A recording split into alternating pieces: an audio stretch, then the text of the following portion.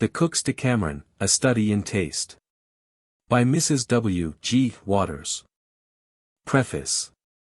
Montaigne in one of his essays mentions the high excellence Italian cookery had attained in his day. I have entered into this discourse upon the occasion of an Italian I lately received into my service, and who was clerk of the kitchen to the late Cardinal Caraffa till his death. I put this fellow upon an account of his office, where he fell to discourse of this palate science, with such a settled countenance and magisterial gravity, as if he had been handling some profound point of divinity. He made a learned distinction of the several sorts of appetites, of that of a man before he begins to eat, and of those after the second and third service, the means simply to satisfy the first. And then to raise and acute the other two, the ordering of the sauces, first in general, and then proceeded to the qualities of the ingredients, and their effects, the differences of salettes, according to their seasons. Which ought to be served up hot, and which cold, the manner of their garnishment and decoration, to render them yet more acceptable to the eye, after which he entered upon the order of the whole service, full of weighty and important considerations. It is consistent with Montaigne's large-minded habit thus to applaud the gifts of this master of his art who happened not to be a Frenchman. It is a canon of belief with the modern Englishman that the French alone can achieve excellence in the art of cookery, and when once a notion of this sort shall have found a lodgment in an Englishman's brain, the task of removing it will be a hard one. Not for a moment is it suggested that Englishmen or any one else should cease to recognize the sovereign merits of French cookery. All that is entreated is toleration, and perchance approval, of cookery of other schools. But the favorable consideration of any plea of this sort is hindered by the fact that the vast majority of Englishmen when they go abroad find no other school of cookery by the testing of which they may form a comparison. This universal prevalence of French cookery may be held to be a proof of its supreme excellence, that it is first, and the rest nowhere. But the victory is not so complete as it seems, and the facts would bring grief and humiliation rather than patriotic pride to the heart of a Frenchman like Brillat-Savarin. For the cookery we meet in the hotels of the great European cities, though it may be based on French traditions, is not the genuine thing, but a bastard, cosmopolitan growth, the same everywhere, and generally vapid and uninteresting. French cookery of the grand school suffers by being associated with such commonplace achievements. It is noted in the following pages how rarely English people on their travels penetrate where true Italian cookery may be tasted.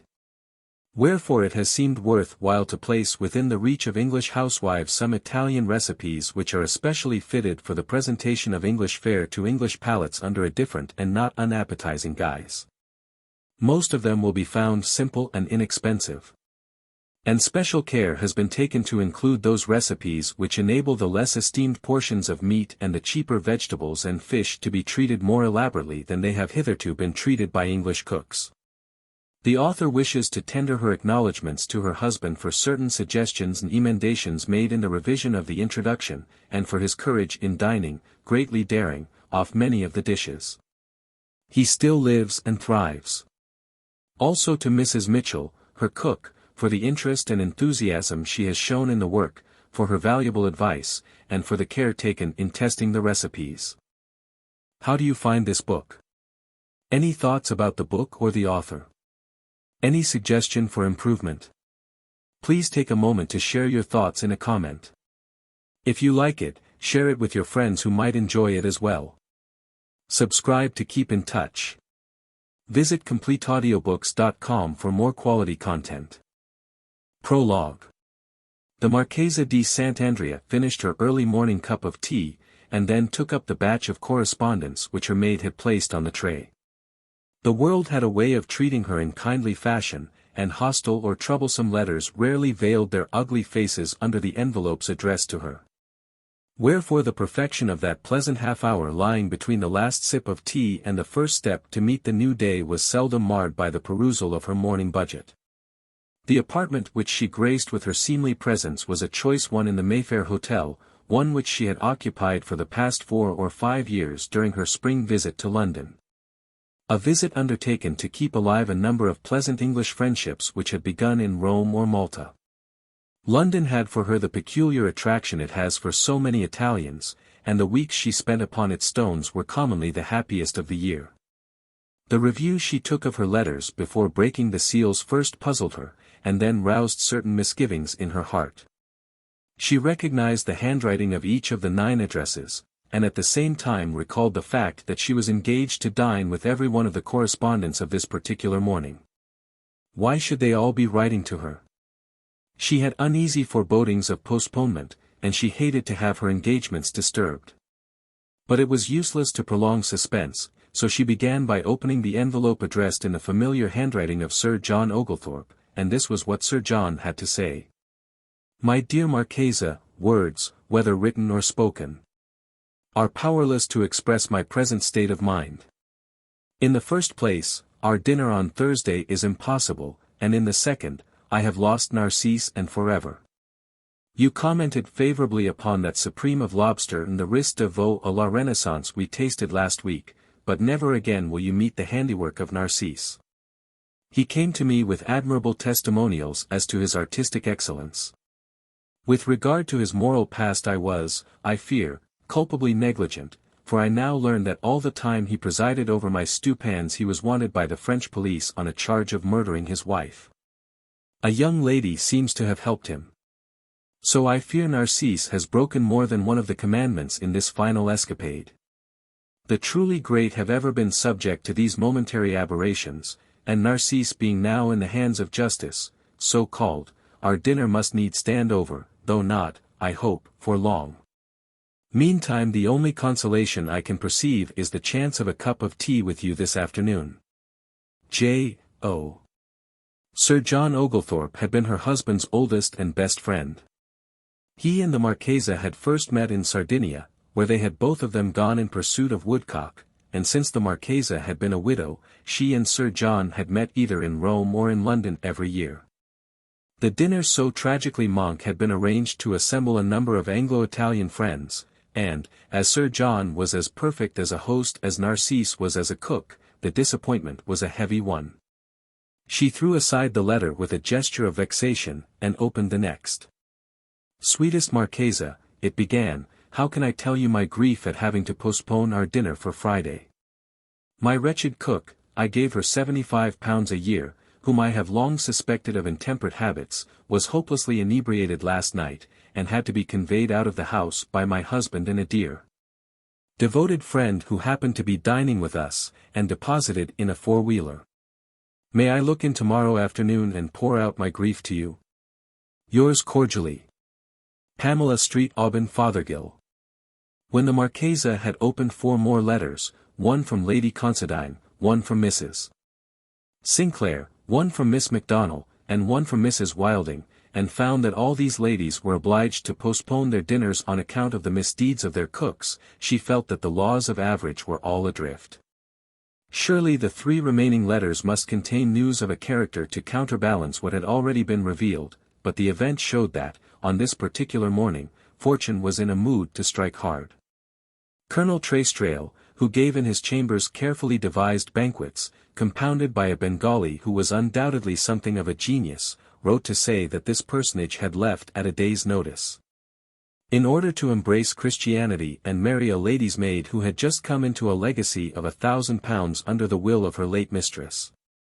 Another correspondent, Mrs. Gradinger, wrote that her German cook had announced that the dignity of womanhood was, in her opinion, slighted by the obligation to prepare food for others in exchange for mere pecuniary compensation.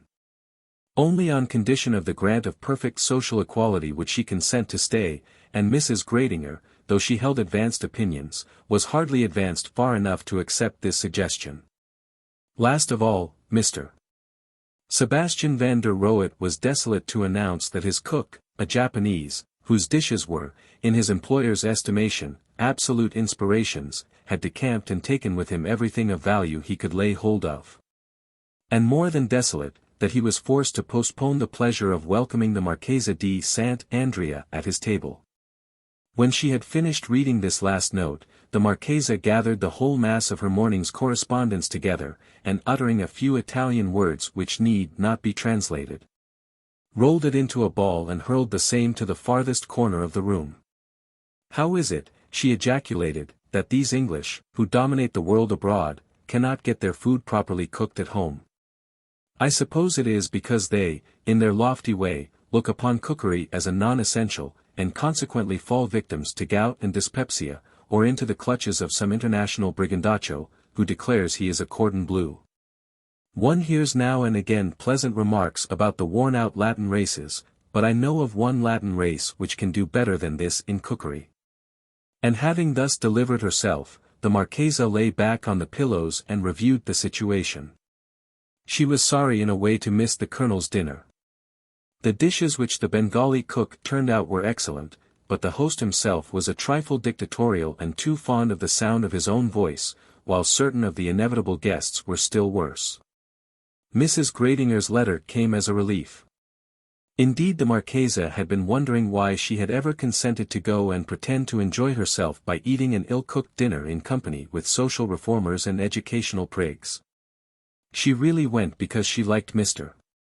Gradinger, who was as unlike his wife as possible, a stout youth of 40, with a breezy manner and a decided fondness for sport. Lady Considine's dinners were indifferent, and the guests were apt to be a bit too smart and too redolent of last season's Monte Carlo odor. The Sinclairs gave good dinners to perfectly selected guests, and by reason of this virtue, one not too common, the host and hostess might be pardoned for being a little too well satisfied with themselves and with their last new bibelot. The Fothergill dinners were like all other dinners given by the Fothergills of society. They were costly, utterly undistinguished, and invariably graced by the presence of certain guests who seemed to have been called in out of the street at the last moment. Van der Rohet's Japanese menus were curious, and at times inimical to digestion, but the personality of the host was charming. As to Sir John Oglethorpe, the question of the dinner postponed troubled her little. Another repast, the finest that London's finest restaurant could furnish, would certainly be forthcoming before long. In Sir John's case, her discomposure took the form of sympathy for her friend in his recent bereavement. He had been searching all his life for a perfect cook, and he had found, or believed he had found, such an one in Narcisse. Wherefore the Marchesa was fully persuaded that, if that artist should evade the guillotine, she would again taste his incomparable handiwork, even though he were suspected of murdering his whole family as well as the partner of his joys. That same afternoon a number of the balked entertainers foregathered in the Marchesa's drawing-room, the dominant subject of discourse being the approaching dissolution of London society from the refusal of one human to cook food for another. Those present were gathered in two groups. In one the Colonel, in spite of the recent desertion of his Oriental, was asserting that the government should be required to bring over consignments of perfectly trained Indian cooks, and thus trim the balance between dining-room and kitchen. And to the other Mrs. Gradinger, a gaunt, ill-dressed lady in spectacles, with a commanding nose and dull, wispy hair, was proclaiming in a steady metallic voice that it was absolutely necessary to double the school rate at once in order to convert all the girls and some of the boys as well, into perfectly equipped food-cooking animals. But her audience gradually fell away, and in an interval of silence the voice of the hostess was heard giving utterance to a tentative suggestion. But, my dear, it is inconceivable that the comfort and the movement of society should depend on the humors of its servants. I don't blame them for refusing to cook if they dislike cooking, and can find other work as light and as well paid. But, things being as they are, I would suggest that we set to work somehow to make ourselves independent of cooks. That, somehow, is the crux, my dear Livia, said Mrs. Sinclair. I have a plan of my own, but I dare not breathe it, for I'm sure Mrs. Gradinger would call it antisocial, whatever that may mean. I should imagine that it is a term which might be applied to any scheme which robs society of the ministrations of its cooks, said Sir John. I have heard mathematicians declare that what is true of the whole is true of its parts, said the Marchesa. I dare say it is, but I never stop to inquire. I will amplify on my own account, and lay down that what is true of the parts must be true of the whole. I'm sure that sounds quite right. Now I, as a unit of society, am independent of cooks because I can cook myself, and if all the other units were independent, society itself would be independent. Echo. To speak in this tone of a serious science like Euclid seems rather frivolous, said Mrs. Gradinger. I may observe, but here mercifully the observation was checked by the entry of Mrs. Street Auburn Fothergill. She was a handsome woman, always dominated by an air of serious preoccupation, sumptuously, but not tastefully dressed. In the social struggle upwards, wealth was the only weapon she possessed, and wealth without dexterity has been known to fail before this. She made efforts, indeed, to imitate Mrs. Sinclair in the elegancies of menage, and to pose as a woman of mind after the pattern of Mrs. Gradinger, but the task first named required too much tact, and the other powers of endurance which she did not possess. "You'll have some tea, Mrs. Fothergill," said the Marchesa. "It's so good of you to have come." "No, really, I can't take any tea. In fact, I couldn't take any lunch out of vexation at having to put you off, my dear Marchesa." "Oh, these accidents will occur. We were just discussing the best way of getting round them," said the Marchesa. "Now, dear, speaking to Mrs. Sinclair, let's have your plan." Mrs. Gradinger has fastened like a leech on the Canon and Mrs. Wilding, and won't hear a word of what you have to say. "Well, my scheme is just an amplification of your mathematical illustrations, that we should all learn to cook for ourselves. I regard it no longer as impossible, or even difficult, since you have informed us that you are a mistress of the art. We'll start a new school of cookery, and you shall teach us all you know." "Ah, my dear Laura, you are like certain English women in the hunting field. You are inclined to rush your fences," said the Marchesa with a deprecatory gesture. "And just look at the people gathered here in this room. Wouldn't they, to continue the horsey metaphor, be rather an awkward team to drive?" "Not at all, if you had them in suitable surroundings. Now, supposing some beneficent millionaire were to lend us for a month or so a nice country house, we might install you there as mistress of the stewpans, and sit at your feet as disciples," said Mrs. Sinclair. "The idea seems first-rate," said Van der Rohet, "and I suppose, if we are good little boys and girls, and learn our lessons properly, we may be allowed to taste some of our own dishes." "Might not that lead to a confusion between rewards and punishments?" said Sir John. "If ever it comes to that," said Miss MacDonald with a mischievous glance out of a pair of dark, flashing Celtic eyes, "I hope that our mistress will inspect carefully all pupils' work before we are asked to eat it. I don't want to sit down to another of Mr. Van der Rohet's Japanese salads made of periwinkles and wallflowers." "And we must first catch our millionaire," said the Colonel. During these remarks Mrs. Fothergill had been standing, with parted lips and straining eyes, the eyes of one who is seeking to cut in. Now came her chance. "What a delightful idea dear Mrs. Sinclair's is. We have been dreadfully extravagant this year over buying pictures, and have doubled our charitable subscriptions, but I believe I can still promise to act in a humble way the part of Mrs. Sinclair's millionaire. We have just finished doing up the Lauristinas, a little place we bought last year, and it is quite at your service, Marchesa, as soon as you Liquido occupy it." This unlooked-for proposition almost took away the Marchesa's breath. "Ah, Mrs. Fothergill," she said, "it was Mrs. Sinclair's plan, not mine. She kindly wishes to turn me into a cook for I know not how long, just at the hottest season of the year, a fate I should hardly have chosen for myself. My dear, it would be a new sensation, and one you would enjoy beyond everything. I am sure it is a scheme every one here will hail with acclamation," said Mrs. Sinclair.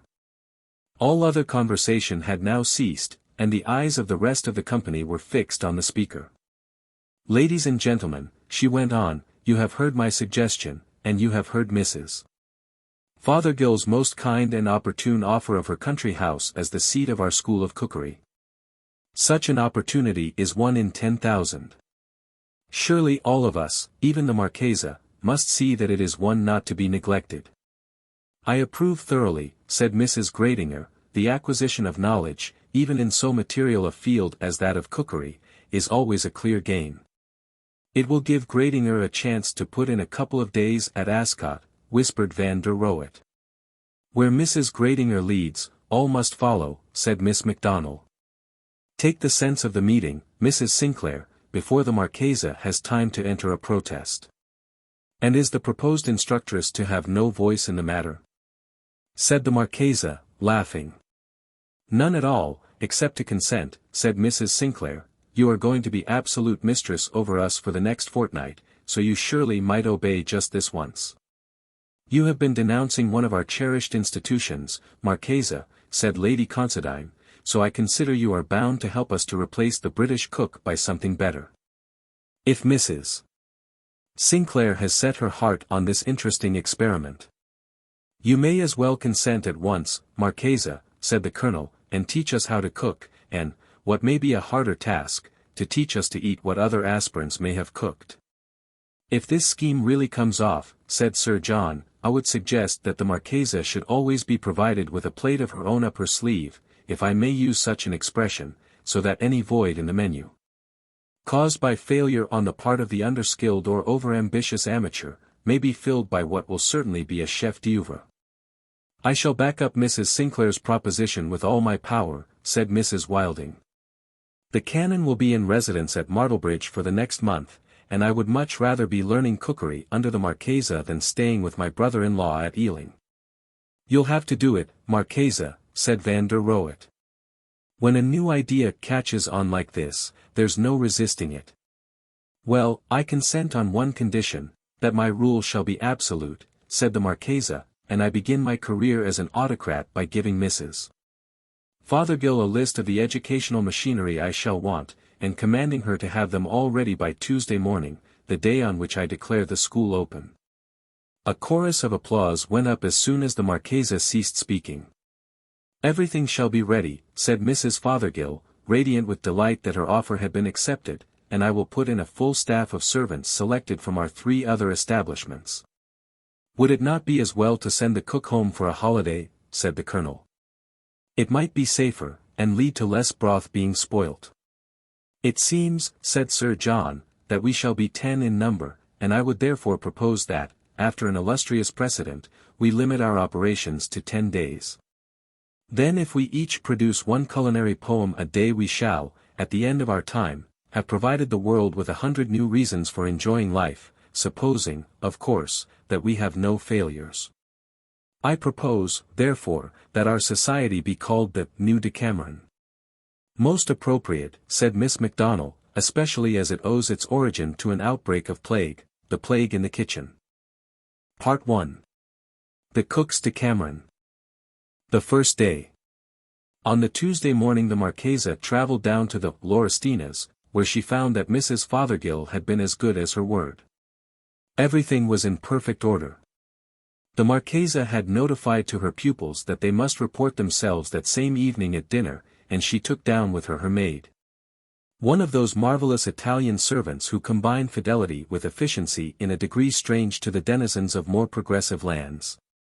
Now, with Angelina's assistance, she proposed to set before the company their first dinner all'Italiana, and the last they would taste without having participated in the preparation. The real work was to begin the following morning. The dinner was both a revelation and a surprise to the majority of the company.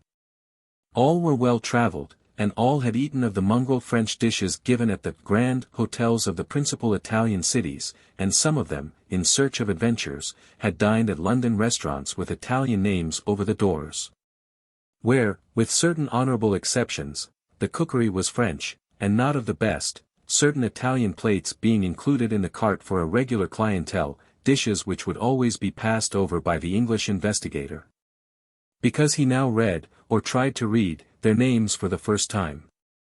Few of the Marchesa's pupils had ever wandered away from the arid table d'hôte in Milan, or Florence, or Rome, in search of the ristorante at which the better class of townsfolk were wont to take their colazione.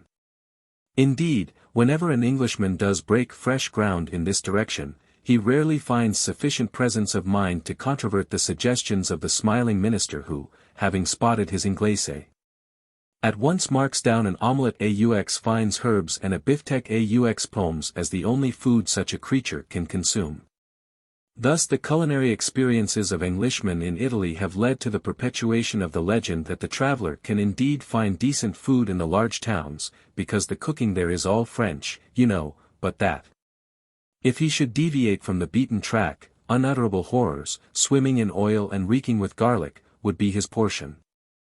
Oil and garlic are in popular English belief the inseparable accidents of Italian cookery, which is supposed to gather its solitary claim to individuality from the never-failing presence of these admirable, but easily abused, gifts of nature. "You have given us a delicious dinner, Marchesa," said Mrs. Wilding as the coffee appeared. "You mustn't think me captious in my remarks, indeed it would be most ungracious to look a gift dinner in the— What are you laughing at, Sir John? I suppose I've done something awful with my metaphors, mixed them up somehow. Everything Mrs. Wilding mixes will be mixed admirably, say, as that sauce which was served with the manzo alla Certosina," Sir John replied. "That is said in your best style, Sir John," replied Mrs. Wilding, "but what I was going to remark was, that I, as a poor parson's wife, shall ask for some instruction in inexpensive cooking before we separate. The dinner we have just eaten is surely only within the reach of rich people. I wish some of the rich people I dine with could manage now and then to reach a dinner as good," said the Colonel. "I believe it is a generally received maxim, that if you want a truth to be accepted you must repeat the same in season and out, whenever you have the opportunity," said the Marchesa. "The particular truth I have now in mind is the fact that Italian cookery is the cookery of a poor nation, of people who have scant means wherewith to purchase the very inferior materials they must needs work with. And that they produce palatable food at all is, I maintain, a proof that they bring high intelligence to the task. Italian culinary methods have been developed in the struggle when the cook, working with an allowance upon which an English cook would resign at once, has succeeded by careful manipulation and the study of flavoring in turning out excellent dishes made of fish and meat confessedly inferior. Now, if we loosen the purse strings a little, and use the best English materials, I affirm that we shall achieve a result excellent enough to prove that Italian cookery is worthy to take its stand beside its great French rival. I am glad Mrs. Wilding has given me an opportunity to impress upon you all that its main characteristics are simplicity and cheapness, and I can assure her that, even if she should reproduce the most costly dishes of our course, she will not find any serious increase in her weekly bills. When I use the word simplicity, I allude, of course, to everyday cooking. Dishes of luxury in any school require elaboration, care, and watchfulness. Menu, Dinner 1. Zuppa di uova alla Toscana. Tuscan egg soup. Sogliole alla Livornese. Sole alla Livornese. Manzo alla Certosina. Filet of beef, Certosina sauce. Minuta alla Milanese. Chicken's livers alla Milanese. Cavalli fiori rapini. Cauliflower with forcemeat. Capon arrosto con insalata. Roast capon with salad.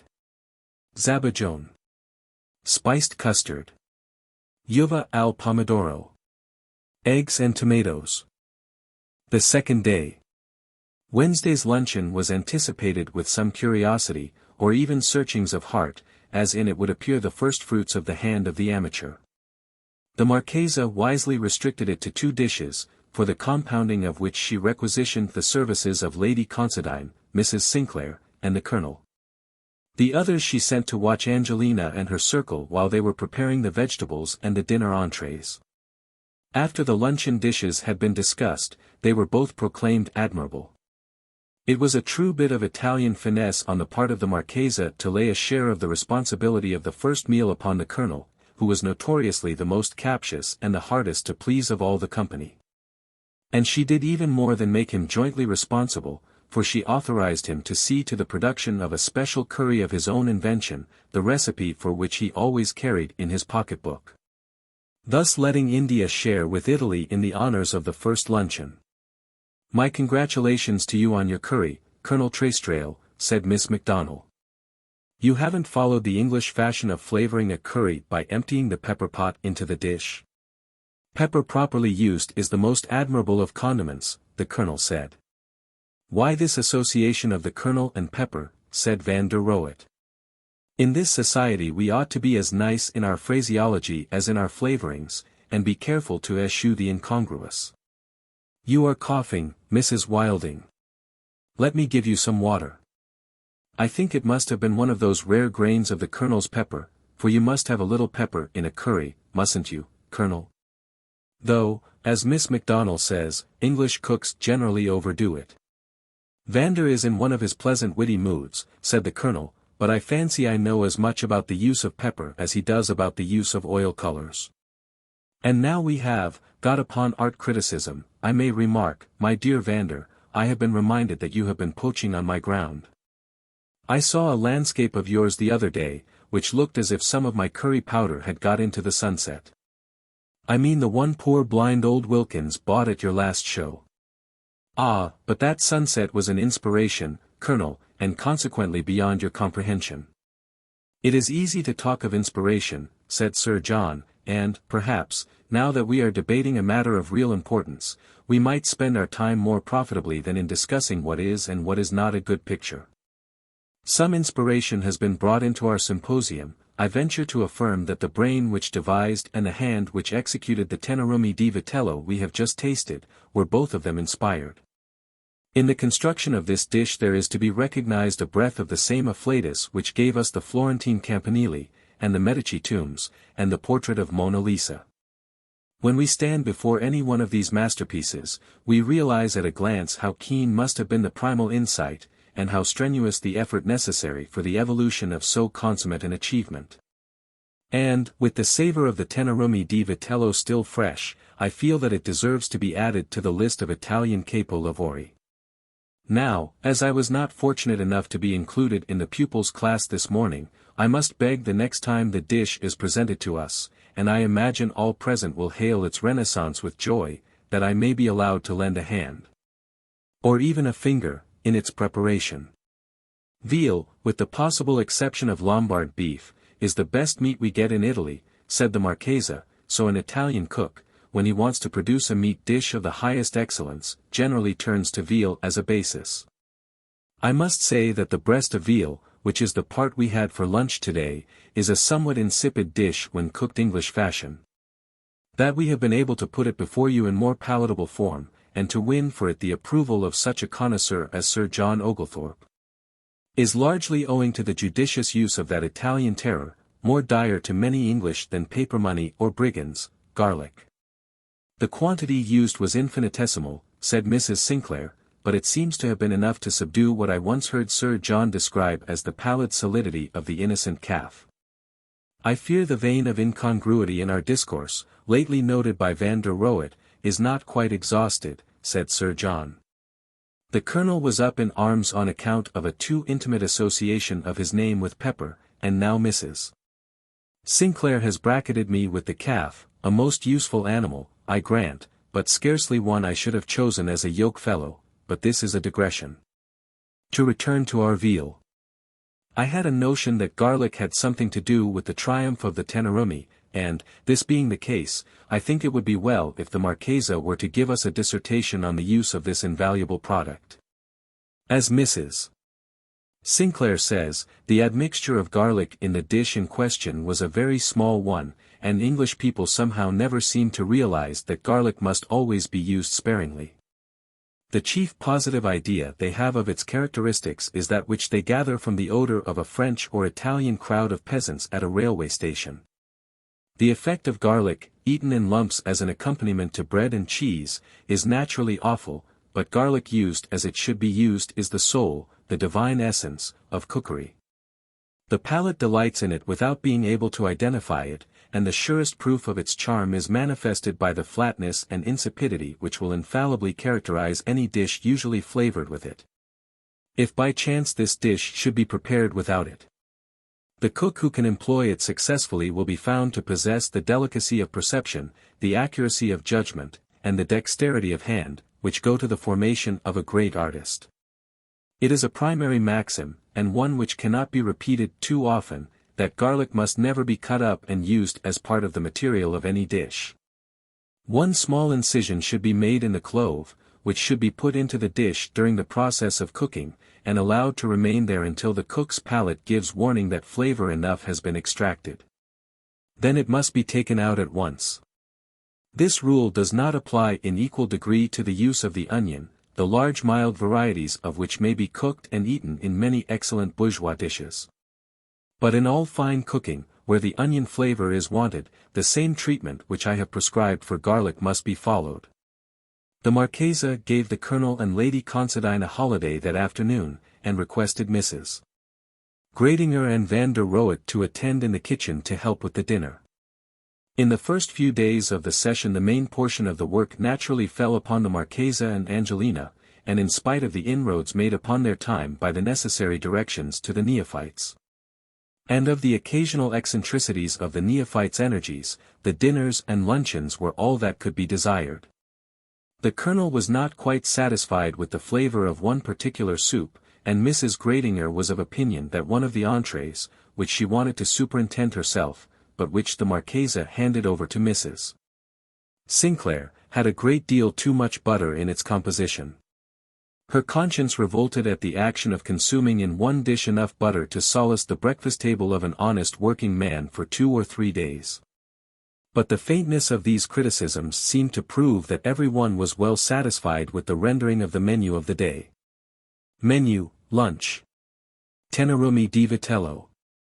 Breast of veal. Piccioni alla minute.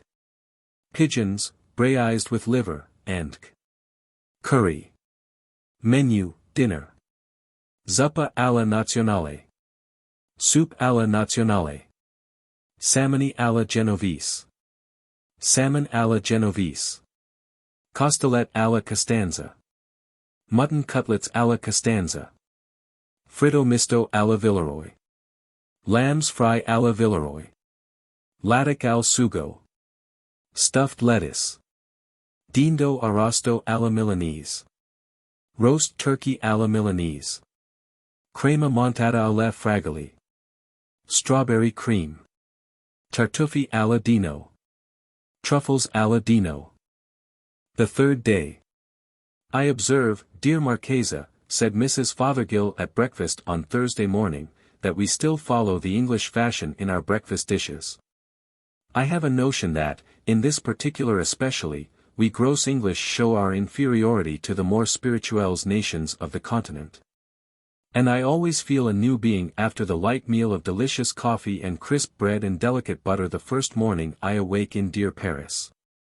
I wonder how it happens, then, that 2 goes of fish, a plateful of omelette, and a round and a half of toast and marmalade are necessary to repair the waste of tissue in dear England. Van der Rohe whispered to Miss Macdonald.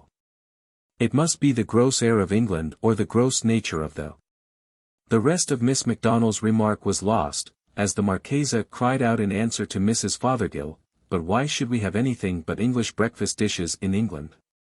The defects of English cookery are manifest enough, but breakfast fare is not amongst them.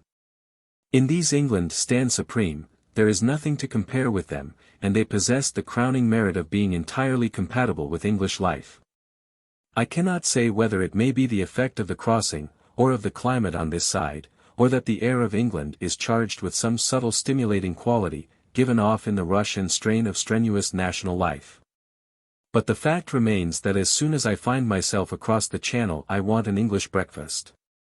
It seems that I am more English than certain of the English themselves, and I am sorry that Mrs. Fothergill has been deprived of her French roll and butter. I will see that you have it tomorrow, Mrs. Fothergill, and to make the illusion complete, I will order it to be sent to your room. Oh no, Marchesa, that would be giving too much trouble, and I am sure you want all the help in the house to carry out the service as exquisitely as you do, said Mrs. Fothergill hurriedly, and blushing as well as her artistic complexion would allow. I fancy, said Mrs. Sinclair, that foreigners are taking to English breakfasts as well as English clothes. I noticed when I was last in Milan that almost every German or Italian ate his 2 boiled eggs for breakfast, the sign whereby the Englishman used to be marked for a certainty. The German would probably call for boiled eggs when abroad on account of the impossibility of getting such things in his own country.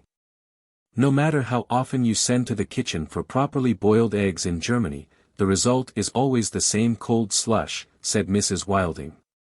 And I regret to find that the same plague is creeping into the English hotels which are served by German waiters. That is quite true, said the Marchesa. But in England we have no time to concern ourselves with mere boiled eggs, delicious as they are. The roll of delicacies is long enough, or even too long without them. When I am in England, I always lament that we have only 7 days a week and one breakfast a day, and when I am in Italy I declare that the reason why the English have overrun the world is because they eat such mighty breakfasts. Considering how good the dishes are, I wonder the breakfasts are not mightier than they are. It always strikes me that our national barrenness of ideas appears as plainly in our breakfasts as anywhere, said Mrs. Gradinger. There is a monotony about them which— Monotony, interrupted the Colonel. Why, I could dish you up a fresh breakfast every day for a month. Your conservative tendencies must be very strong, Mrs. Gradinger, if they lead you to this conclusion. Conservative. On the contrary, that is, my husband, always votes for progressive candidates at every election, said Mrs. Gradinger, dropping into her platform intonation, at the sound of which consternation arose in every breast. I have, moreover, a theory that we might reform our diet radically, as well as all other institutions, but before I expound this, I should like to say a few words on the waste of wholesome food which goes on. For instance, I went for a walk in the woods yesterday afternoon, where I came upon a vast quantity of fungi which our ignorant middle classes would pronounce to be poisonous. But which I, in common with every child of the intelligent working man educated in a board school where botany is properly taught, knew to be good for food. Excuse me one moment, said Sir John, but do they really use board school children as tests to see whether toadstools are poisonous or not? I do not think anything I said justified such an inference, said Mrs. Gradinger in the same solemn drawl, but I may remark that the children are taught from illustrated manuals accurately drawn and colored. Well, to come back to the fungi, I took the trouble to measure the plot on which they were growing, and found it just 10 yards square. The average weight of edible fungus per square yard was just an ounce, or 112 pounds per acre. Now, there must be at least 20 millions of acres in the United Kingdom capable of producing these fungi without causing the smallest damage to any other crop, wherefore it seems that, owing to our lack of instruction, we are wasting some million tons of good food per annum. And I may remark that this calculation presupposes that each fungus springs only once in the season. But I have reason to believe that certain varieties would give 5 or 6 gatherings between May and October, so the weight produced would be enormously greater than the quantity I have named. Here Mrs. Gradinger paused to finish her coffee, which was getting cold, and before she could resume, Sir John had taken up the parole. I think the smaller weight will suffice for the present, until the taste for strange fungi has developed, or the pressure of population increased. And before stimulating a vastly increased supply, it will be necessary to extirpate the belief that all fungi, except the familiar mushroom, are poisonous. And perhaps to appoint an army of inspectors to see that only the right sort are brought to market. Yes, and that will give pleasant and congenial employment to those youths of the working classes who are ambitious of a higher career than that of their fathers, said Lady Considine, and the ratepayers will rejoice, no doubt, that they are participating in the general elevation of the masses. Perhaps Mrs. Gradinger will gather a few of her less deadly fungi, and cook them and eat them herself, pour encourager les autres, said Miss McDonnell. Then, if she doesn't die in agonies, we may all forswear beef and live on toadstools. I certainly will, said Mrs. Gradinger, and before we rise from table I should like. I fear we must hear your remarks at dinner, Mrs. Gradinger, said the Marchesa. Time is getting on and some of the dishes today are rather elaborate, so now to the kitchen. Menu, lunch. Risotto alla Genovese. Savory rice.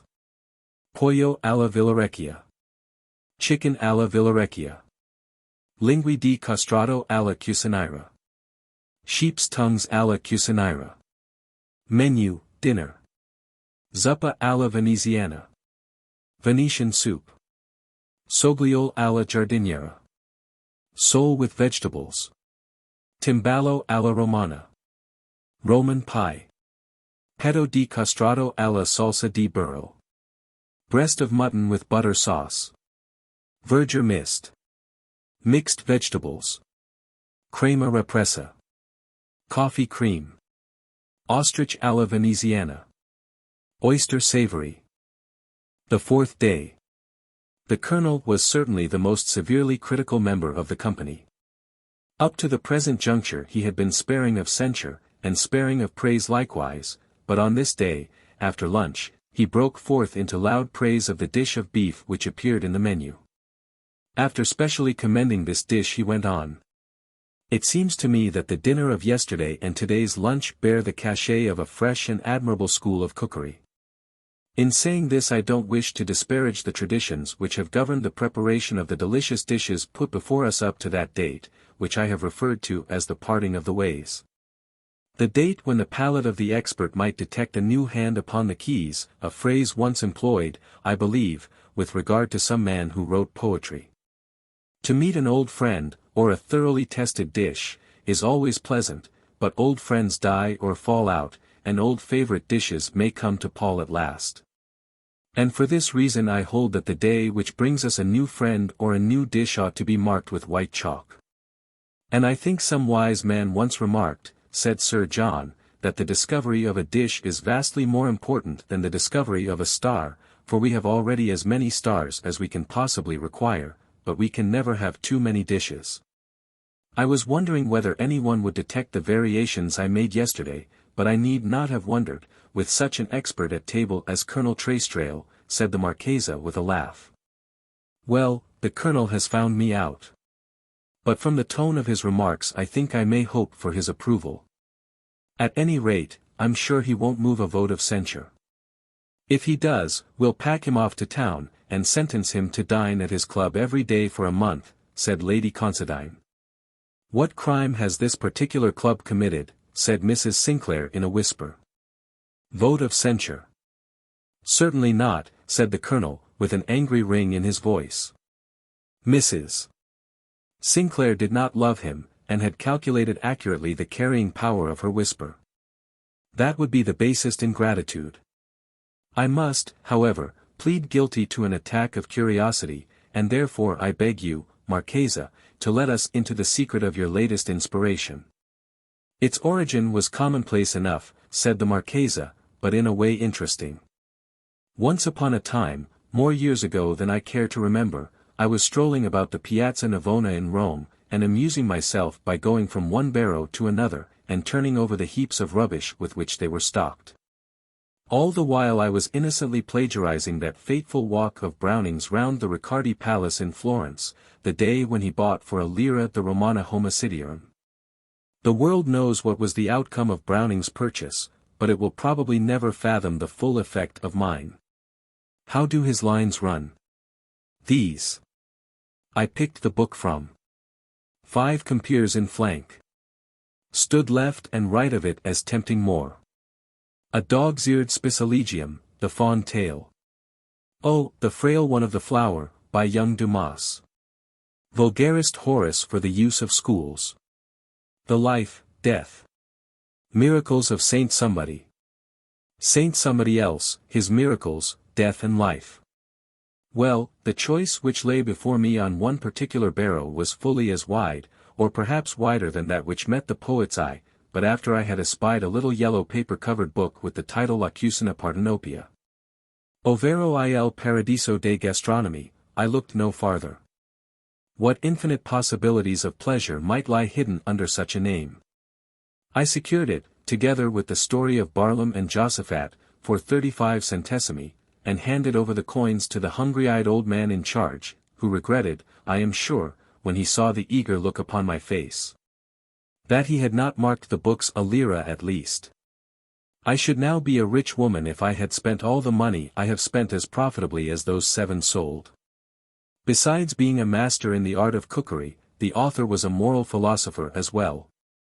And he addresses his reader in prefatory words which bespeak a profound knowledge of life. He writes, though the time of man here on earth is passed in a never-ending turmoil, which must make him often curse the moment when he opened his eyes on such a world.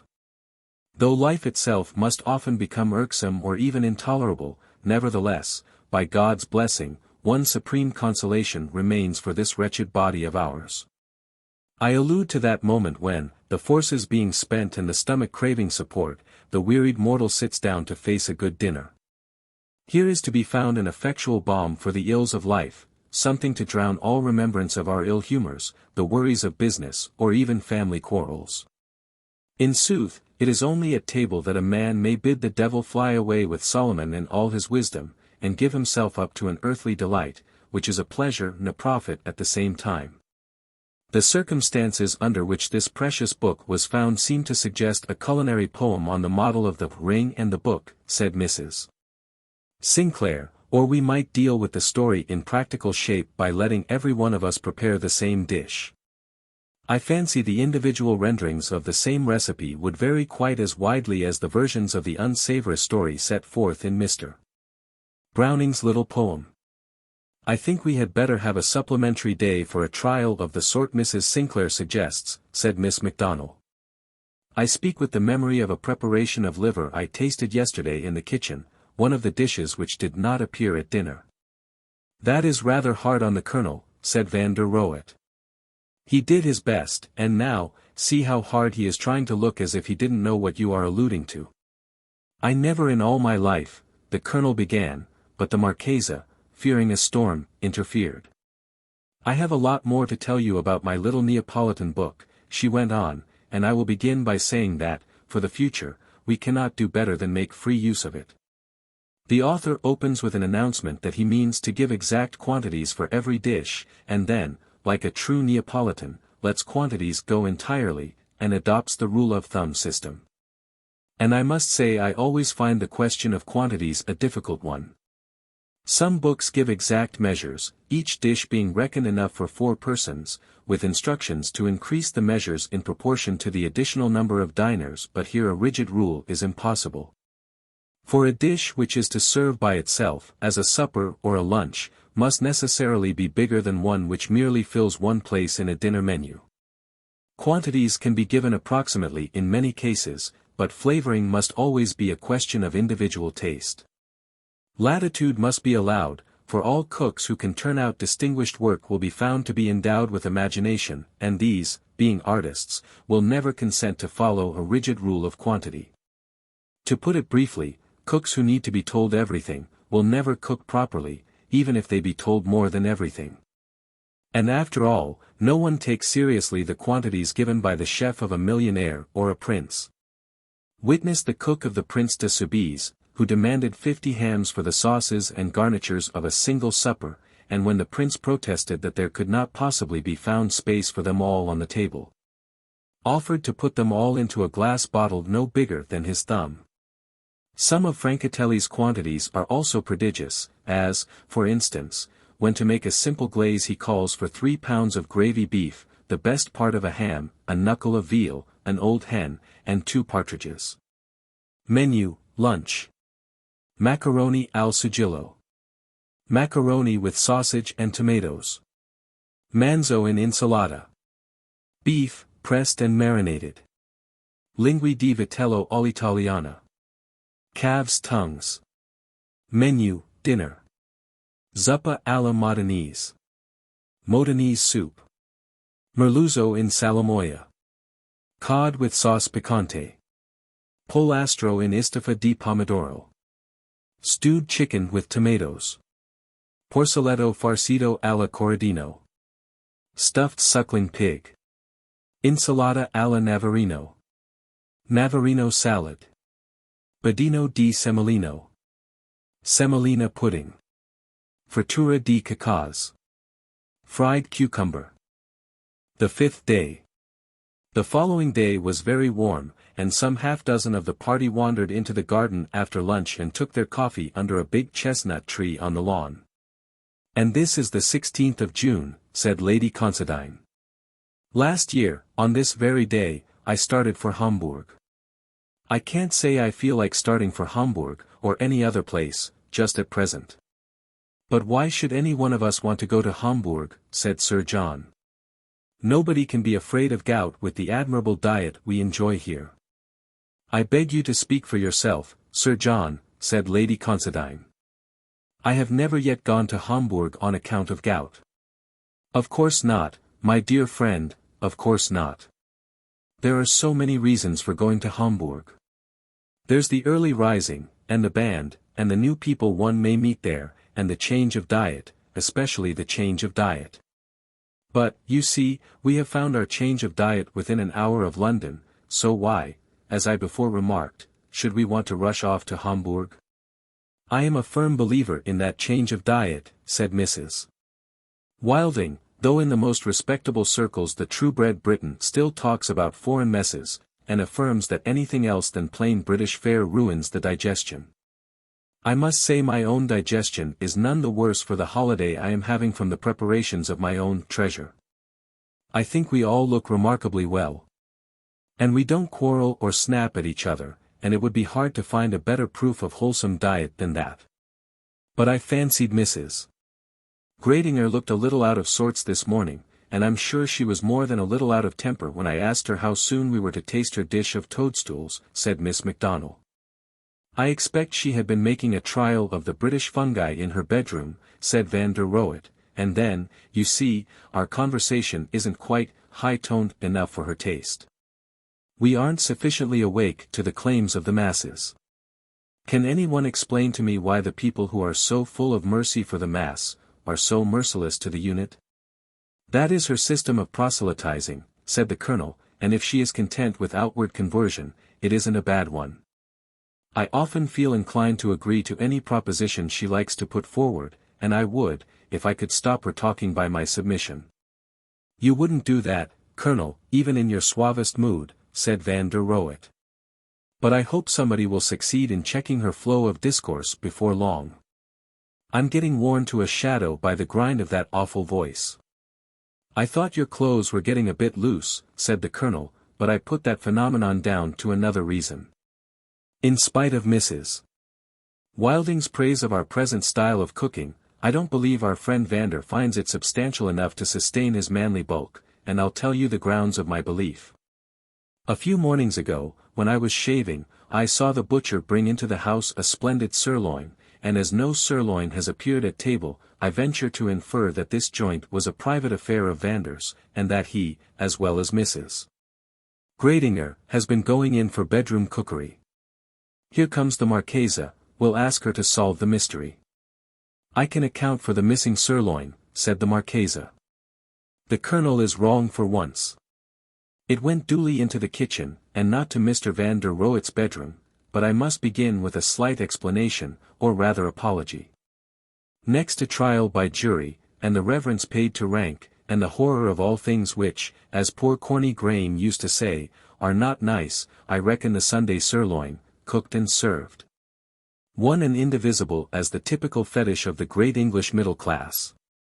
With this fact before my eyes, I can assure you I did not lightly lay a hand on its integrity.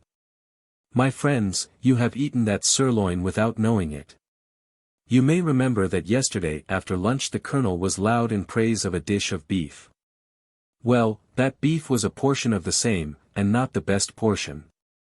The manzo and insalata, which pleased the Colonel's palate, was that thin piece at the lower end, the chief function of which, when the sirloin is cooked whole, seems to lie in keeping the joint steady on the dish while paterfamilias carves it.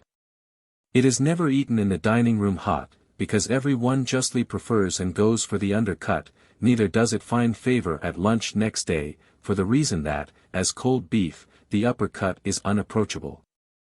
I have never heard that the kitchen hankers after it inordinately, indeed, its ultimate destination is one of the unexplained mysteries of housekeeping. I hold that never, under any circumstances, should it be cooked with the sirloin, but always cut off and marinated and braised as we had it yesterday. Thus you get 2 hot dishes, our particular sirloin has given us 3. The parts of this joint vary greatly in flavor, and in texture as well, and by accentuating this variation by treatment in the kitchen, you escape that monotony which is prone to pervade the table so long as the sirloin remains in the house. Mrs. Sinclair is sufficiently experienced as a housekeeper to know that the dish of fillets we had for dinner last night was not made from the undercut of one sirloin. It was by borrowing a little from the upper part that I managed to fill the dish, and I'm sure that anyone who may have got one of the uppercut fillets had no cause to grumble. The filetto di bou which we had for lunch today was the residue of the upper cut, and, admirable as is a slice of cold beef taken from this part of the joint, I think it is an excellent variation to make a hot dish of it sometimes. On the score of economy, I am sure that a sirloin treated in this fashion goes a long way further. The Marchesa demolishes one after another of our venerable institutions with so charming a dispatch that we can scarcely grieve for them, said Sir John. I am not philosopher enough to divine what change may come over the British character when every man sits down every day to a perfectly cooked dinner. It is sometimes said that our barbarian forefathers left their northern solitudes because they hankered after the wine and delicate meats of the south. And perhaps the modern Briton may have been led to overrun the world by the hope of finding a greater variety of diet than he gets at home. It may mean, Marchesa, that this movement of yours for the suppression of English plain cooking will mark the close of our national expansion. My dear Sir John, you may rest assured that your national expansion, as well as your national cookery, will continue in spite of anything we may accomplish here, and I say good luck to them both. When have I ever denied the merits of English cookery, said the Marchesa. Many of its dishes are unsurpassed. These islands produce materials so fine, that no art or elaboration can improve them. They are best when they are cooked quite plainly, and this is the reason why simplicity is the keynote of English cookery.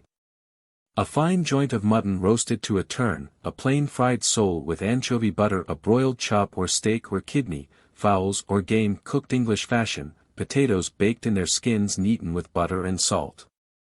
A rasher of Wiltshire bacon and a new-laid egg, where will you beat these?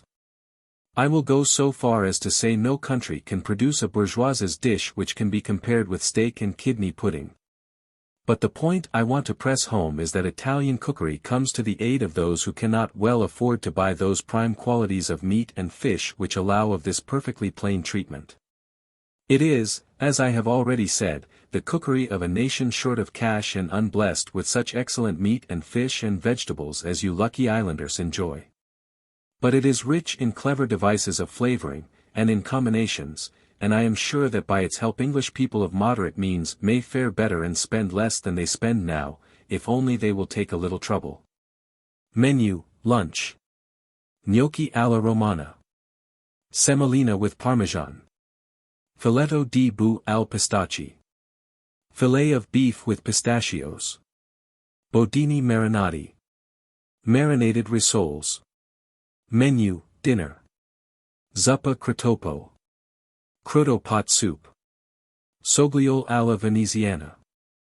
Fillets of sole. Ataletti alla sarda. Eightlets of ox palates, and Costolette di montoni alla nizzarda. Mutton cutlets. Pollo alla fiorentina. Fowl with macaroni. Crema tartara alla caramella. Caramel cream. Uva rimescolati al tartuffi. Eggs with truffles. The 6th day. The following morning, at breakfast, a servant announced that Sir John Oglethorpe was taking his breakfast in his room, and that there was no need to keep anything in reserve for him. It was stated, however, that Sir John was in no way indisposed, and that he would join the party at lunch. He seated himself in his usual place, placid and fresh as ever. But, unharmed as he was physically, it was evident to all the company that he was suffering from some mental discomposure. Miss Macdonald, with a frank curiosity which might have been trying in any one else, asked him point-blank the reason of his absence from the meal for which, in spite of his partiality for French cookery, he had a true Englishman's devotion. "I feel I owe the company some apology for my apparent churlishness," he said, "but the fact is, that I have received some very harrowing, but at the same time very interesting, news this morning. I think I told you the other day how the vacancy in my kitchen has led up to a very real tragedy, and that the abhorred fury was already hovering terribly near the head of poor Narcisse. Well, I have just received from a friend in Paris journals containing a full account of the trial of Narcisse and of his fair accomplice. The worst has come to pass, and Narcisse has been doomed to sneeze into the basket like a mere aristocrat or politician. During the Terror I was greatly upset by this news, but I was interested, and in a measure consoled. To find an enclosure amongst the other papers, an envelope addressed to me in the handwriting of the condemned man. This voix diutre tum, I rejoice to say, confides to me the secret of that incomparable sauce of his, a secret which I feared might be buried with Narcisse in the prison ditch. The Marchesa sighed as she listened. The recipe of the sauce was safe indeed, but she knew by experience how wide might be the gulf between the actual work of an artist and the product of another hand guided by his counsels, let the hand be ever so dexterous. And the counsels ever so clear. Will it be too much, she said, to ask you to give us the details of this painful tragedy?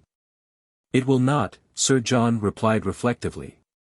The last words of many a so-called genius have been enshrined in literature. Probably no one will ever know the parting objurgation of Narcisse. I will endeavor, however, to give you some notion as to what occurred, from the budget I have just read. I fear the tragedy was a squalid one. Madame, the victim, was elderly, unattractive in person, exacting in temper, and the owner of considerable wealth, at least, this is what came out at the trial. It was one of those tangles in which a fatal denouement is inevitable. And, if this had not come through Mademoiselle Sidney, it would have come through somebody else. The lovers plotted to remove Madame by first drugging her, then breaking her skull with the wood chopper, and then pitching her downstairs so as to produce the impression that she had met her death in this fashion. But either the arm of Mademoiselle Sidney, who was told off to do the hammering, was unskilled in such work, or the opiate was too weak, for the victim began to shriek before she gave up the ghost. Detection seemed imminent, so Narcisse, in whom the quality of discretion was evidently predominant, bolted at once and got out of the country. But the facts were absolutely clear. The victim lived long enough to depose that Mademoiselle Sidney attacked her with the wood chopper, while Narcisse watched the door. The advocate of Narcisse did his work like a man. He shed the regulation measure of tears. He drew graphic pictures of the innocent youth of Narcisse, of his rise to eminence, and of his filial piety as evidenced by the frequent dispatch of money in comestibles to his venerable mother, who was still living near Bourges. Once a year, too, this incomparable artist found time to renew his youth by a sojourn in the simple cottage which saw his birth, and by embracing the giver of his life. Was it possible that a man who treated one woman with such devotion and reverence could take the life of another? He adduced various and picturesque reasons to show that such an event must be impossible, but the jury took the opposite view. Someone had to be guillotined, and the intelligent jury decided that Paris could spare Narcisse better than it could spare Mademoiselle Sidney. I fear the fact that he had deigned to sell his services to a brutal islander may have helped them to come to this conclusion, but there were other and more weighty reasons. Of the supreme excellence of Narcisse as an artist the jury knew nothing, so they let him go hang, or worse, but of Mademoiselle Sidney they knew a good deal, and their knowledge, I believe, is shared by certain English visitors to Paris. She is one of the attractions of the Fantasies d'Arcady, and her latest song, Bonjour Coco, is sung and whistled in every capital of Europe. So the jury, thrusting aside as mere pedantry the evidence of facts, set to work to find some verdict which would not eclipse the gaiety of La Ville Lumière by cutting short the career of Mademoiselle Sidney. The art of the chef appealed to only a few, and he dies a mute, but by no means inglorious martyr. The art of the chanteuse appeals to the million, the voice of the many carries the day, and Narcisse must die. It is a revolting story, said Mrs. Gradinger, and one possible only in a corrupted and corrupting society. It is wonderful, as Sir John remarks, how the conquering streams of tendency manifest themselves even in an affair like this. Ours is a democratic age, and the wants and desires of the many, who find delight in this woman's singing, override the whims of the pampered few, the employers of such costly luxuries as men cooks. You see you are a mere worm, Sir John, laughed Miss Macdonald, and you had better lay out your length to be trampled on. Yes, I have long foreseen our fate, we who happen to possess what our poor brother hankers after. Well, perhaps I may take up the worm's role at once and turn, that is, burn the recipe of Narcisse. Oh Sir John, cried Mrs. Sinclair, any such burning would remind me irresistibly of Mr. Mantalini's attempts at suicide. There would be an accurate copy in your pocketbook, and besides this you would probably have learnt off the recipe by heart. Yes, we know our Sir John better than that, don't we, said the Marchesa. But, joking apart, Sir John, you might let me have the recipe at once. It would go admirably with one of our lunch dishes for tomorrow. But on the subject of the sauce, Sir John, like the younger Mr. Smallweed on the subject of gravy, was adamant.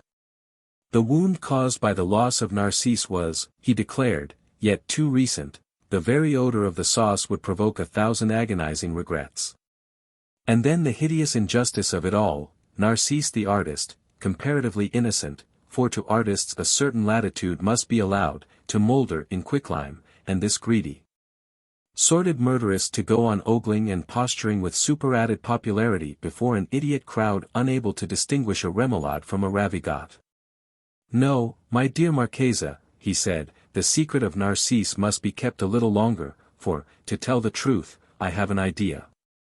I remember that ere this fortunes have been made out of sauces, and if this sauce be properly handled and put before the public, it may counteract my falling, or rather disappearing rents. If only I could hit upon a fetching name, and find £20,000 to spend in advertising, I might be able once more to live on my acres. Oh, surely we shall be able to find you a name between us, said Mrs. Wilding. Money, and things of that sort are to be procured in the city, I believe, and I dare say Mr. Van der Rohet will design a pretty label for the sauce bottles. Menu, lunch. Pollo all olive. Fowl with olives. Scallopini di rive. Veal cutlets with rice. Sedani alla parmigiana. Stewed celery. Menu, dinner. Zuppa primaveral. Spring soup. Saute di salmoni al funghi. Salmon with mushrooms. Tenerumi di agnello alla veneziana. Breast of lamb alla veneziana. Testa di vitello alla sorrentina. Calf's head alla sorrentina. Fagiano alla Perigo. Pheasant with truffles. Torta alla cremonese. Cremona tart. Uva alla fiorentina. Egg savory. The seventh day. It seems invidious to give special praise where everything is so good, said Mrs. Sinclair next day at lunch, but I must say a word about that clear soup we had at dinner last night. I have never ceased to regret that my regard for manners forbade me ask for a second helping. See what it is to have no manners, said Van der Rohet. I plunged boldly for another portion of that admirable preparation of calf's head at dinner. If I hadn't, I should have regretted it for ever after. Now, I'm sure you are just as curious about the construction of these masterpieces as I am, Mrs. Sinclair, so we'll beg the Marchesa to let us into the secret. Mrs. Sinclair herself had a hand in the calf's head dish, testa di vitello alla sorrentina, so perhaps I may hand over that part of the question to her. I am very proud that one of my pupils should have won praise from such a distinguished expert as Mr. Van der Rohet, and I leave her to expound the mystery of its charm. I think I may without presumption claim the clear soup as a triumph, and it is a discovery of my own. The same calf's head which Mrs. Sinclair has treated with such consummate skill, served also as the foundation for the stock of the clear soup. This stock certainly derived its distinction from the addition of the liquor in which the head was boiled.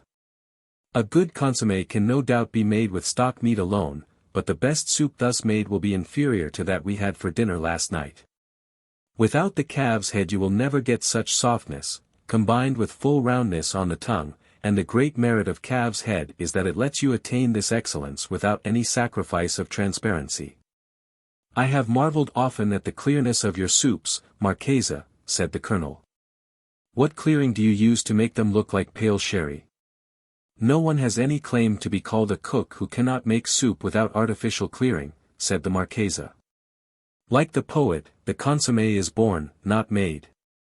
It must be clear from the beginning, an achievement which needs care and trouble like every other artistic effort, but one nevertheless well within the reach of any student who means to succeed. To clear a soup by the ordinary medium of white of egg or minced beef is to destroy all flavor and individuality. If the stock be kept from boiling until it has been strained, it will develop into a perfectly clear soup under the hands of a careful and intelligent cook. The fleeting delicate aroma which, as every gourmet will admit, gives such grateful aid to the palate, is the breath of garden herbs and of herbs alone, and here I have a charge to bring against contemporary cookery. I mean the neglect of natural in favor of manufactured flavorings. With regard to herbs, this could not always have been the rule, for I never go into an old English garden without finding there a border with all the good old-fashioned pot herbs growing lustily. I do not say that the use of herbs is unknown, for of course the best cookery is impossible without them, but I fear that sage mixed with onion is about the only one which ever tickles the palate of the great English middle class. And simultaneously with the use of herb flavoring in soup has arisen the practice of adding wine, which to me seems a very questionable one. If wine is put in soup at all, it must be used so sparingly as to render its presence imperceptible. Why then use it at all? In some sauces wine is necessary, but in all cases it is as difficult to regulate as garlic, and requires the utmost vigilance on the part of the cook. My last cook, who was very stout and a little middle-aged, would always use flavoring sauces from the grocer's rather than walk up to the garden, where we have a most seductive herb bed, said Mrs. Wilding. And then, again, the love of the English for pungent made sauces is another reason for this makeshift practice. Oh, a tablespoonful of somebody's sauce will do for the flavoring, and in goes the sauce, and the flavoring is supposed to be complete. People who eat their chops, and steaks, and fish, and game, after having smothered the natural flavor with the same harsh condiment, may be satisfied with a cuisine of this sort, but to an unvitiated palate the result is nauseous. Yet as a churchwoman, Mrs. Wilding, you ought to speak with respect of English sauces. I think I have heard how a libation of one of them, which was poured over a certain cathedral, has made it look as good as new, said Miss Macdonald. And we have lately learned that one of the most distinguished of our party is ambitious to enter the same career. I would suggest that Sir John should devote all that money he proposes to make by the aid of his familiar spirit, the ghost of Narcisse, to the building of a temple in honor of the 10th muse, the muse of cookery, said Mrs. Sinclair. And what do you think, Sir John, of a name I dreamt of last night for your sauce, the new century sauce? How will that do? Admirably, said Sir John after a moment's pause. Admirably enough to allow me to offer you a royalty on every bottle sold. The new century sauce, that's the name for me, and now to set to work to build the factory, and to order plans for the temple of the 10th muse. Menu, lunch. Macaroni al pomodoro. Macaroni with tomatoes. Vitello alla pellegrina. Veal cutlets alla pellegrina. Animal al sapper di tarragon. Sweetbread with tarragon sauce. Menu, dinner. Zuppa alla Canavese. Soup alla Canavese. Naselli con piselli. Whiting with peas. Cascia di manzo al forno. Braised ribs of beef. Lingua alla Visconti. Tongue with grapes. Anitra selvatica. Wild duck. Zabajone ghiacciato. Iced syllabub. Crostatini alla Capucina. Savory of rice, truffles, and The 8th day. We are getting unpleasantly near the end of our time, said the Colonel, but I am sure not one of us has learnt one tithe of what the Marchesa has to teach. My dear Colonel Traistrail, said the Marchesa, an education in cookery does not mean the teaching of a certain number of recipes. Education, I maintain, is something far higher than the mere imparting of facts. My notion of it is the teaching of people to teach themselves, and this is what I have tried to do in the kitchen. With some of you I am sure I have succeeded, and a book containing the recipe of every dish we have tried will be given to every pupil when we break up. I think the most valuable lesson I have learnt is that cookery is a matter for serious study, said Mrs. Sinclair. The popular English view seems to be that it is one of those things which gets itself done. The food is subjected to the action of heat, a little butter, or pepper, or onion, being added by way of flavoring, and the process is complete. To put it bluntly, it requires at least as much mental application to roast a fowl as to cut a bodice. But it does not strike the average Englishwoman in this way, for she will spend hours in thinking and talking about dressmaking, which is generally as ill done as her cooking. While she will be reluctant to give 10 minutes to the consideration as to how a luncheon or supper dish shall be prepared. The English middle classes are most culpably negligent about the food they eat, and as a consequence they get exactly the sort of cooks they deserve to get. I do not blame the cooks. If they can get paid for cooking ill, why should they trouble to learn to cook well? I agree entirely, said Mrs. Wilding. That saying, what I like is good plain roast and boiled, and none of your foreign kickshaws, is, as every one knows, the stock utterance of John Bull on the stage or in the novel. And, though John Bull is not in the least like his fictitious presentment, this form of words is largely responsible for the waste and want of variety in the English kitchen. The plain roast and boiled means a joint every day, and this arrangement the good plain cook finds an admirable one for several reasons. It means little trouble, and it means also lots of scraps and bones and waste pieces. The good plain cook brings all the forces of obstruction to bear whenever the mistress suggests made dishes. And, should this suggestion ever be carried out, she takes care that the achievement shall be of a character not likely to invite repetition. Not long ago a friend of mine was questioning a cook as to soups, whereupon the cook answered that she had never been required to make such things where she had lived. All soups were bought in tins or bottles, and had simply to be warmed up. Cakes, too, were outside her repertoire, having always been had in from the confectioners, while entries were in her opinion, and in the opinion of her various mistresses, unhealthy, and not worth making. My experience is that, if a mistress takes an interest in cooking, she will generally have a fairly efficient cook, said Mrs. Fothergill. I agree with Mrs. Sinclair that our English cooks are spoilt by neglect.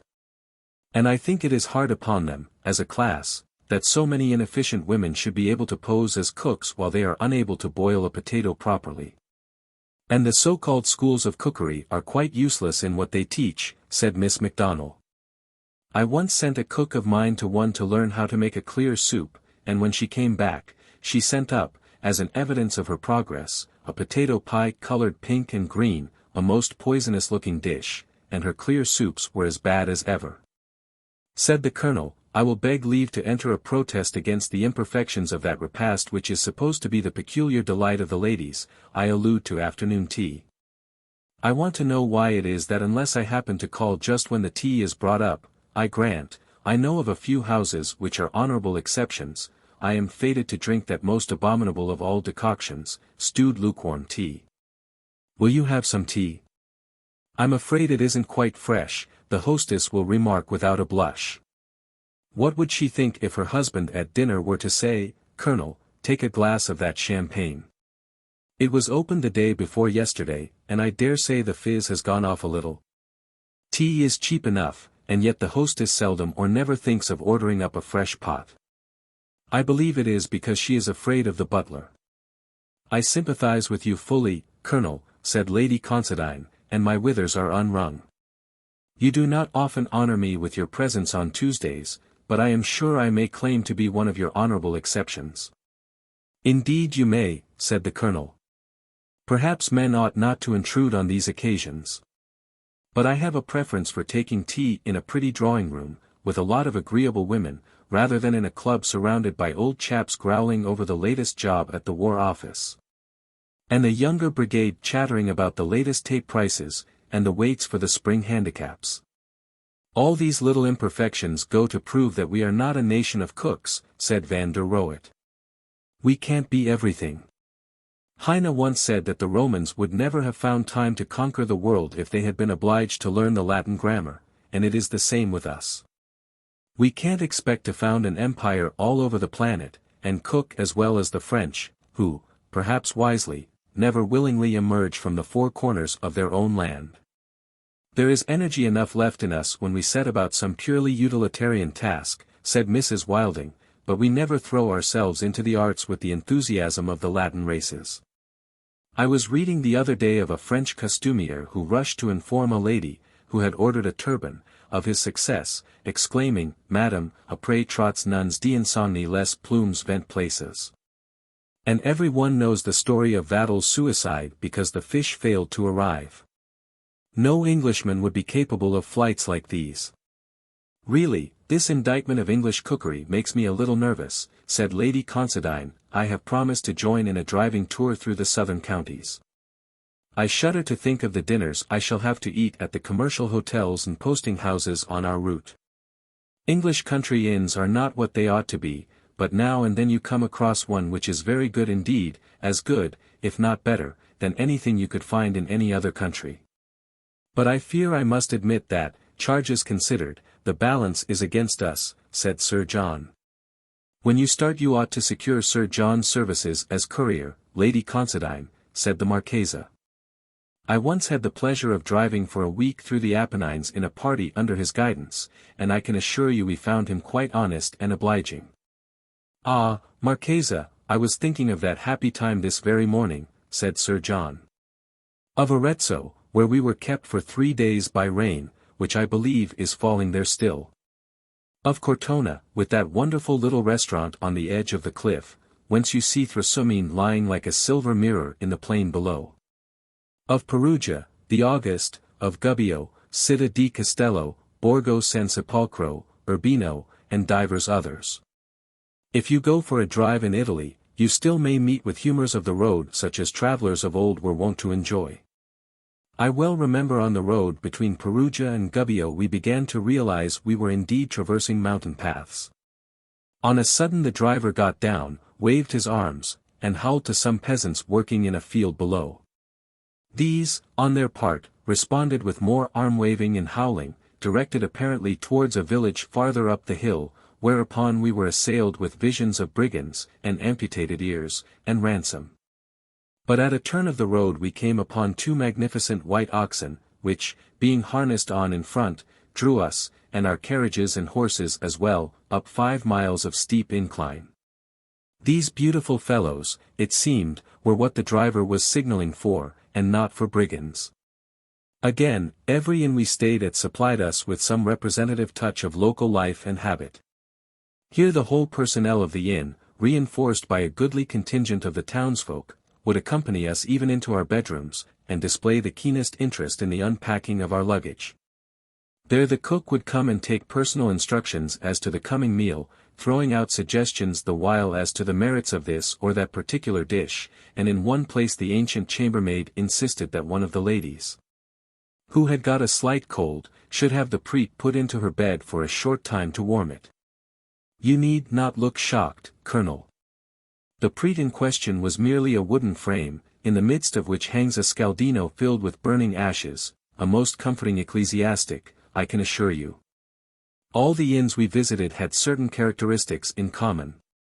The entrance is always dirty, and the staircase too, the dining rooms fairly comfortable, the bedrooms always clean and good, and the food much better than you would expect to find in such out-of-the-way places. Indeed, I cannot think of any inn where it was not good and wholesome, while often it was delicious. In short, Lady Considine, I strongly advise you to take a drive in Italy next spring, and if I am free I shall be delighted to act as courier. Sir John has forgotten 1 or 2 touches I must fill in, said the Marchesa.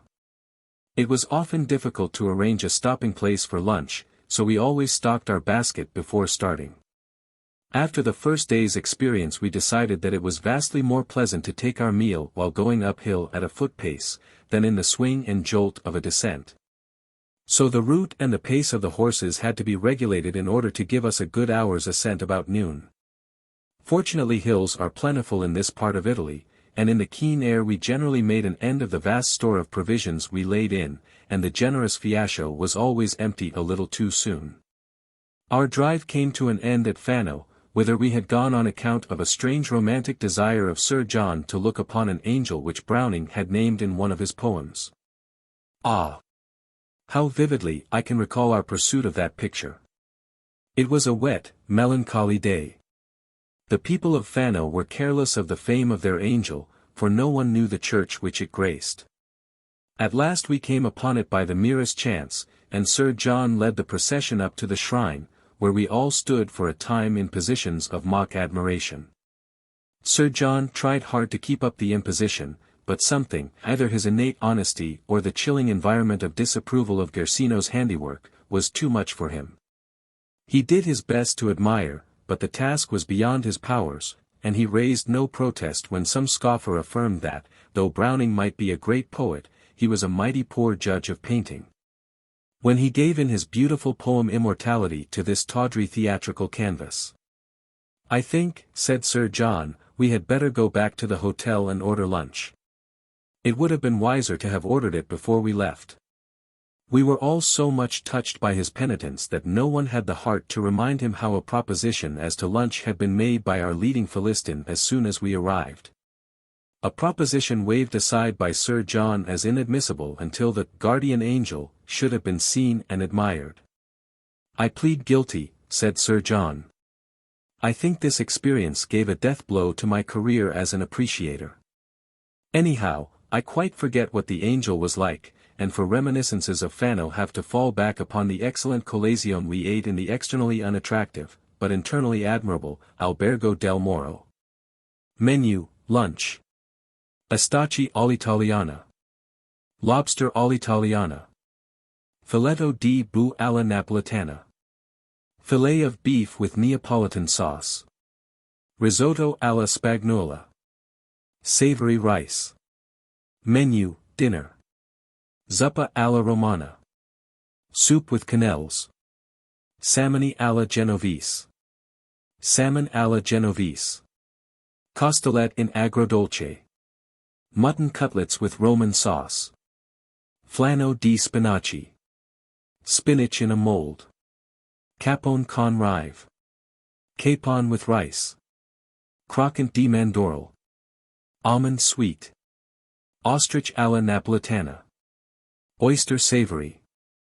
The 9th day.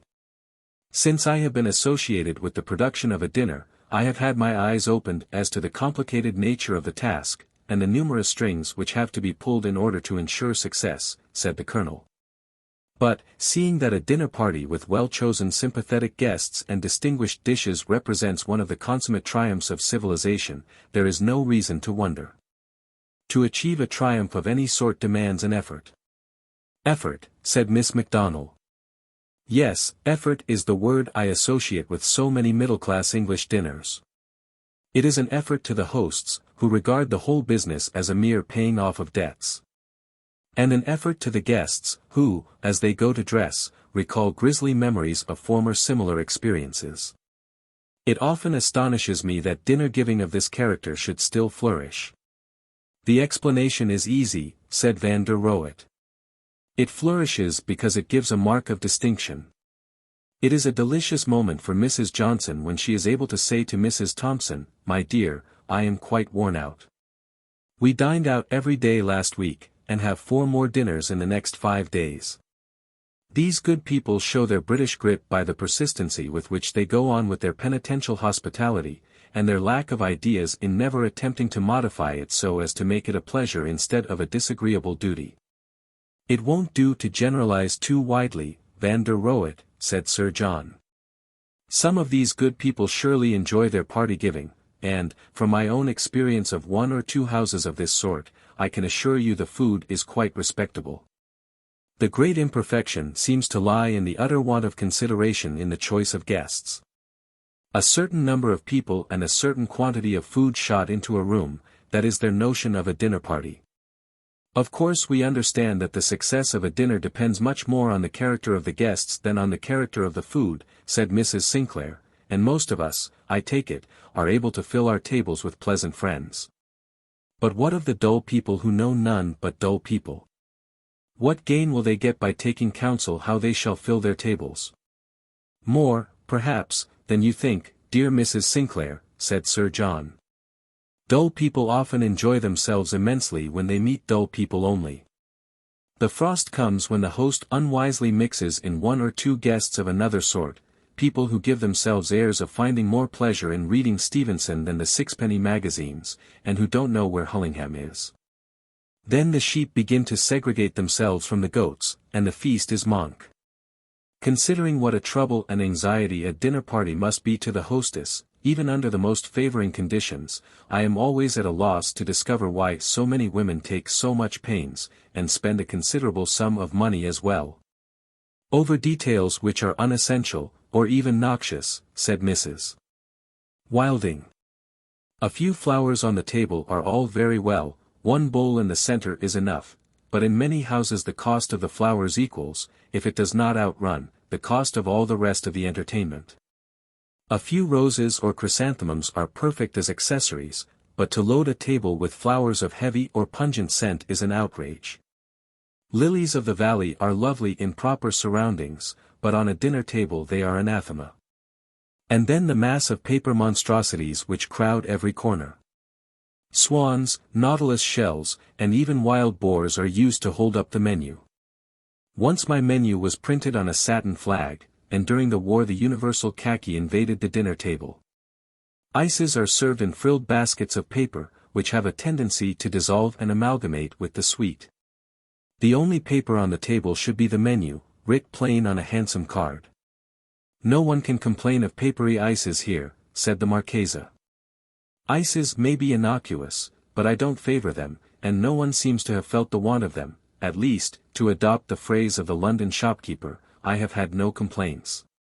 And even the ice, the very emblem of purity, has not escaped the touch of the dinner table decorator.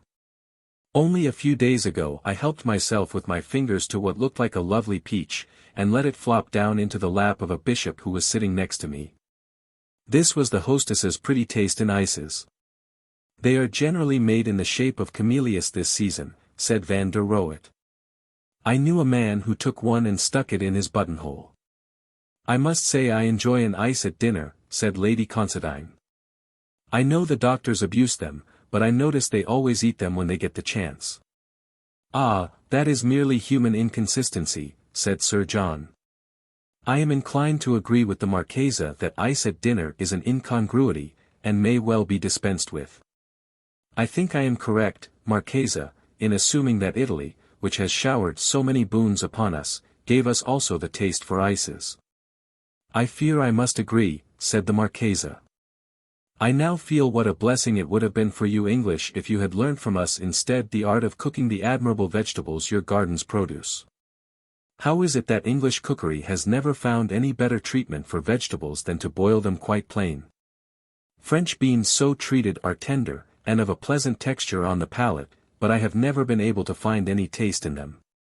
They are tasteless largely because the cook persists in shredding them into minute bits, and I maintain that they ought to be cooked whole, certainly when they are young, and sautés, a perfectly plain and easy process, which is hard to beat. Plain boiled cauliflower is doubtless good, but cooked à la crema it is far better, indeed, it is one of the best vegetable dishes I know. But perhaps the greatest discovery in cookery we Italians ever made was the combination of vegetables and cheese. There are a dozen excellent methods of cooking cauliflower with cheese, and one of these has come to you through France, choux-fleurs au gratin, and has become popular. Jerusalem artichokes treated in the same fashion are excellent. And the cucumber, nearly always eaten raw in England, holds a first place as a vegetable for cooking. I seem to remember that every one was loud in its praises when we tasted it as an adjunct to manzo alla Certosina. Why is it that celery is for the most part only eaten raw with cheese? We have numberless methods of cooking it in Italy, and beetroot and lettuce as well. There is no spinach so good as English, and nowhere is it so badly cooked. It is always coarse and gritty because so little trouble is taken with it, and I can assure you that the smooth, delicate dish which we call flano di spinaci is not produced merely by boiling and chopping it, and turning it out into a dish. Menu, lunch. Minestrone alla Milanese. Vegetable broth. Coniglio alla Provenzale. Rabbit alla Provenzale. Insalata di pomodoro. Tomato salad. Menu, dinner. Zuppa alla Maria Pia. Soup alla Maria Pia. Anguilla con ortaggi alla Milanese. Eels with vegetables. Manzo con sugo di barbabietoli. Fillet of beef with beetroot sauce. Animal alla Parmigiana. Sweetbread with Parmesan. Perniciati alla Gastalda. Partridges alla Gastalda. Uva ripiani. Stuffed eggs. The 10th day. The sun rose on the 10th and last day at the Laurestines, as he was wont to rise on less eventful mornings. At breakfast the Marchesa proposed that the lunch that day should be a little more ornate than usual, and the dinner somewhat simpler. She requisitioned the services of 6 of the company to prepare the lunch, and at the same time announced that they would all have a holiday in the afternoon except Mrs. Sinclair, whom she warned to be ready to spend the afternoon in the kitchen helping prepare the last dinner. 4 dishes, all admirable, appeared at lunch, and several of the party expressed regret that the heat of the weather forbade them from tasting every one, but Sir John was not of these. He ate steadily through the menu, and when he finally laid down his knife and fork he heaved a sigh, whether of satisfaction or regret it were hard to say. It is a commonplace of the deepest dye to remark that ingratitude is inherent in mankind, he began. I am compelled to utter it, however, by the sudden longing I feel for a plate from the hand of the late lamented Narcisse after I have eaten one of the best luncheons ever put on a table. Experience of one school of excellence has caused a hankering after the triumphs of another, said Miss Macdonald. There is one glory of the Marchesa, there is, or was, another of Narcisse. And the taste of the Marchesa's handiwork has stimulated the desire of comparison. Never mind, Sir John, perhaps in another world Narcisse may cook you. Oh stop, stop, for goodness sake, cried Sir John, I doubt whether even he could make me into a dainty dish to set before the King of Tartarus. Though the stove would no doubt be fitted with the latest improvements and the fuel abundant. Really, Sir John, I'm not sure I ought not to rise and protest, said Mrs. Wilding, and I think I would if it weren't our last day. Make a note of Sir John's wickedness, and pass it on to the canon for use in a sermon, said Van der Rohet. I can only allow you half an hour, Laura, said the Marchesa to Mrs. Sinclair, then you must come and work with me for the delectation of these idle people, who are going to spend the afternoon talking scandal under the chestnuts. I am quite ready to join you if I can be of any help, said Mrs. Gradinger. When knowledge is to be acquired, I am always loath to stand aside, not for my own sake so much as for the sake of others less fortunate, to whom I might possibly impart it hereafter. You are very good, said the Marchesa, but I think I must adhere to my original scheme of having Mrs. Sinclair by herself. I see coffee is now being taken into the garden, so we will adjourn, if you please. After the 2 workers had departed for the kitchen, an unwonted silence fell on the party under the chestnuts. Probably every one was pondering over the imminent dissolution of the company, and wondering whether to regret or rejoice. The peace had been kept marvellously well, considering the composition of the company. Mrs. Fothergill at times had made a show of posing as the beneficent patron, and Mrs. Gradinger had essayed to teach what nobody wanted to learn. But firm and judicious snubbing had kept these persons in their proper places. Nearly every one was sorry that the end had come. It had been real repose to Mrs. Wilding to pass 10 days in an atmosphere entirely free from all perfume of the cathedral close. Lady Considine had been spending freely of late, and 10 days' cessation of tradesmen's calls, and servants on board wages, had come as a welcome relief. Sir John had gained a respite from the task he dreaded, the task of going in quest of a successor to Narcisse. Now as he sat consuming his cigarette in the leisurely fashion so characteristic of his enjoyment, and those who knew him best were wont to say that Sir John practiced few arts so studiously as that of enjoyment, he could not banish the figure of Narcisse from his reverie. A horrible thought assailed him that this obsession might spring from the fact that on this very morning Narcisse might have taken his last brief walk out of the door of La Raquette, and that his disembodied spirit might be hovering around. Admirable as the cookery of the Marchesa had been, and fully as he had appreciated it, he felt he would give a good deal to be assured that on this the last evening of the new Decameron he might sit down to a dinner prepared by the hand of his departed chef. That evening the guests gathered round the table with more empressement than usual. The Marchesa seemed a little flurried, and Mrs. Sinclair, in a way, shared her excitement. The menu, for the first time, was written in French, a fact which did not escape Sir John's eye. He made no remark as to the soup. It was the best of its kind, and its French name made it no better than the other triumphs in the same field which the Marchesa had achieved. But when Sir John tasted the first mouthful of the fish he paused, and after a reflective and regretful look at his plate, he cast his eye round the table. All the others, however, were too busily intent in consuming the turbot la vadel to heed his interrogative glance, so he followed suit, and after he had finished his portion, asked, sotto voce, for another bit. In the interval before the service of the next dish Sir John made several vain attempts to catch the Marchesa's eye, and more than once tried to get in a word. But she kept up a forced and rather nervous conversation with Lady Considine and Van der Rohet, and refused to listen. As Sir John helped himself to the next dish, Venaisin sauce grand veneur, the feeling of astonishment which had seized him when he first tasted the fish deepened into something like consternation. Had his palate indeed deceived him, or had the Marchesa, by some subtle effort of experimental genius, divined the secret of Narcisse, the secret of that incomparable sauce, the recipe of which was safely bestowed in his pocket-book? Occasionally he had taken a brief nap under the veranda after lunch. Was it possible that in his sleep he might have murmured, in her hearing, words which gave the key of the mystery? And the description of those ingredients which often haunted his dreams? One thing was certain, that the savor which rose from the venison before him was the same which haunted his memory as the parting effort of the ill-starred Narcisse. Sir John was the least superstitious of mortals, still here he was face to face with one of these conjunctions of affairs which the credulous accept as manifestations of some hidden power, and skeptics as coincidences and nothing more. All the afternoon he had been thinking of Narcisse, and yearning beyond measure for something suggestive of his art, and here, on his plate before him, was food which might have been touched by the vanished hand. The same subtle influence pervaded the chartreuse à la cardinal, the roast capon and salad, and the sweet. At last, when the dinner was nearly over, and when the Marchesa had apparently said all she had to say to Van der Rohet, he lifted up his voice and said, Marchesa, who gave you the recipe for the sauce with which the venison was served this evening? The Marchesa glanced at Mrs. Sinclair, and then struck a hand-bell on the table. The door opened, and a little man, habited in a cook's dress of spotless white, entered and came forward.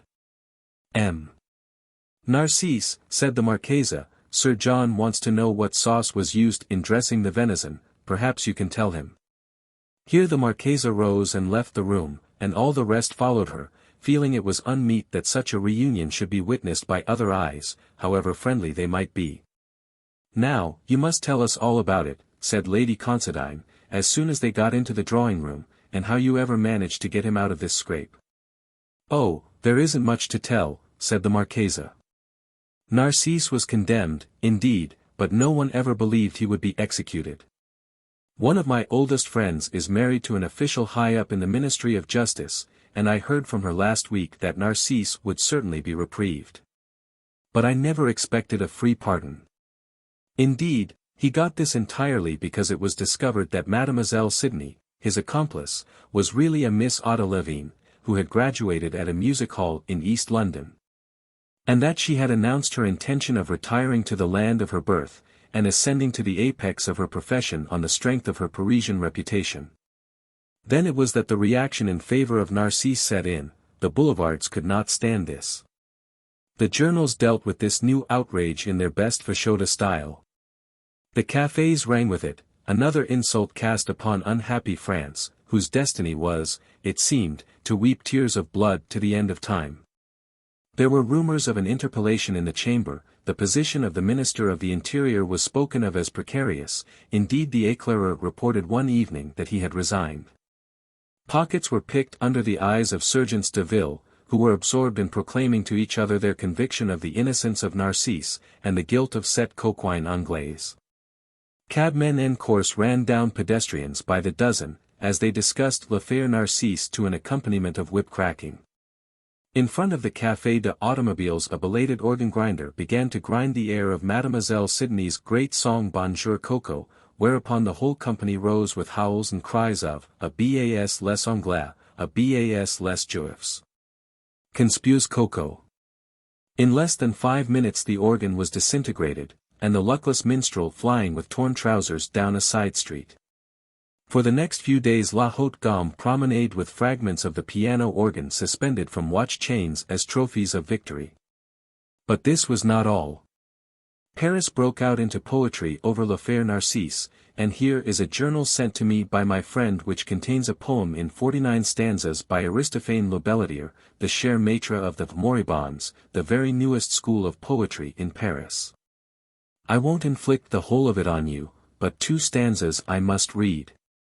Puis jete repeller loin de brouillards maudits. Vers la France, Saint-Mere et Neuris. Reviens à l'outis, de l'art vrai paradis. Jet evoque, ô Monsieur Narcisse. Quit les sénants biftex, de tes mains sublimes. Guéris le saint meurtri de ta mère. Détourne ton glaive trenchant de tes frêles victims. Vers l'Albion et sa triste magère. Dear me, it sounds a little like some other Parisian odes I have read recently, said Lady Considine. The triste magère, I take it, is poor old Britannia, but what does he mean by his frêles victims?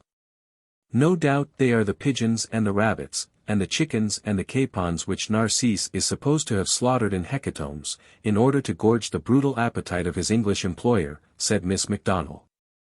After disregarding such an appeal as this Narcisse had better keep clear of Paris for the future, for if he should go back and be recognized I fancy it would be a case of conspieux Narcisse. The French seem to have lost all sense of exactness, said Mrs. Gradinger, for the lines you have just read would not pass muster as classic. In the penultimate line there are 2 syllables in excess of the true Alexandrine meter, and the last line seems too long by 1. Neither Racine nor Voltaire would have taken such liberties with prosody. I remember a speech in Phèdre of more than 100 lines which is an admirable example of what I mean. I dare say some of you know it. It begins. Perfide. Osses tu bien te monter devant moi. Monstre. But before the reciter could get fairly under way the door mercifully opened, and Sir John entered. He advanced towards the Marchesa, and shook her warmly by the hand, but said nothing. His heart was evidently yet too full to allow him to testify his relief in words. He was followed closely by the Colonel, who, taking his stand on the hearth-rug, treated the company to a few remarks, couched in a strain of unwonted eulogy. In the whole course of his life he had never passed a more pleasant 10 days, though, to be sure, he had been a little mistrustful at first. As to the outcome of the experiment, if they all made even moderate use of the counsels they had received from the Marchesa, the future of cookery in England was now safe. He was not going to propose a formal vote of thanks, because anything he could say would be entirely insufficient to express the gratitude he felt, and because he deemed that each individual could best thank the Marchesa on his or her behalf. There was a momentary silence when the Colonel ceased, and then a clearing of the throat and a preliminary movement of the arms gave warning that Mrs. Gradinger was going to speak. The unspoken passage from Racine evidently sat heavily on her chest. Abstracted and overwrought as he was, these symptoms aroused in Sir John a consciousness of impending danger, and he rushed, incontinent, into the breach, before the lady's opening sentence was ready. As Colonel Traistrail has just remarked, we, all of us, are in debt to the Marchesa in no small degree, but, in my case, the debt is tenfold. I am sure you all understand why.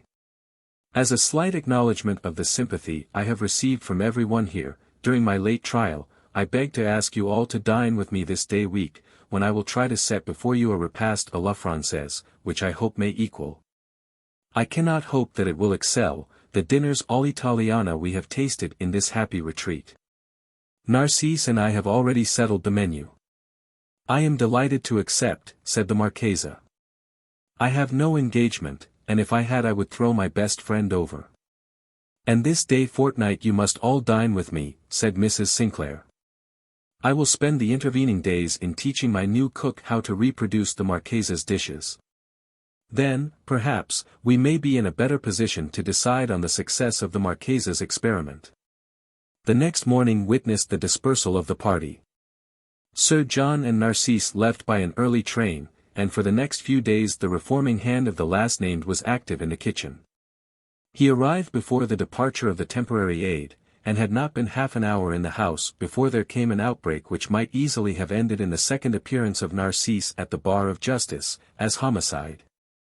This time to be dealt with by a prosaic British jury, which would probably have doomed him to the halter. Sir John listened over the balusters to the shrieks and howls of his recovered treasure, and wisely decided to lunch at his club. But the club lunch, admirable as it was, seemed flat and unappetizing after the dainty yet simple dishes he had recently tasted, and the following day he set forth to search for one of those Italian restaurants, of which he had heard vague reports. Certainly the repast would not be the same as at the Laurestina's, but it might serve for once. Alas! Sir John did not find the right place, for there are right places amongst the Italian restaurants of London. He beat a hasty retreat from the first he entered, when the officious proprietor assured him that he would serve up a déjeuner in the best French style. At the second he chose a dish with an Italian name, but the name was the only Italian thing about it. The experiment had failed. It seemed as if Italian restaurateurs were sworn not to cook Italian dishes, and the next day he went to do as best he could at the club. But before he reached the club door he recalled how, many years ago, he and other young bloods used to go for chops to Morton's, a queer little house at the back of St. James Street, and towards Morton's he now turned his steps. As he entered it, it seemed as if it was only yesterday that he was there. He beheld the waiter, with mouth all awry, through calling down the tube. The same old mahogany partitions to the boxes, and the same horsehair benches. Sir John seated himself in a box, where there was one other luncher in the corner, deeply absorbed over a paper. This luncher raised his head and Sir John recognized van der Rohet. "My dear Vander, whatever brought you here, where nothing is to be had but chops?" "I didn't know you could eat a chop." "I didn't know it myself till today," said van der Rohet, with a hungry glance at the waiter, who rushed by with a plate of smoking chops in each hand. "The fact is, I've had a sort of hankering after an Italian lunch, and I went out to find one, but I didn't exactly hit on the right shop, so I came here, where I've been told you can get a chop properly cooked, if you don't mind waiting." "Ah! I see," said Sir John, laughing. "We've both been on the same quest, and have been equally unlucky. Well, we shall satisfy our hunger here at any rate, and not unpleasantly either." "I went to one place," said van der Rohet, "and before ordering I asked the waiter if there was any garlic in the dish I had ordered." "Garlic, aglio, no, sir, never." Whereupon I thought I would go somewhere else. Next I entered the establishment of Baldassare Romanelli. How could a man with such a name serve anything else than the purest Italian cookery, I reasoned, so I ordered, unquestioning, a piatto with an ideal Italian name, manzo alla terracina. Alas! The beef used in the composition thereof must have come in a refrigerating chamber from pastures more remote than those of Terracina, and the sauce served with it was simply fried onions. In short, my dish was beefsteak and onions, and very bad at that. So in despair I fell back upon the trusty British chop. As van der Rohet ceased speaking another guest entered the room, and he and Sir John listened attentively while the newcomer gave his order. There was no mistaking the colonel's strident voice. "Now, look here. I want a chop underdone, you understand, with a potato, and a small glass of Scotch whisky, and I'll sit here." "The colonel, by Jove," said Sir John, "I expect he's been restaurant hunting too." "Hullo!" said the colonel, as he recognized the other two, "I never thought I should meet you here. Fact is, I've been reading about agricultural depression, and how it is the duty of everybody to eat chops so as to encourage the mutton trade. And that sort of thing." "Oh, Colonel," said van der Rohet. "You know you've been hungering after the cookery of Italy, and trying to find a genuine Italian lunch, and have failed, just as Sir John and I failed, and have come here in despair. But never mind, just wait for a year or so, until the cook's Decameron has had a fair run for its money, and then you'll find you'll fare as well at the ordinary Italian restaurant as you did at the Laurestina's, and that's saying a good deal. Part 2. Recipes. Sauces. As the three chief foundation sauces in cookery, espagnole or brown sauce, veloute or white sauce, and béchamel, are alluded to so often in these pages, it will be well to give simple Italian recipes for them. Australian wines may be used in all recipes where wine is mentioned, harvest Burgundy for red, and Chasselas for Chablis. Number 1. Espagnole, or brown sauce. The chief ingredient of this useful sauce is good stock, to which add any remnants and bones of fowl or game. Butter the bottom of a stewpan with at least 2 ounces of butter, and in it put slices of lean veal, ham, bacon, cuttings of beef, fowl, or game trimmings, 3 peppercorns, mushroom trimmings, a tomato, a carrot and a turnip cut up. An onion stuck with 2 cloves, a bay leaf, a sprig of thyme, parsley and marjoram. Put the lid on the stewpan and braise well for 15 minutes, then stir in a tablespoonful of flour, and pour in a quarter pint of good boiling stock and boil very gently for 15 minutes, then strain through a tamiz, skim off all the grease. Pour the sauce into an earthenware vessel, and let it get cold. If it is not rich enough, add a little liebig or glaze. Pass through a sieve again before using. Number 2. Veloute sauce. The same as above, but use white stock, no beef, and only pheasant or fowl trimmings, button mushrooms, cream instead of glaze, and a chopped shallot. Number 3. Béchamel sauce. Ingredients: butter, ham, veal, carrots, shallot, celery bay leaf, cloves, thyme, peppercorns, potato flour, cream, fowl stock. Prepare a mirepoix by mixing 2 ounces of butter, trimmings of lean veal and ham, a carrot, a shallot, a little celery, all cut into dice, a bay leaf, 2 cloves, 4 peppercorns, and a little thyme. Put this on a moderate fire so as not to let it color, and when all the moisture is absorbed add a tablespoonful of potato flour. Mix well, and gradually add equal quantities of cream and fowl stock, and stir till it boils. Then let it simmer gently. Stir occasionally, and if it gets too thick, add more cream and white stock. After 2 hours pass it twice slowly through a tamiz so as to get the sauce very smooth. Number 4. Mirepoix sauce, for masking. Ingredients: bacon, onions, carrots, ham, a bunch of herbs, parsley, mushrooms, cloves, peppercorns, stock, chablis. Put the following ingredients into a stewpan: some bits of bacon and lean ham, a carrot, all cut into dice, half an onion, a bunch of herbs, a few mushroom cuttings, 2 cloves, and 4 peppercorns. To this add 1 1/4 pint of good stock and a glass of chablis, boil rapidly for 10 minutes then simmer till it is reduced to a third. Pass through a sieve and use for masking meat, fowl, fish, and Number 5. Genoese sauce. Ingredients: onion, butter, burgundy, mushrooms, truffles, parsley, bay leaf, espagnole sauce. Number 1, blonde of veal, essence of fish, anchovy butter, crayfish or lobster butter. Cut up a small onion and fry it in butter, add a glass of burgundy, some cuttings of mushrooms and truffles, a pinch of chopped parsley and half a bay leaf.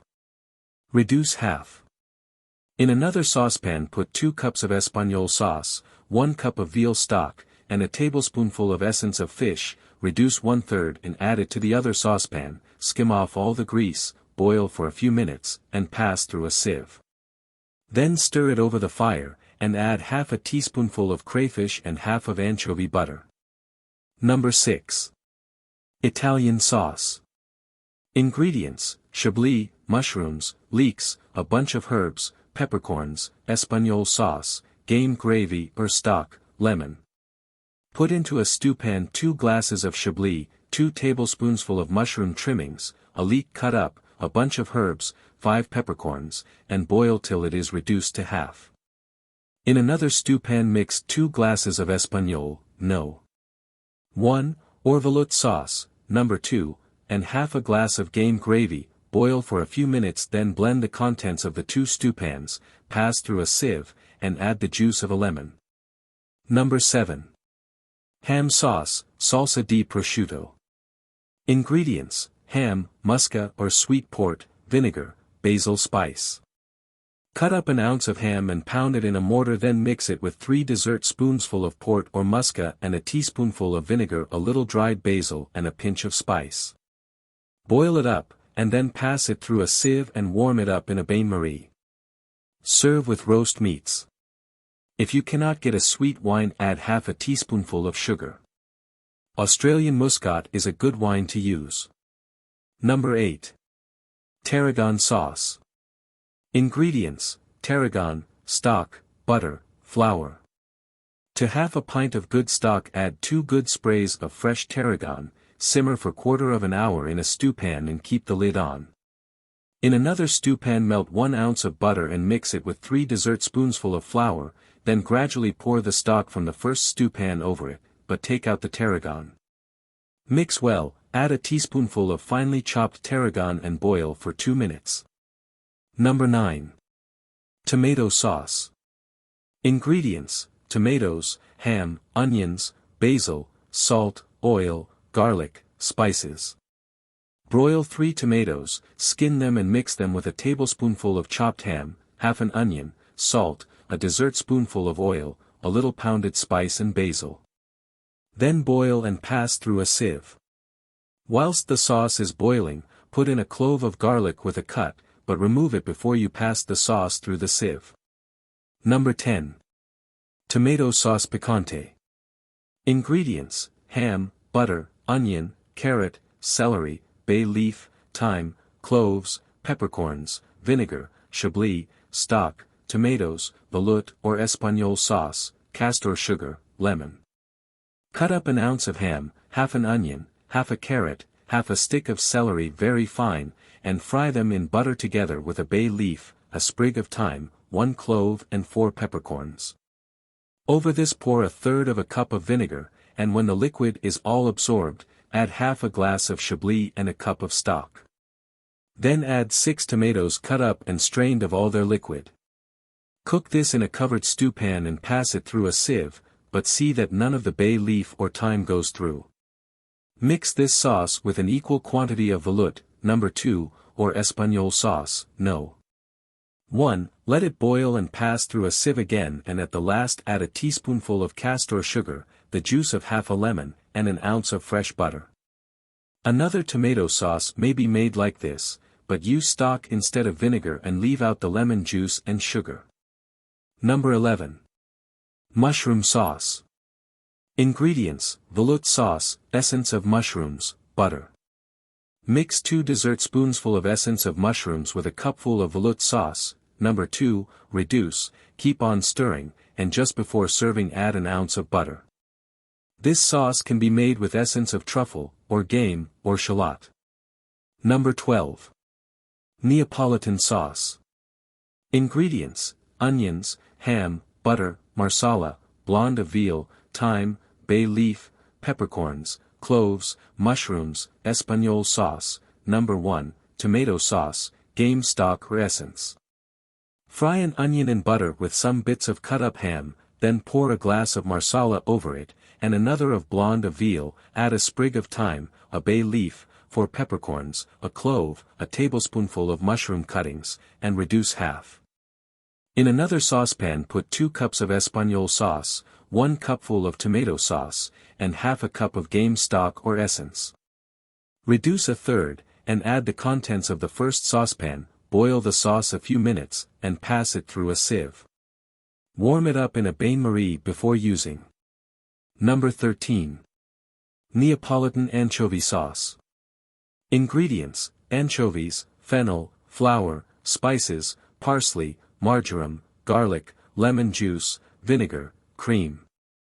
Wash 3 anchovies in vinegar, bone and pound them in a mortar with a teaspoonful of chopped fennel and a pinch of cinnamon. Then mix in a teaspoonful of chopped parsley and marjoram, a squeeze of lemon juice, a teaspoonful of flour, half a gill of boiled cream and the bones of the fish for which you will use this sauce. Pass through a sieve, add a clove of garlic with a cut in it, and boil. If the fish you are using is cooked in the oven, add a little of the liquor in which it has been cooked to the sauce. Take out the garlic before serving. Instead of anchovies you may use caviar, pickled tunny, or any other pickled fish. Number 14. Roman sauce, salsa agrodolce. Ingredients: Espagnole sauce, stock, burnt sugar, vinegar, raisins, pine nuts or almonds. Mix 2 spoonsful of burnt sugar with 1 of vinegar, and dilute with a little good stock. Then add 2 cups of Espagnole sauce, number 1, a few stoned raisins, and a few pinocchi 2, pine nuts, or shredded almonds. Keep this hot in a bain-marie, and serve with cutlets, calf's head or feet or tongue. Number 15. Roman sauce, another way. Ingredients: Espagnole sauce, an onion, butter, flour, lemon, herbs, nutmeg, raisins, pine nuts or almonds, burnt sugar. Cut up a small bit of onion, fry it slightly in butter and a little flour, add the juice of a lemon and a little of the peel grated, a bouquet of herbs, a pinch of nutmeg, a few stoned raisins, shredded almonds or pinocchi, and a tablespoonful of burnt sugar. Add this to a good espagnole, number 1, and warm it up in a bain-marie. Number 16. Supreme sauce. Ingredients: white sauce, fowl stock, butter. Put 3/4 of a pint of white sauce into a saucepan, and when it is nearly boiling add half a cup of concentrated fowl stock. Reduce until the sauce is quite thick, and when about to serve pass it through a tamiz into a bain-marie and add 2 tablespoonsful of cream. Number 17. Pasta marinade, for masking Italian fries. Ingredients: semolina flour, eggs, salt, butter, or olive oil, vinegar, water. Mix the following ingredients well together: 2 ounces of semolina flour, the yolks of 2 eggs, a little salt, and 2 ounces of melted butter. Add a glass of water so as to form a liquid substance. At the last add the whites of 2 eggs beaten up to a snow. This will make a good paste for masking meat, fish, vegetables, or sweets which are to be fried in the Italian manner, but if for meat or vegetables add a few drops of vinegar or a little lemon juice. Number 18. White Villeroy. Ingredients: butter, flour, eggs, cream, nutmeg, white stock.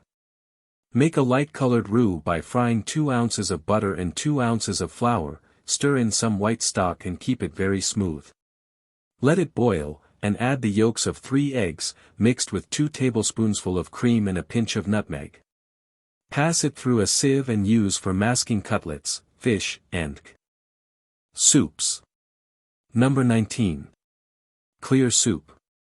Ingredients: stock meat, water, a bunch of herbs, thyme, parsley, chervil, bay leaf, basil, marjoram, 3 carrots, 3 turnips, 3 onions, 3 cloves stuck in the onions, 1 blade of mace. Cut up 3 pounds of stock meat small and put it in a stock pot with 2 quarts of cold water, 3 carrots, and 3 turnips cut up, 3 onions with a clove stuck in each one, a bunch of herbs and a blade of mace. Let it come to the boil and then draw it off, at once skim off all the scum, and keep it gently simmering, and occasionally add 2 or 3 tablespoonsful of cold water. Let it simmer all day, and then strain it through a fine cloth. Some of the liquor in which a calf's head has been cooked, or even a calf's foot, will greatly improve a clear soup. The stock should never be allowed to boil as long as the meat and vegetables are in the stock pot. Number 20. Zuppa primaveral, spring soup. Ingredients: clear soup, vegetables. Any fresh spring vegetables will do for this soup, but they must all be cooked separately and put into the soup at the last minute. It is best made with fresh peas, asparagus tips, and a few strips of tarragon. Number 21. Soup alla Lombarda. Ingredients: clear soup, fowl forcemeat, béchamel, number 3, peas, lobster butter, eggs, asparagus. Make a firm forcemeat of fowl and divide it into 3 parts. To the first add 2 spoonsful of cream béchamel, to the second 4 spoonsful of puree of green peas, to the third 2 spoonsful of lobster butter and the yolk of an egg. Thus you will have the Italian colors, red, white, and green. Butter a pie dish and make little quenelles of the forcemeat.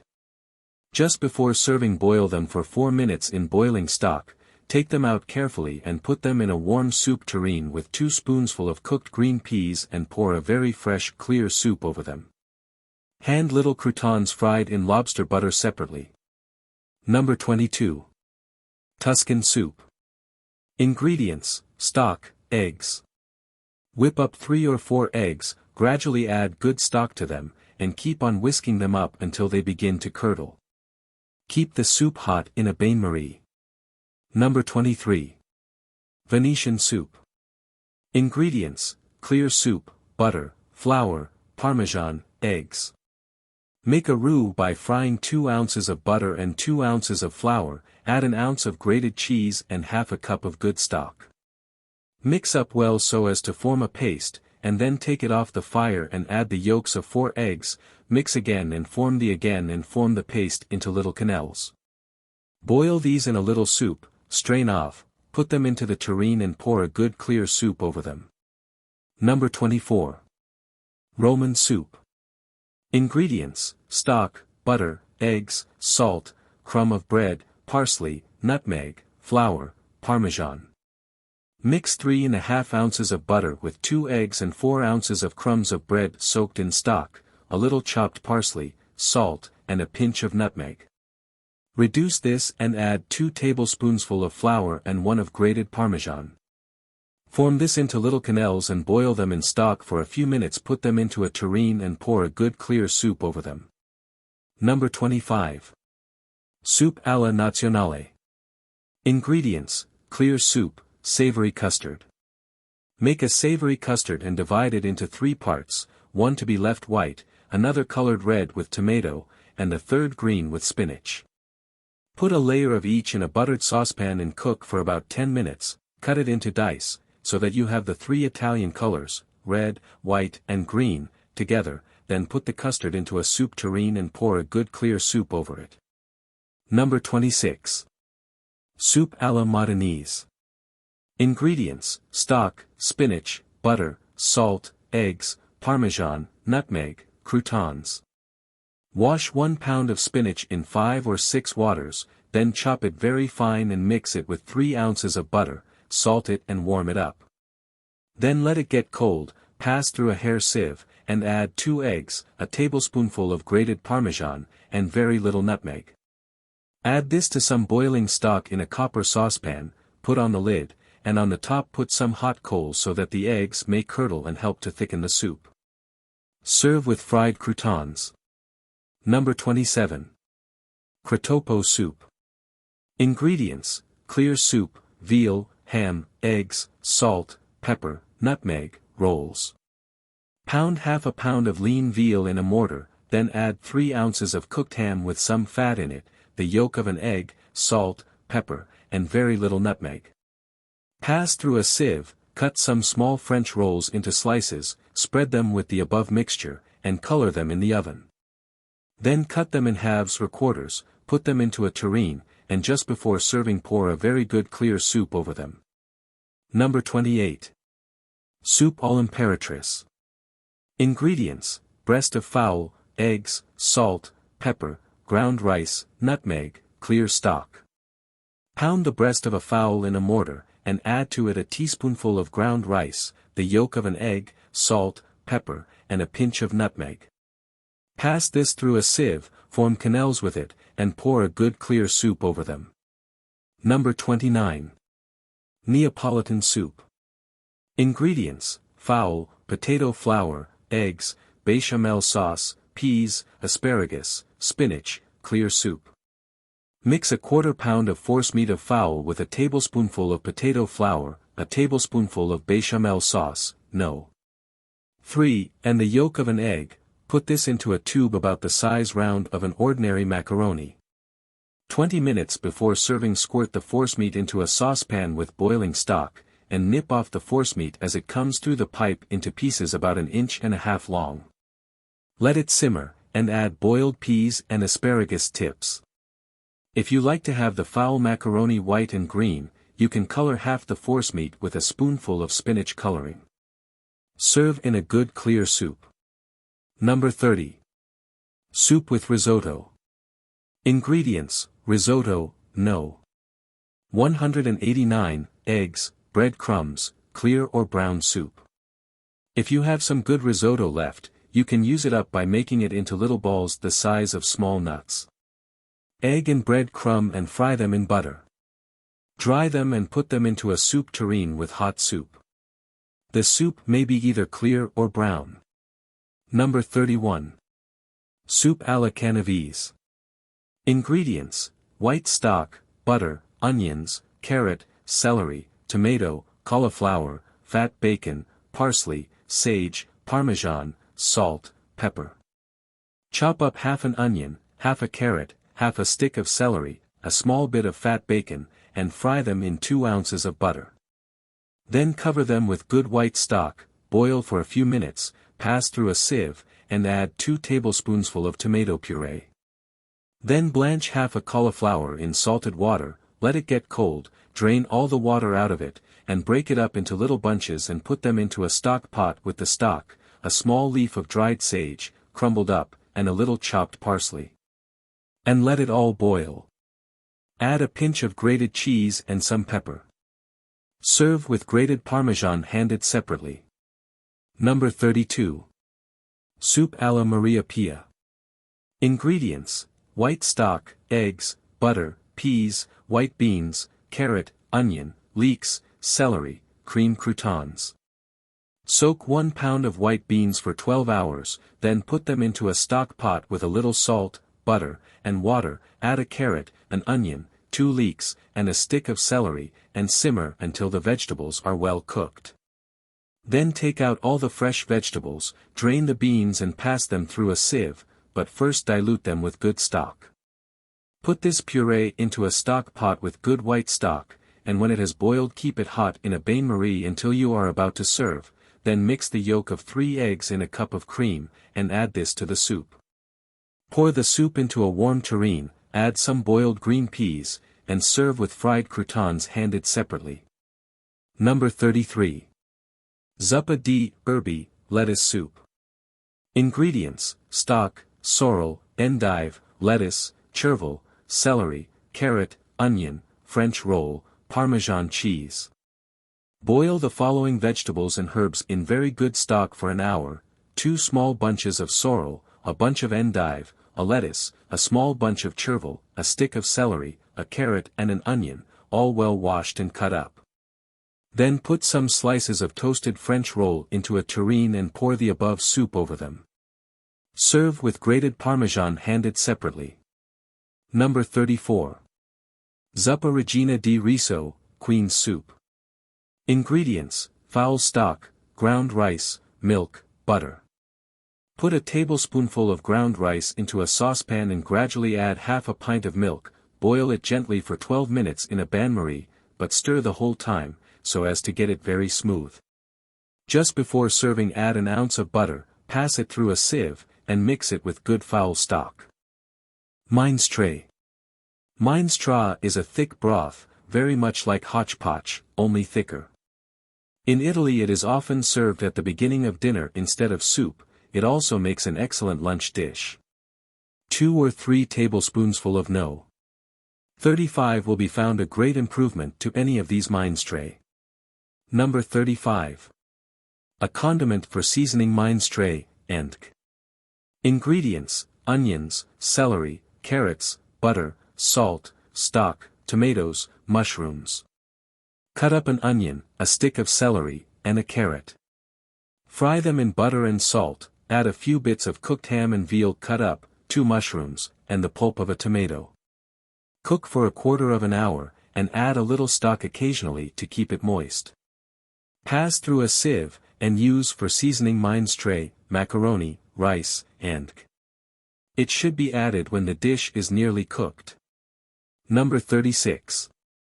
Minestre alla casalinga. Ingredients: rice, butter, stock, vegetables. All sorts of vegetables will serve for this dish. Blanch them in boiling salted water, then drain and fry them in butter. Add plenty of good stock, and put them on a slow fire. Boil 4 ounces of rice in stock, and when it is well done add the stock with the vegetables. Season with 2 or 3 spoonsful of number 35, and serve with grated cheese handed separately. Number 37. Minestre of rice and turnips. Ingredients: rice, turnips, butter, gravy, tomatoes. Cut 3 or 4 young turnips into slices and put them on a dish, strew a little salt over them, cover them with another dish, and let them stand for about 2 hours until the water has run out of them. Then drain the slices, put them in a frying pan and fry them slightly in butter. Add some good gravy and mashed up tomatoes, and after having cooked this for a few minutes pour it into good boiling stock. Add 3 ounces of well-washed rice, and boil for half an hour. Minestre loses its flavor if it is boiled too long. In Lombardy, however, rice, macaroni, and are rarely boiled enough for English tastes. Number 38. Minestre alla Capucina. Ingredients: rice, anchovies, butter, stock, and onions. Scale an anchovy, pound it, and fry it in butter together with a small onion cut across, and 4 ounces of boiled rice. Add a little salt, and when the rice is a golden brown, take out the onion and gradually add some good stock until the dish is of the consistency of rice pudding. Number 39. Minestre of semolina. Ingredients: stock, semolina, parmesan. Put as much stock as you require into a saucepan, and when it begins to boil add semolina very gradually, and stir to keep it from getting lumpy. Cook it until the semolina is soft, and serve with grated parmesan handed separately. To 1 quart of soup use 3 ounces of semolina. Number 40. Minestrone alla Milanese. Ingredients: rice or macaroni, ham, bacon, stock, all sorts of vegetables. Minestrone is a favorite dish in Lombardy when vegetables are plentiful.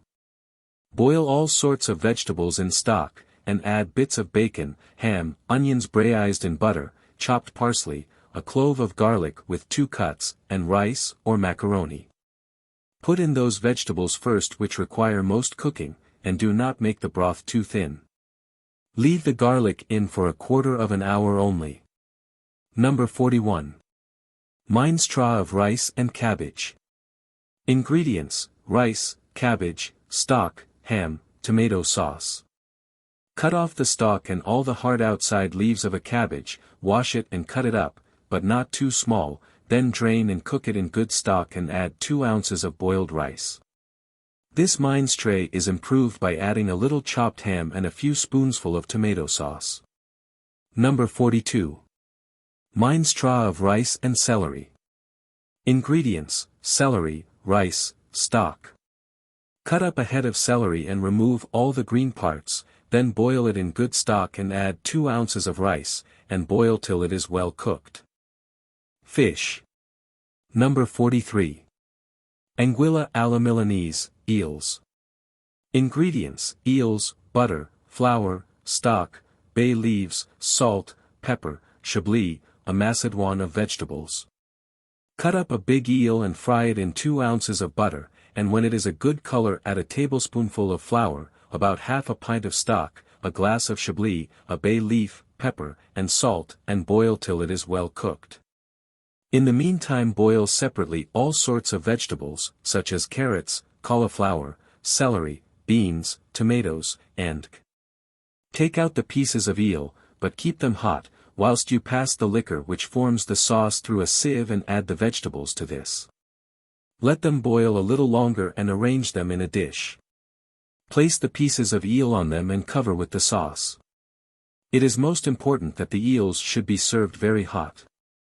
Any sort of fish will do as well for this dish. Number 44. Filetti di pesce alla Villeroy, fillets of fish.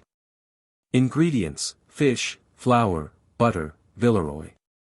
Any sort of fish will do: turbot, sole, trout, and cut it into fillets, flour them over and cook them in butter in a covered stewpan. Then make a Villeroy, number 18, dip the fillets into it and fry them in clarified butter. Number 45. Astaci all'italiana, lobster.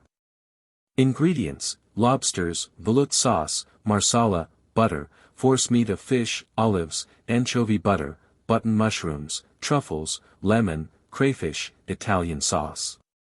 2 boiled lobsters are necessary. Cut all the flesh of one of the lobsters into fillets and put them into a saucepan with half a cup of veloute sauce, No. 2, and half a glass of marsala, and boil for a few minutes. Put a crouton of fried bread on an oval dish and cover it with a forcemeat of fish, and on this place the whole lobster, cover it with buttered paper, and put it in a moderate oven just long enough to cook the forcemeat. Then make some quenelles of anchovy butter, olives, and button mushrooms, mix them with Italian sauce, No. 6, and garnish the dish with them, and round the crouton arrange the fillets of lobster with a garnish of slices of truffle. Add a dessert spoonful of crayfish butter and a good squeeze of lemon juice to the sauce, and serve. No. 46. Bacala alla giardiniera, cod. Ingredients: cod or hake, carrots, turnips, butter, herbs. Boil a piece of cod or hake and break it up into flakes, then cut up 2 carrots and a turnip. Boil them gently, and when they are half boiled drain and put them into a stew pan with an ounce of butter, half a teacup of boiling water, salt, and herbs. When they are well cooked add the fish and serve. Fillets of lemon soles may also be cooked this way. No. 47. Trigli alla marinara, mullet. Ingredients: mullet, salt, pepper, onions, parsley, oil, water. Cut a mullet into pieces and put it into a stew pan, with the lid on, with salt, pepper, a cut-up onion, some chopped parsley, half a wineglass of the finest olive oil and half a pint of water, and in this cook the fish gently. Arrange the fillets on a dish, pour a little of the broth over them, and add the onion and parsley. Instead of mullet you can use cod, hake, whiting, lemon sole, and No. 48. Mullet alla Tolosa. Ingredients: mullet, butter, salt, onions, parsley, almonds, anchovies, button mushrooms, tomatoes. Cut off the fins and gills of a mullet, put it in a fireproof dish with 2 ounces of butter and salt. Cut up a small bit of onion, a sprig of parsley, a few blanched almonds, 1 anchovy, and a few button mushrooms, previously softened in hot water. And put them over the fish and bake for 20 minutes, then add 2 tablespoonfuls of tomato sauce or puree, and when cooked serve. If you like, use sole instead of mullet. No. 49. Mullet alla Triestina. Ingredients: mullet, or sole or turbot, butter, salt, half a lemon, chablis. Put the fish in a fireproof dish with 1½ ounces of butter, salt, a squeeze of lemon juice, and half a glass of chablis. Put it on a very slow fire and turn the fish when necessary. When it is cooked serve in the dish. No. 50. Whiting alla Genovese. Ingredients: whiting, butter, pepper, salt, bay leaf claret, parsley, onions, garlic capers, vinegar, Espagnole sauce, mushrooms, anchovies. Put 1 or 2 whiting into a stew pan with 2 ounces of butter, salt, pepper, 2 bay leaves, and a glass of claret or burgundy. Cook on a hot fire and turn the fish when necessary. Have ready beforehand a remoulade sauce made in the following manner: put in a saucepan 1½ ounces of butter, half a teaspoonful of chopped parsley, half an onion, a clove of garlic, with 1 cut, for capers, 1 anchovy. All chopped up except the garlic. Then add 3 tablespoonfuls of vinegar and reduce the sauce. Add 2 glasses of Espagnole sauce, No. 1, and a little good stock, boil it all up, take out the garlic and bay leaves, and pass through a sieve, then pour it over the whiting. Boil it all again for a few minutes, and before serving garnish with a few button mushrooms cooked separately. The remoulade sauce will be much better if made some hours beforehand. No. 51. Merluzzo in bianco, cod. Ingredients: cod or whiting, salt, onions, parsley, cloves, turnips, marjoram, chervil, milk. Boil gently in a big cupful of salted water 2 onions, 1 turnip, a pinch of chopped parsley, chervil, and marjoram and 4 cloves. After half an hour pass this through a sieve, but first take out the cloves, and add an equal quantity of milk and a little cream, and in this cook the fish and serve with the sauce over it. Number 52. Merluzzo in Salamoya, cod.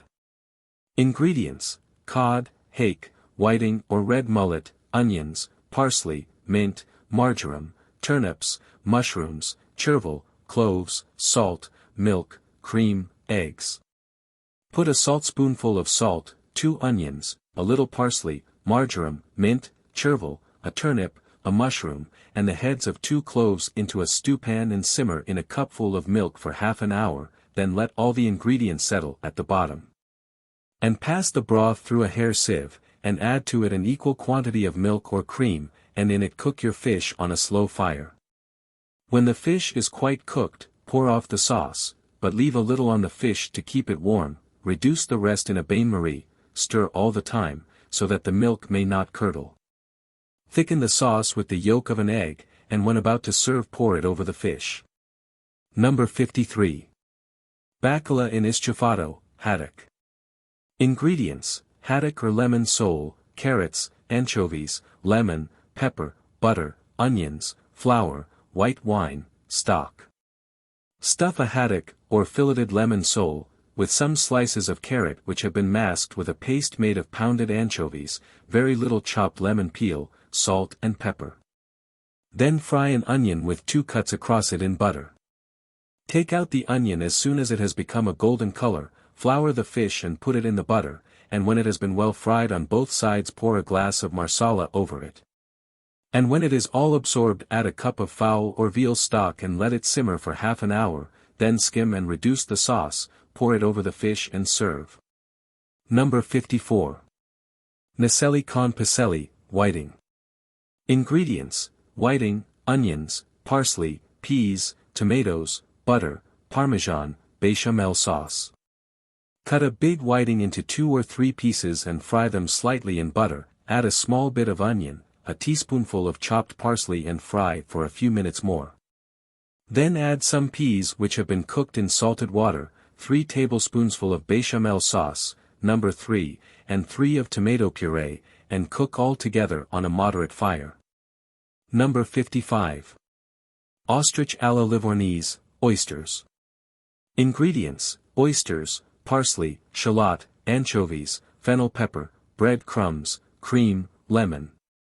Detach the oysters from their shells and put them into china shells with their own liquor. Have ready a dessert spoonful of parsley, shallot, anchovy, and very little fennel, add a tablespoonful of bread crumbs and a little pepper, and mix the whole with a little cream. Put some of this mixture on each oyster, and then bake them in a moderate fire for a quarter of an hour. At the last minute add a squeeze of lemon juice to each oyster and serve on a folded napkin. Number 56. Ostrich alla Napolitana, oysters. Ingredients: oysters, parsley, celery, thyme, pepper, garlic, oil, lemon. Prepare the oysters as above, but rub each shell with a little garlic. Put on each oyster a mixture made of chopped parsley, a little thyme, pepper, and bread crumbs.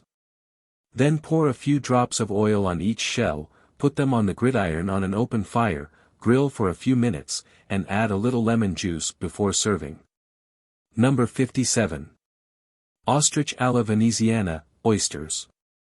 Ingredients: oysters, butter, shallots, truffles, lemon juice, forcemeat of fish.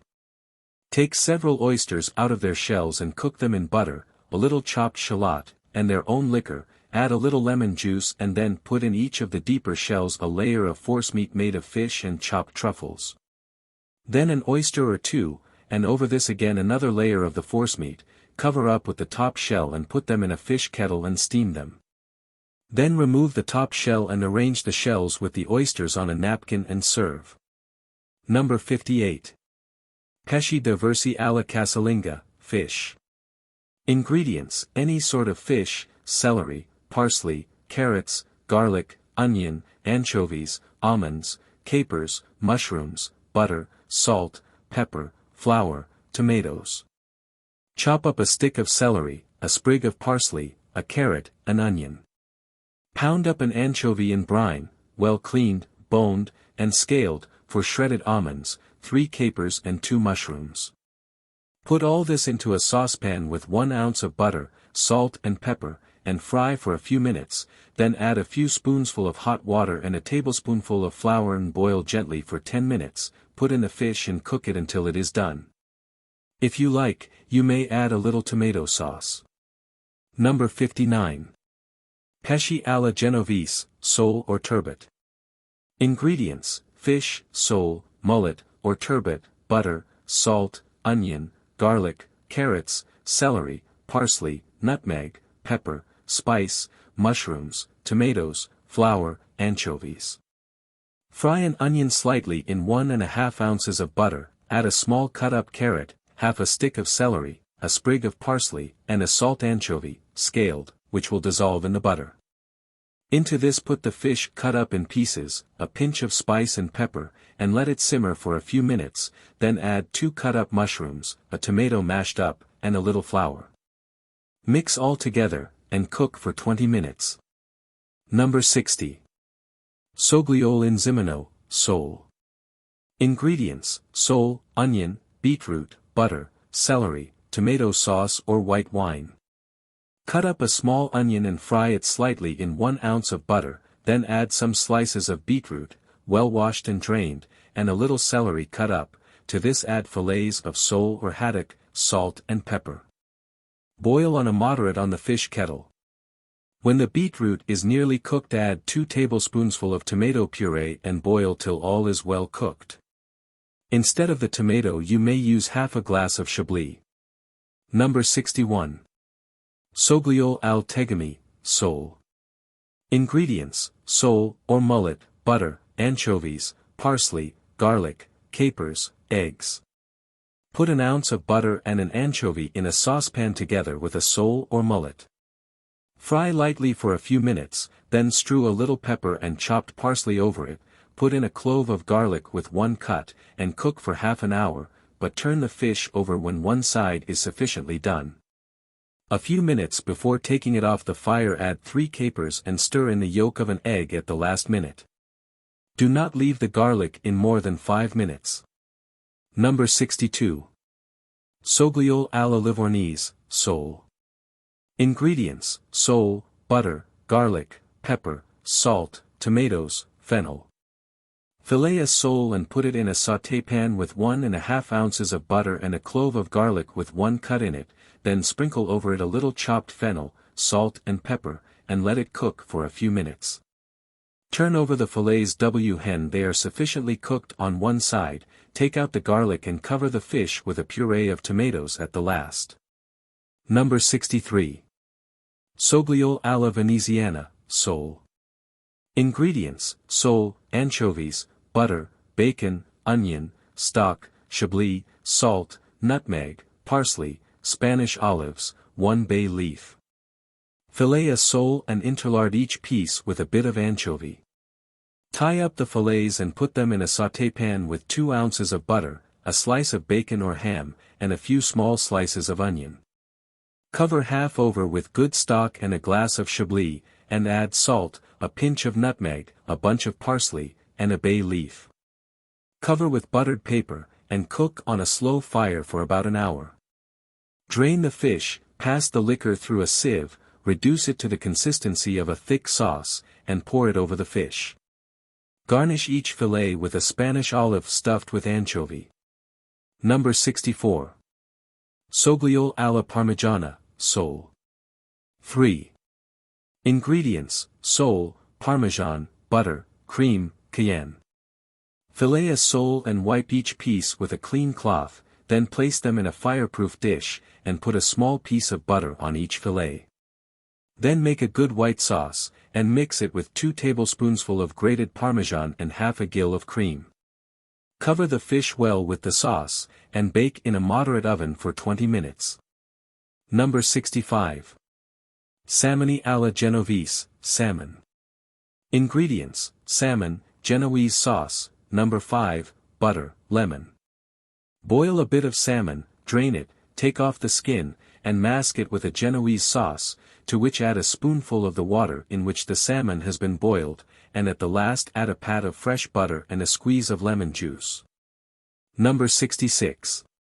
Salmoni alla Perigo, salmon. Ingredients: salmon, forcemeat of fish, truffles, butter, Madeira, croutons of bread, crayfish tails, anchovy butter. Cut a bit of salmon into well-shaped fillets, and marinate them in lemon juice and a bunch of herbs for 2 hours, wipe them, put a layer of forcemeat of fish over each, and decorate them with slices of truffle. When put them into a well-buttered sauté pan with half a cup of stock and a glass of Madeira or Marsala, cover with buttered paper, and put them into a moderate oven for 20 minutes. Arrange the fillets in a circle on croutons of bread, garnish the center with crayfish tails and with truffles cut into dice, a quarter of a pint of velouté sauce, number 2, and half a teaspoonful of anchovy butter. Glaze the fillets and serve. No. 67. Salmoni alla giardiniera, salmon. Ingredients: salmon, forcemeat of fish, vegetables, butter, béchamel, and espagnole sauce. Prepare the fillets as above, number 66, and put on each a layer of white forcemeat of fish.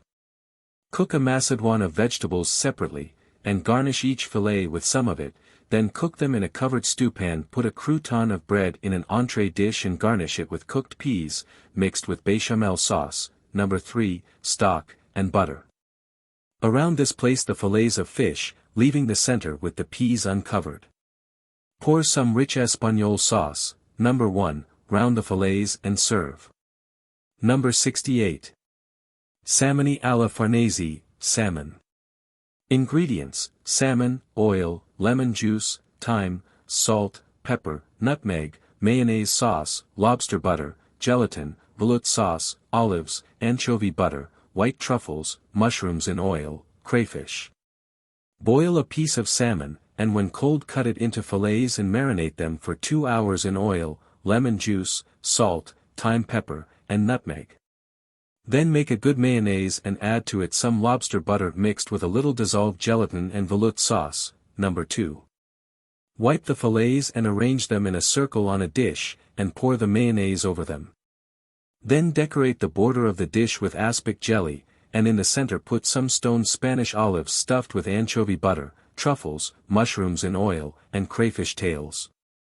Number 69. Salmoni alla Santa Fiorentina, salmon. Ingredients: salmon, eggs, mayonnaise, parsley, flour. Marinate a piece of boiled salmon for an hour. Take out the bone and cut the fish into fillets, wipe them, roll them in flour and dip them in eggs beaten up or in mayonnaise sauce, and fry them a good color. Arrange in a circle on the dish, garnish with fried parsley, and serve with Dutch or mayonnaise sauce. Any fillets of fish may be cooked in this manner. Number 70. Salmoni alla Francesca, salmon. Ingredients: salmon, butter, onions, parsley, salt, pepper, nutmeg, stock, chablis, espagnole sauce, number 1, mushrooms, anchovy butter, lemon. Put a firm piece of salmon in a stewpan with 1½ ounces of butter, an onion cut up, a teaspoonful of chopped parsley, blanched, salt, pepper, very little nutmeg, a cup of stock, and a glass of chablis.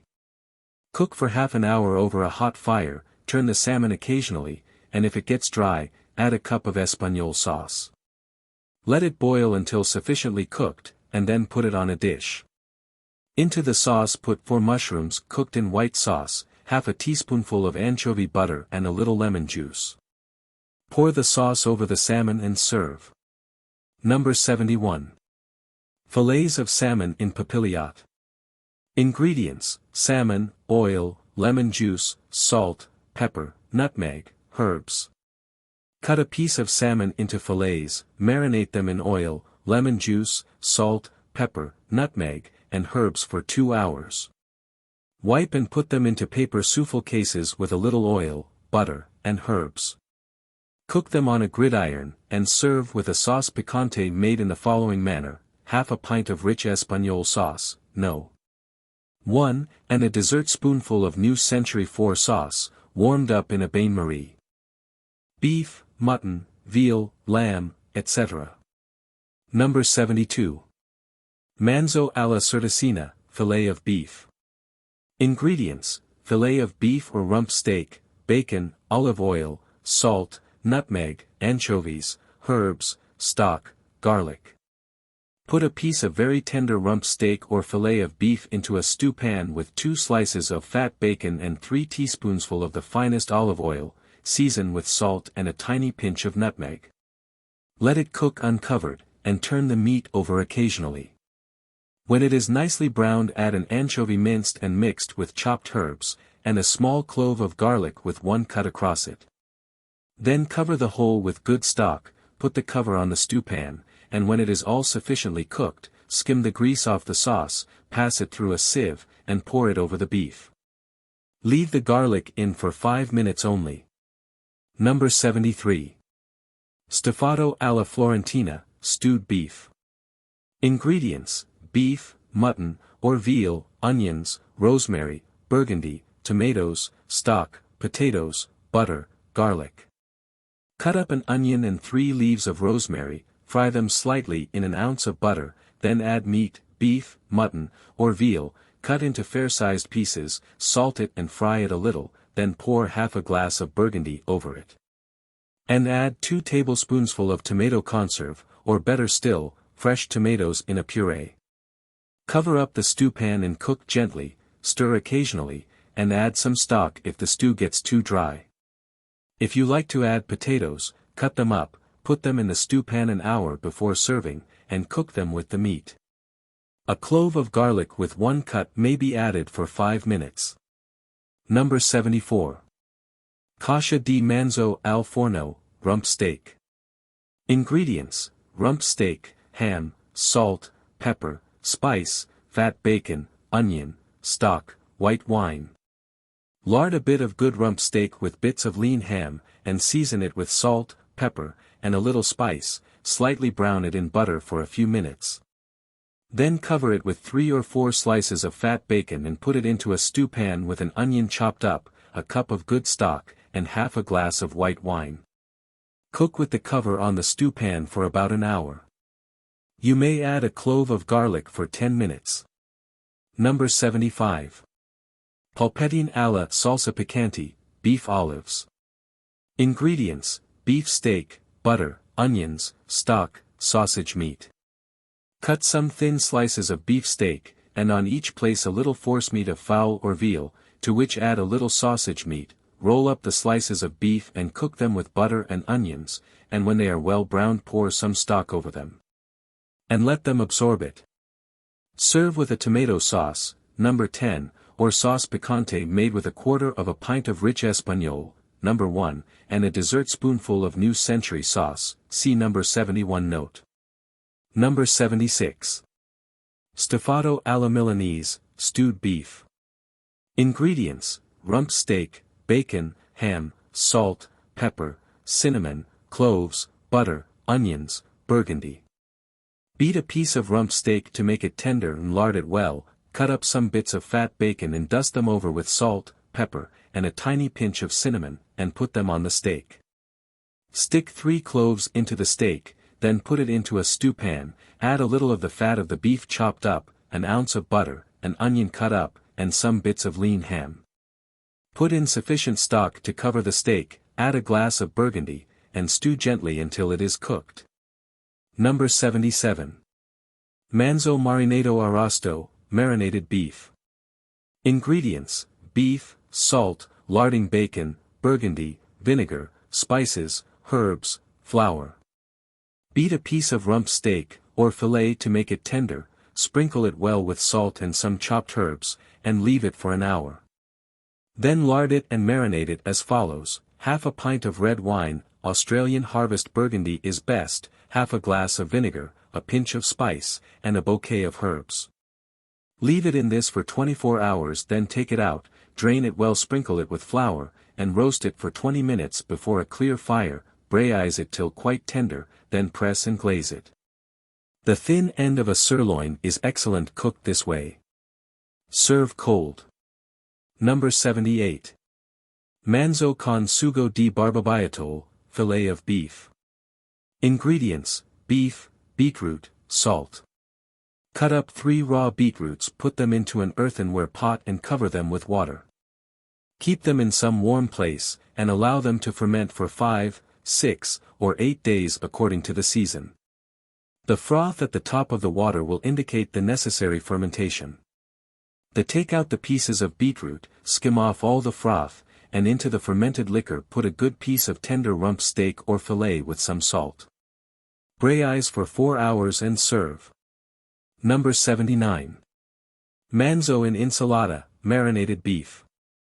Ingredients: beef, oil, salt, pepper, vinegar, parsley, capers, mushrooms, olives, vegetables.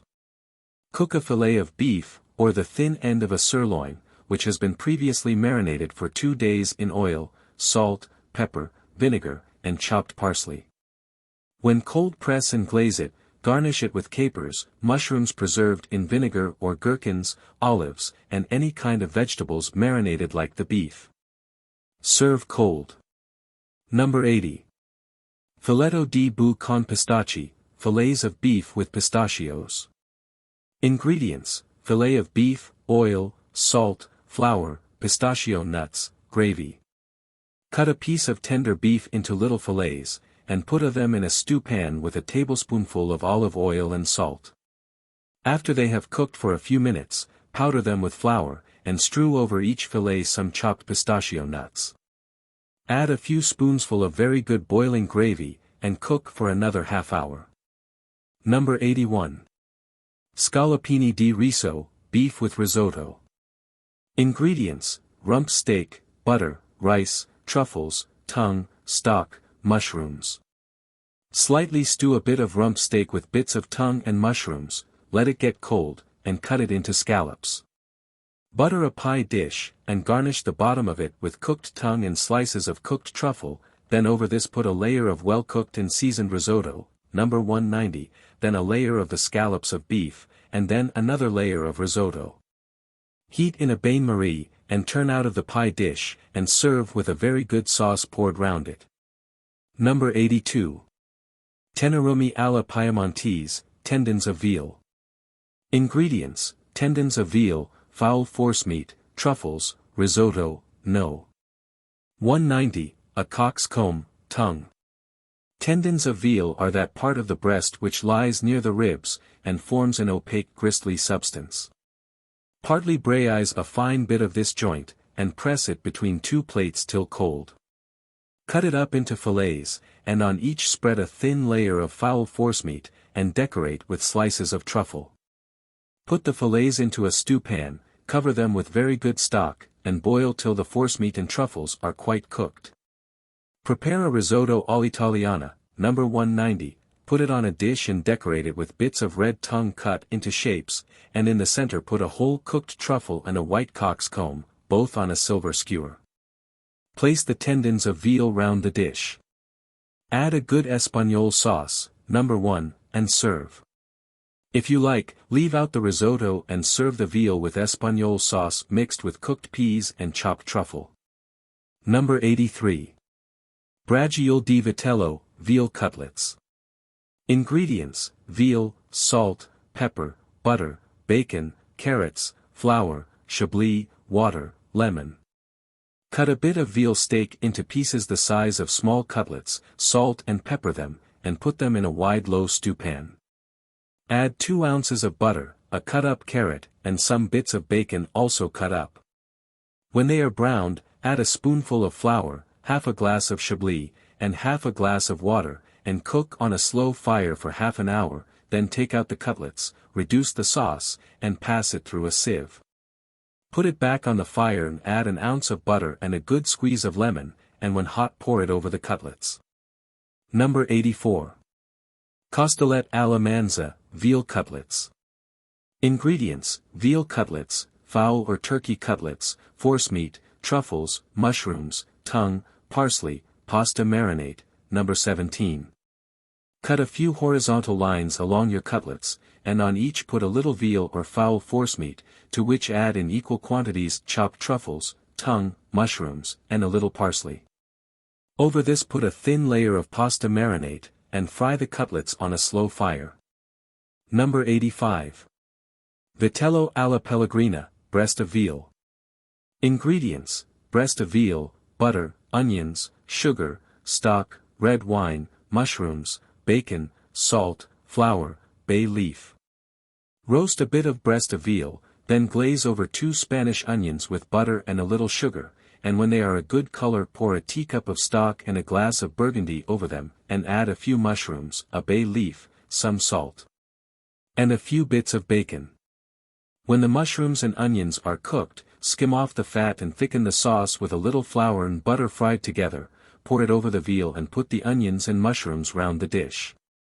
Number 86. Frittura piccata al marsala, fillet of veal. Ingredients: veal, butter, marsala, stock, lemon, bacon. Cut a tender bit of veal steak into small fillets, cut off all the fat and stringy parts, flour them and fry them in butter. When they are slightly browned, add a glass of marsala and a teacup of good stock, and fry on a very hot fire, so that the fillets may remain tender. Take them off the fire, put a little roll of fried bacon on each, add a squeeze of lemon juice, and serve. Number 87. Polpettine d'Estes, veal olives. Ingredients: veal steak, butter, bread, eggs, pistachio nuts, spice, parsley. Cut some slices of veal steak very thin as for veal olives, and spread them out in a well-buttered stewpan.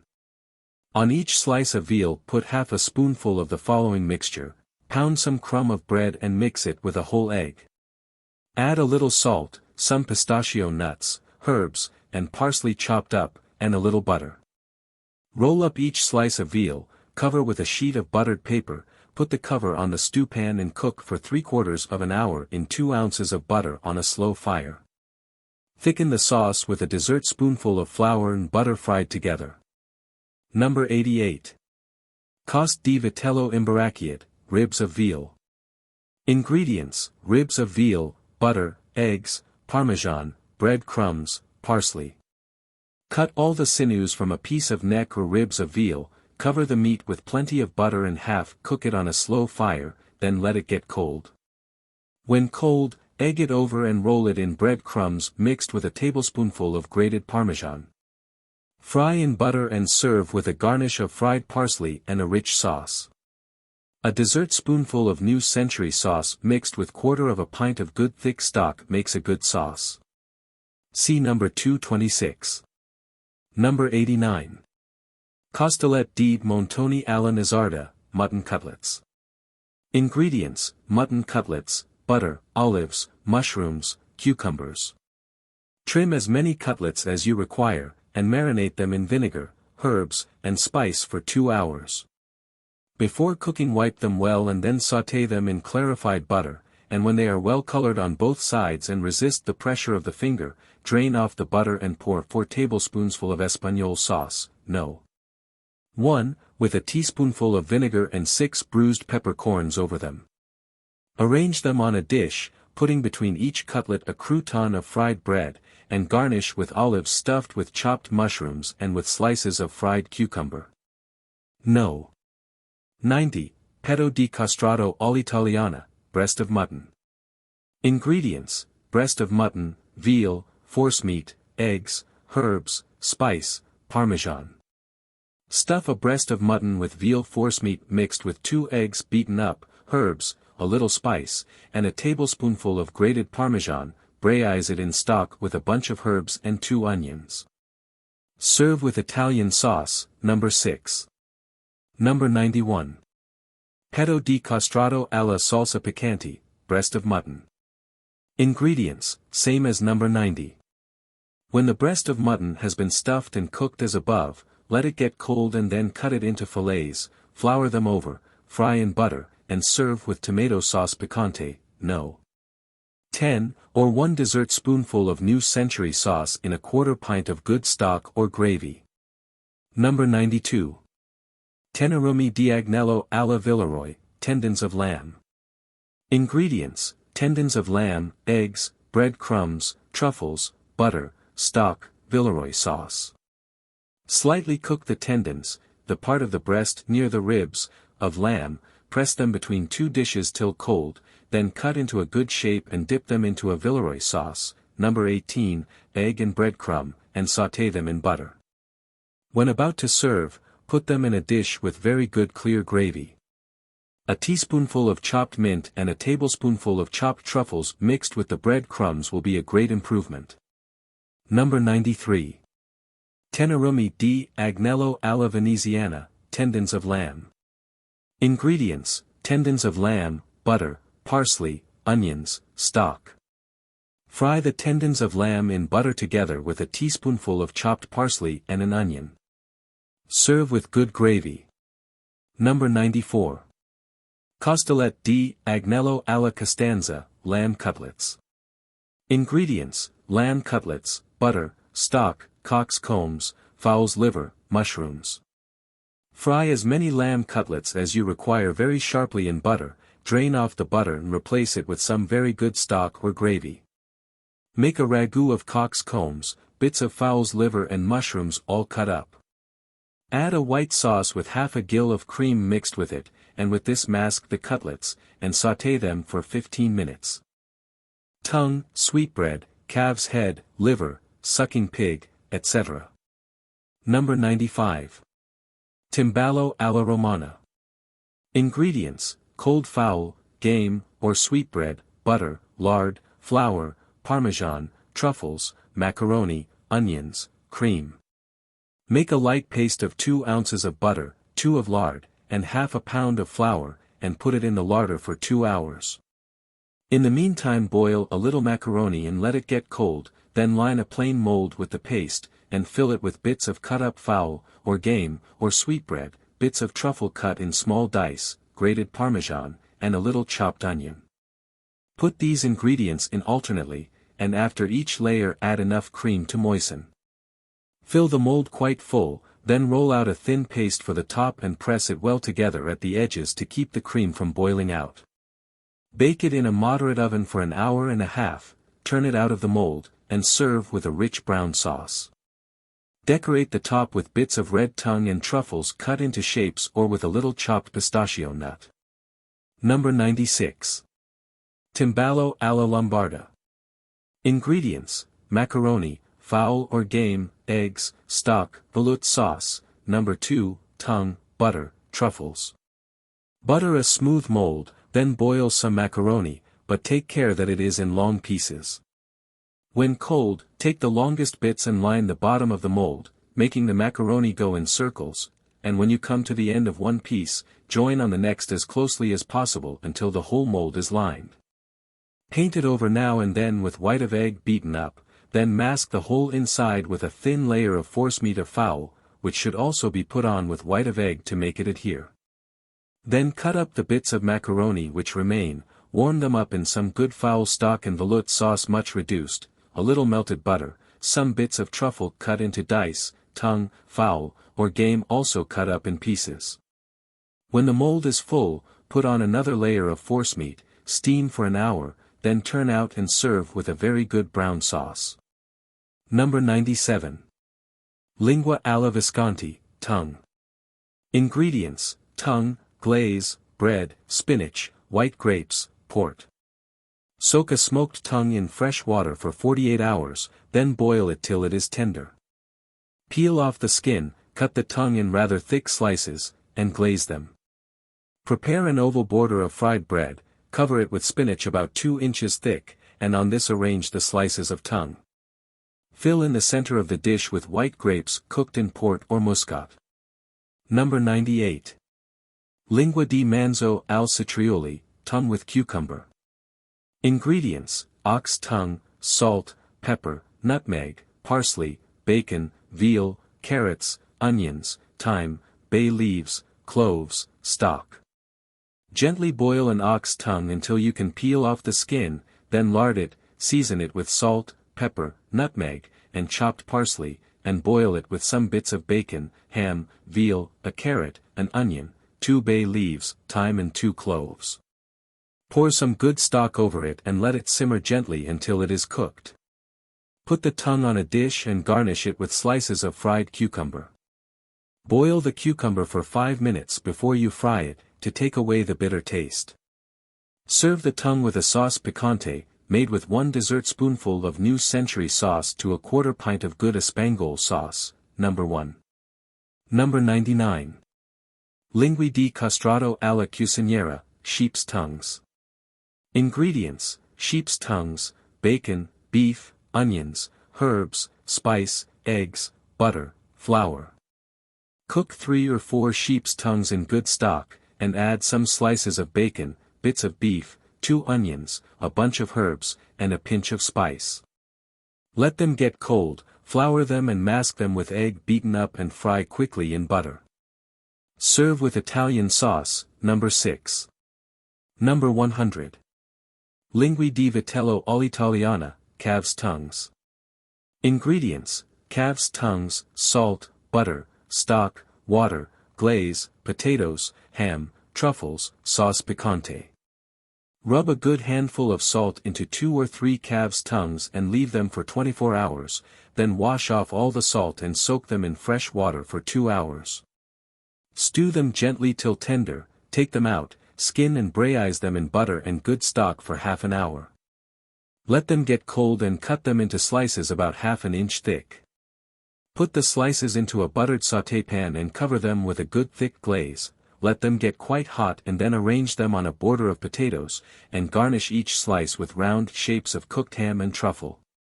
Fill the center with any vegetables you like. Fried cucumber is excellent, but if you use it, do not forget to boil it for 5 minutes before you fry it to take away the bitter taste. Serve with a sauce picante, number 10, or number 226. Number 101. Porcelletto alla corradino, sucking pig. Ingredients: sucking pig, ham, eggs, parmesan, truffles, mushrooms, garlic, bay leaves, coriander seeds, pistachio nuts, veal forcemeat, suet, bacon, herbs, spice. Bone a sucking pig, remove all the inside and fill it with a stuffing made of veal forcemeat mixed with a little chopped suet, ham, bacon, herbs, 2 tablespoonsful of finely chopped pistachio nuts, a pinch of spice, 6 coriander seeds. 2 tablespoonsful of grated parmesan, cuttings of truffles and mushrooms all bound together with eggs. Sew the pig up and braise it in a big stew pan with bits of bacon, a clove of garlic with 2 cuts, a bunch of herbs and 1 bay leaf, for half an hour. Then pour off the gravy, cover the pig with well-buttered paper, and finish cooking it in the oven. Garnish the top with vegetables and truffles cut into shapes, slices of lemon and sprigs of parsley. Serve with a good sauce picante, number 229. Do not leave the garlic in for more than 10 minutes. Number 102. Porcelletto de latte in gallantina, sucking pig. Ingredients: sucking pig, forcemeat of fowl, bacon, truffles, pistachio nuts, ham, lemon, veal, bay leaves, salt, carrots, onions, shallots, parsley, stock, chablis, gravy. Bone a sucking pig all except its feet, but be careful not to cut the skin on its back. Lay it out on a napkin and line it inside with a forcemeat of fowl and veal about 1 inch thick. Over this put a layer of bits of marinated bacon, slices of truffle, pistachio nuts, cooked ham, and some of the flesh of the pig. Then another layer of forcemeat until the pig's skin is fairly filled.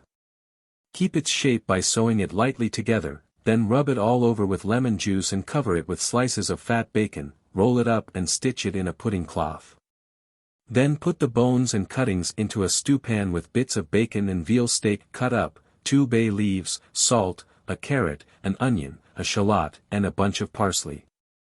Into this put the pig with a bottle of white wine and sufficient stock to cover it, and cook on a slow fire for 3 hours. Then take it out, and when cold take off the pudding cloth. Pass the liquor through a hair sieve, and, if necessary, add some stock, reduce and clarify it. Decorate the dish with this jelly and serve cold. Number 103. Ataletti alla sarda. Ingredients: veal or fowl, ox palates, stock, tongue, truffles, butter, mushrooms, sweetbread. Soak 2 ox palates in salted water for 4 hours, then boil them until the rough skin comes off, and cook them in good stock for 6 hours, press them between 2 plates and let them get cold. Roll some forcemeat of veal or fowl in flour, cut it into small pieces about the size of a cork, boil them in salted water, let them get cold and cut them into circular pieces. Cut the ox palates also into circular pieces the same size as the bits of forcemeat, then thinner circles of cooked tongue and truffles. String these pieces alternately on small silver skewers. Reduce to half its quantity a pint of velouté sauce, No. 2, and add the cuttings of the truffles, mushroom trimmings, bits of sweetbread, and a squeeze of lemon juice. Let it get cold and then mask the aitlets, or skewers with the forcemeat, with it, and fry them quickly in butter. Fry a large oval crouton of bread, scoop out the center and fill it with fried slices of cucumber and truffles boiled in a little chablis. Stick the skewers into the crouton and pour the sauce round it. For a maigre dish use fillets of fish, truffles, mushrooms, and bechamel sauce, No. 3. The cucumber should be boiled for 5 minutes before it is fried. No. 104. Ataletti alla Genovese. Ingredients: veal, sweetbread, calf's brains, ox palates, mushrooms, fawn's d'artichaudes, cock's combs, eggs, parmesan, bread crumbs. Cook 2 ox palates as in the last recipe, then take equal quantities of veal steak, sweetbread, calf's brains, equal quantities of mushrooms, fawn's d'artichaudes, and cock's combs. Fry them all in butter except the palates, but be careful to put the veal in first, as it requires longer cooking, the brains should go in last. Then put all these ingredients on a cutting board and add the palates, cooked separately. Cut them all into pieces of equal size, either round or square, but keep the ingredients separate, and string them alternately on silver skewers, as in the last recipe. Then pound up all the cuttings and add a little crumb of bread soaked in stock, the yolks of 3 eggs, the whites of 2 well beaten up, 2 dessertspoonsful of grated parmesan, salt to taste, and chopped truffles. Mix all this well together and mask the aitlets with it, egg and bread crumb them and fry in butter. When they are a good color, serve with fried parsley. No. 105. Testa di vitello alla Sorrentina, calf's head.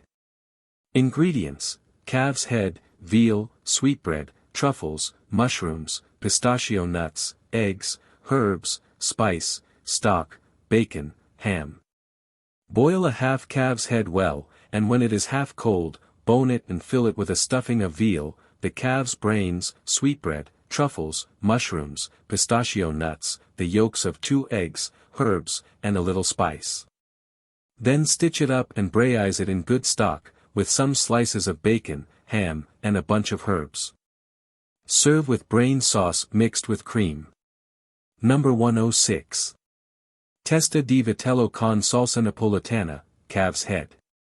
Ingredients: calf's head, calf's liver, bacon, suet, truffles, almonds, olives, calf's brains, capers, spice, coriander seeds, herbs, ham, stock. Boil half a calf's head, bone it and fill it with a stuffing made of 4 ounces of calf's liver, well chopped up and pounded in a mortar. 2 ounces of bacon, 1 ounce of suet, 3 truffles, 6 almonds, 3 olives, 6 coriander seeds, 6 capers, the calf's brains, a pinch of spice and a teaspoonful of chopped herbs. Roll up the head, tie it up and put it into a stew pan with some bits of bacon, ham, and very good stock, and stew it slowly. Serve with Neapolitan sauce, No. 12, or with tomato sauce picante, No. 10. No. 107. Testa di vitello alla Pompadour, calf's head. Ingredients: calf's head, calf's brains, cream, eggs, truffles, cinnamon, stock, butter, parmesan. Boil and bone half a calf's head and fill it with a stuffing made of the calf's brains, a gill of cream, the yolks of 2 eggs, 2 truffles cut up, a little chopped ham, and a tiny pinch of cinnamon. Boil it in good stock, and when it is sufficiently cooked take it out and mask it all over with a mixture of butter, yolk of egg, and a tablespoonful of grated parmesan, then brown it in the oven and serve hot. No. 108. Testa di vitello alla Sanseverino, calf's head.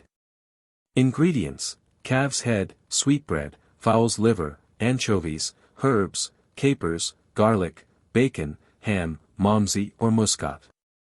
Boil and bone half a calf's head, and fill it with a stuffing made of half a pound of sweetbread, a fowl's liver, 2 anchovies, a teaspoonful of chopped herbs, a few chopped capers, and the calf's brains. Roll the head up, stitch it together and braise it in half a tumbler of malmsey or Australian muscat, bourgoignes, half a cup of very good white stock, some bits of ham and bacon, and a clove of garlic with 2 cuts. Cook it gently for 4 hours and serve it with its own sauce. Do not leave the garlic in longer than 10 minutes. Number 109. Testa di vitello in frittata, calf's head. Ingredients: calf's head, eggs, parmesan, ham, pepper, butter, croutons. A good réchauffé of calf's head may be made in the following manner. After the head has been well boiled in good stock, cut it into slices and mask these with a mixture of eggs well beaten up, grated parmesan, pepper, and chopped ham. Fry in butter, and garnish with fried parsley and fried croutons. Serve with a sauce made of 1/4 of a pint of good béchamel, number 3, and a dessertspoonful of New Century sauce. Number 110. Zampetti, calf's feet. Ingredients: calf's or pig's feet, butter, leeks or small onions, parsley, salt, pepper, stock, tomatoes, eggs, cheese, cinnamon. Blanch and bone 2 or more calves or pig's feet and put them into a stewpan with butter, leeks, or onions, chopped parsley, salt, pepper, and a little stock.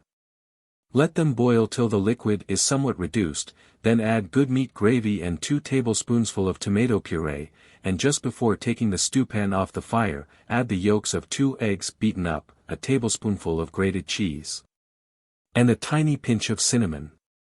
Mix all well together and serve very hot. Number 111. Bodini marinati. Ingredients: veal forcemeat, truffles, sweetbread, mushrooms, herbs, flour, pasta marinade, number 17, tongue, butter. Make a mixture of truffles, tongue, sweetbread, mushrooms, and herbs, all chopped up, and add it to a forcemeat of veal, the proportions being 2/3 veal forcemeat and the other ingredients 1/3. Mix this well and form it into little balls about the size of a pigeon's egg, flour them and mask them all over with pasta marinade, number 17. Fry them in butter over a slow fire, so that the balls may be well cooked through, and when they are the right color dry them in a napkin and serve very hot. These bodini may be made with various ingredients. They will be most delicate with a forcemeat of fowl and bits of brain mixed with herbs, truffle, cooked ham, or tongue. They are also excellent made with fish, sole, mullet, turbot, and either cooked or raw, and marinated in lemon, salt, pepper, oil, nutmeg, and parsley. Number 112. Animelle alla parmigiana, sweetbread. Ingredients: sweetbread, bread crumbs, parmesan, butter. Blanch as many sweetbreads as you require, and then roll them in bread crumbs mixed with grated parmesan, salt, and pepper, wrap them up in buttered greaseproof paper and grill them. When they are cooked, take off the paper, and serve with a good sauce in a sauceboat. Number 113. Animelle in cartoccio, sweetbread. Ingredients: sweetbread, butter, herbs, salt, pepper, bread crumbs, parmesan, lemons, gravy, tomatoes. Blanch a pound of sweetbread cuttings, mix it with 2 ounces of melted butter, chopped herbs, salt, and pepper, and put it into paper souffle cases. Then strew over each some bread crumbs mixed with grated parmesan, put the cases in the oven, and when they are brown serve either with good gravy and lemon juice or with tomato sauce, number 9. Number 114. Animelle all'italiana, sweetbread. Ingredients: sweetbread, butter, onions, salt, herbs, eggs, glaze, risotto, number 190, truffles, quenelles of fowl, espagnole sauce, white sauce. Blanch as many sweetbreads as you require, cut them into quarters and sauté them in butter with a small onion cut up, salt, and a bunch of herbs. Then pour over them 2 cups of white sauce and cook gently for 20 minutes. Take out the sweetbreads and put them in a stewpan. Reduce the sauce, and add to it a mixture made of the yolks of 4 eggs, 1½ ounce of butter and a teaspoonful of glaze. Pass it through a sieve, pour it over the sweetbreads, and keep them warm in a bain-marie. Have ready a good risotto all'italiana, no. 190, and put it into a border mold, but first decorate the inside of the mold with slices of truffle, put it in a moderate oven, and when it is warm turn it out on a dish. Place the sweetbreads on the risotto and fill in the center with quenelles of fowl and espagnole sauce, number 1. Number 115. Animal lardlet sweetbread. Ingredients: sweetbreads, larding, bacon, stock, a macédoine of vegetables. Blanch 2 sweetbreads, lard them, and cook them very slowly in good stock. Skim the stock and reduce it to a glaze to cover the sweetbreads. Then cut them into 3 or 4 pieces and arrange them round a dish, but see that the larding is well glazed over. In the center of the dish place a piece of bread in the shape of a cup and fill this with a macédoine of vegetables. Number 116. Frittura di batoni e di animale, sweetbread and mushrooms. Ingredients: sweetbread, fresh button mushrooms, flour, bread crumbs, salt, pepper, parsley, butter, lemons. Peel some button mushrooms and cut them in halves. Boil a sweetbread, and cut it into pieces about the same size as the mushrooms, flour, egg, and bread crumb them, and fry in butter, then serve with a garnish of fried parsley. Hand-cut lemons with this dish. Number 117. Cervello in Philly Serb, calf's brains. Ingredients: calf's brains, stock, butter, parsley, lemon. Boil half a calf's brain in good stock for 10 minutes, then drain and pour a little melted butter and the juice of half a lemon over the brain. Add some chopped parsley fried for 1 minute in butter, and serve as hot as possible. Number 118. Cervello alla Milanese, calf's brains. Ingredients: calf's brains, eggs, bread crumbs, butter. Scald a calf's brain and let it get cold. Wipe it on a cloth, and get it as dry as possible, then cut it into pieces about the size of a walnut, egg and bread crumb them, fry in butter, and strew a little salt over them. Number 119. Cervello alla Villeroy, calf's brains. Ingredients: calf's brains, eggs, flour, mushrooms, veloute sauce. Scald a calf's brain, and when cold cut it up and mask each piece with a thick sauce made of well-reduced veloute, no. 2, mixed with chopped cooked mushrooms, flour them over and dip them into the yolk of an egg, and fry as quickly as possible. Number 120. Frittura of liver and brains. Ingredients: calf's liver and brains, or lamb's or pig's fry, butter, ham, flour, puff pastry. Cut up half a pound of liver in small slices, flour and fry them in butter or dripping, together with a calf's or pig's or sheep's brain, previously scalded and also cut up. Serve with bits of fried ham and little diamond-shaped pieces of puff pastry. Number 121. Cervello in frittata montano, calf's brains. Ingredients: calf's brains, stock, cream, eggs, spice, parmesan, butter. Boil a calf's brain in good stock for 10 minutes, let it get cold, cut it up into little balls, and mask each piece with a mixture made of half a gill of cream, the yolks of 2 eggs, a little spice, a tablespoonful of grated parmesan, and the whites of 2 eggs well beaten up. Fry the balls in butter, and serve as hot as possible. You may mask and cook the calf's brain without cutting it up, if you prefer it so. Number 122. Marinata di cervello alla Villeroy, calf's brains. Ingredients: calf's brains, stock, bechamel sauce, eggs, butter, lemon, forcemeat of fowl, flour. Boil a calf's or sheep's brain in good stock, wipe it well, and cut it up. Reduce a pint of bechamel, number 3, and add to it the yolks of 3 eggs, an ounce of butter, and the juice of a lemon.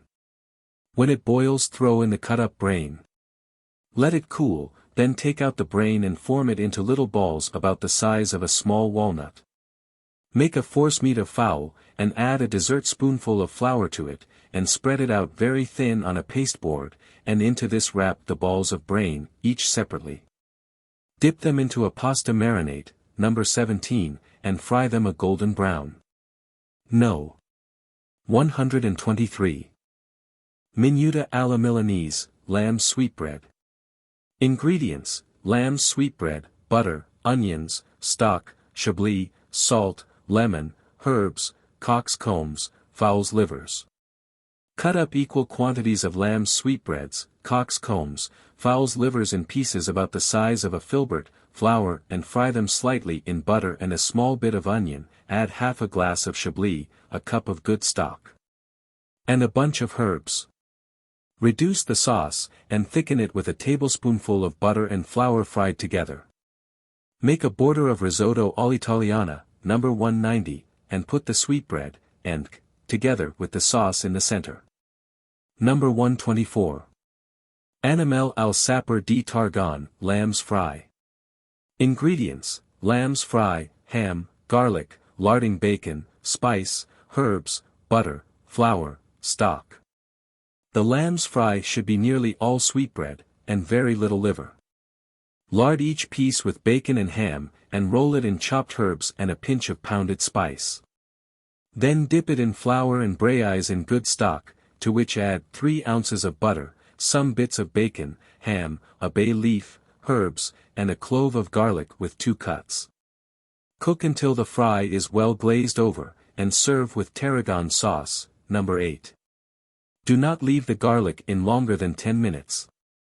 Number 125. Fritto misto alla Villeroy. Ingredients: cock's combs, calf's brains, sweetbread, stock, truffles, mushrooms, Villeroy, eggs, bread crumbs. Cook some big cock's combs, bits of calf's brains, and sweetbread in good stock, then drain them and marinate them slightly in lemon juice and herbs. Prepare a Villeroy, no. 18, and add to it cuttings of sweetbread, brains, truffles, mushrooms, and when it is cold, mask the cock's combs and other ingredients with it, egg and breadcrumb them, and fry them a golden brown. Number 126. Fritto misto alla Piemontese. Ingredients: sweetbread, calf's brains, ox palate, flour, eggs, chablis, salt, herbs, butter. Make a thin paste with a tablespoonful of flour, the yolks of 2 eggs, 2 spoonsful of chablis, and a little salt. Mix this up well, and if it is too thick add a little water. Beat up the whites of the 2 eggs into a snow. In the meantime blanch a sweetbread, half a calf's brain, and a few bits of cooked ox palate, boil them all up with a bunch of herbs. Cut them into pieces about the size of a walnut, and dip them into the paste so that each piece is well covered, then dip them into the beaten-up whites of egg, and fry them very quickly in butter. This fry is generally served with a garnish of French beans, which should not be cut up, but half-boiled, then dried, floured over and fried together with the other ingredients. The ox palates should be boiled for at least 6 hours before you use them in this dish. Number 127. Minuta di fegatini, ragu of fowl's livers. Ingredients: fowl's or turkey's livers, flour, butter, parsley, onions, salt, pepper, stock, chablis. Cut the livers in half, flour them, and fry lightly in butter with chopped parsley, very little chopped onion, salt and pepper, then add a 1/4 pint of boiling stock and half a glass of chablis, and cook until the sauce is somewhat reduced. You can also cook the livers simply in good meat gravy, but in this case they should not be floured. Serve with a border of macaroni, number 183, or risotto, number 190, or polenta, number 187. Number 128. Minuta alla Visconti, chicken's livers. Ingredients: fowl's livers, eggs, cheese, butter, cream, cayenne pepper.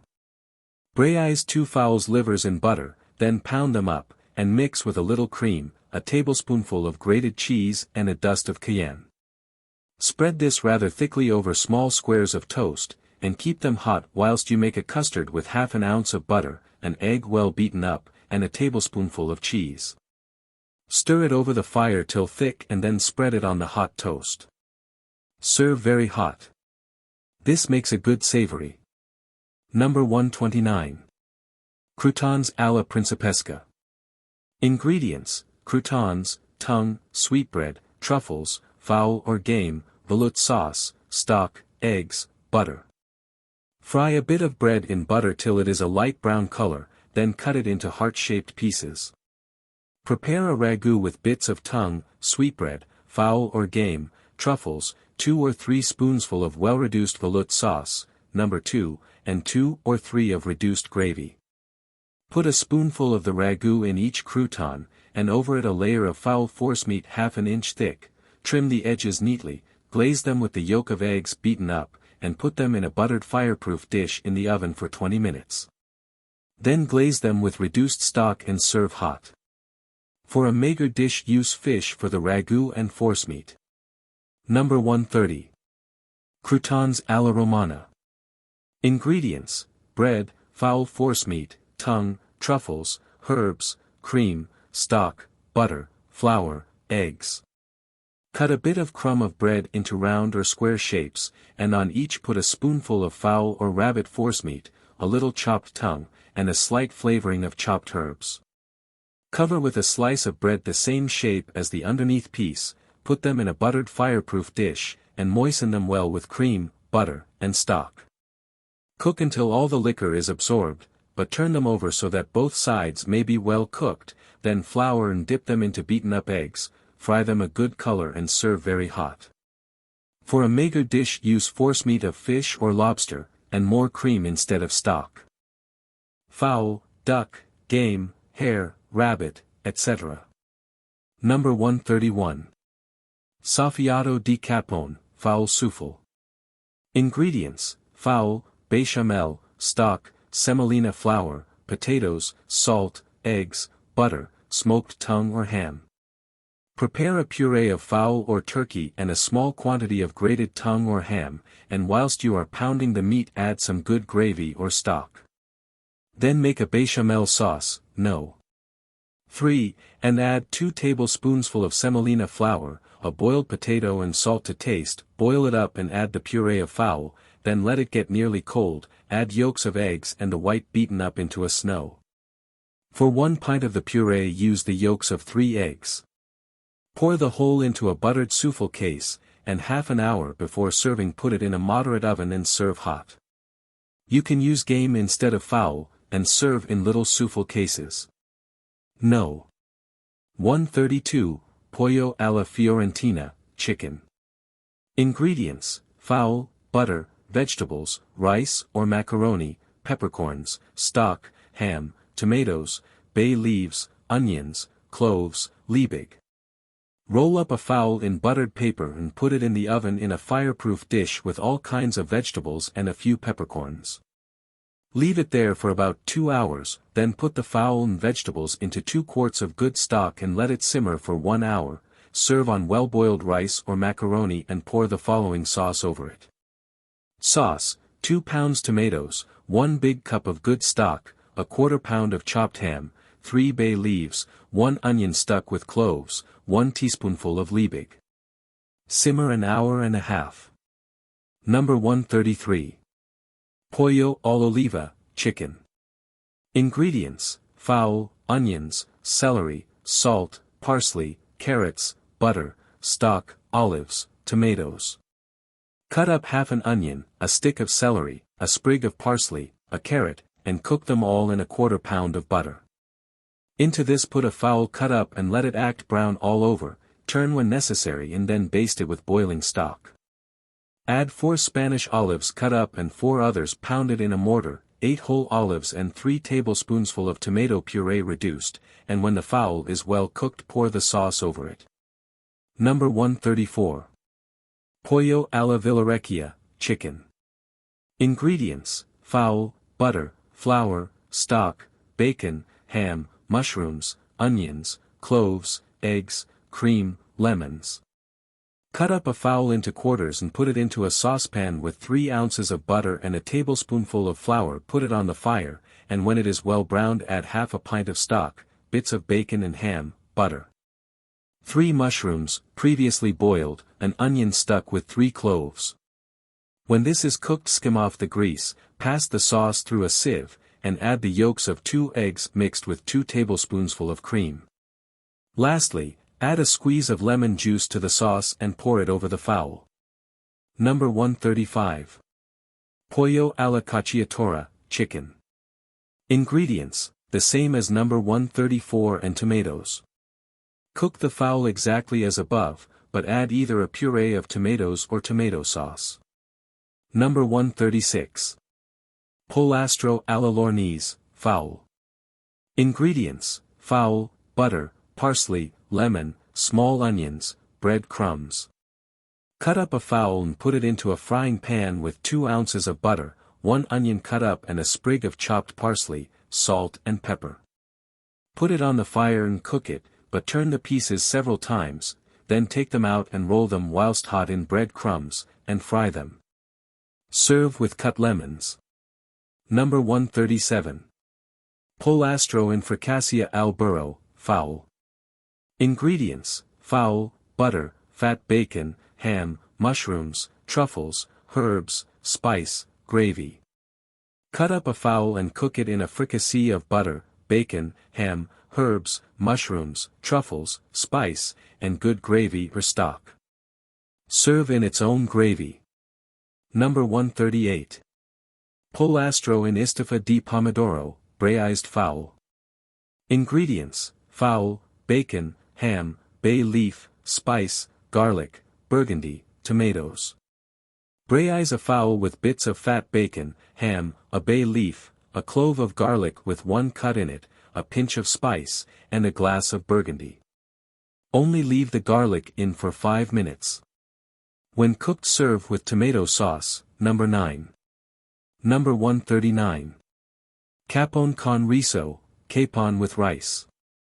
Ingredients, capon, veal forcemeat, fat bacon, stock, rice, truffles, mushrooms, cock's combs, kidneys or fowl's liver, supreme sauce, milk, chablis.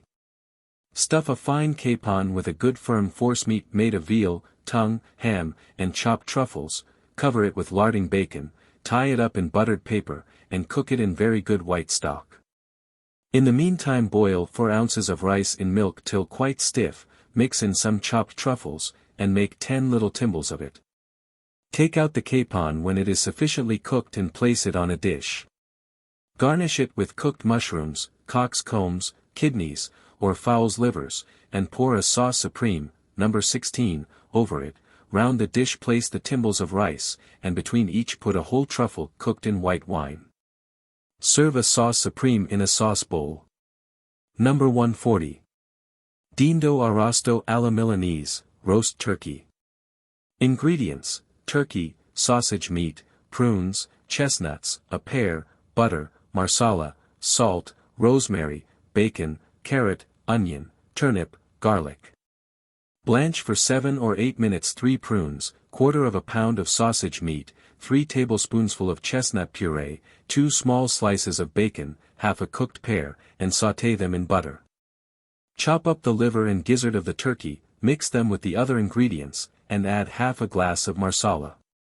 Use this as a stuffing for the turkey, and first braise it for 3/4 hour with salt, butter, a blade of rosemary, bits of fat bacon, a carrot, a turnip, an onion, 3 cloves, and a clove of garlic with a cut. Then roast it before a clear fire for about 20 minutes, put it back into the sauce till it is ready to serve. Only leave the garlic in 10 minutes.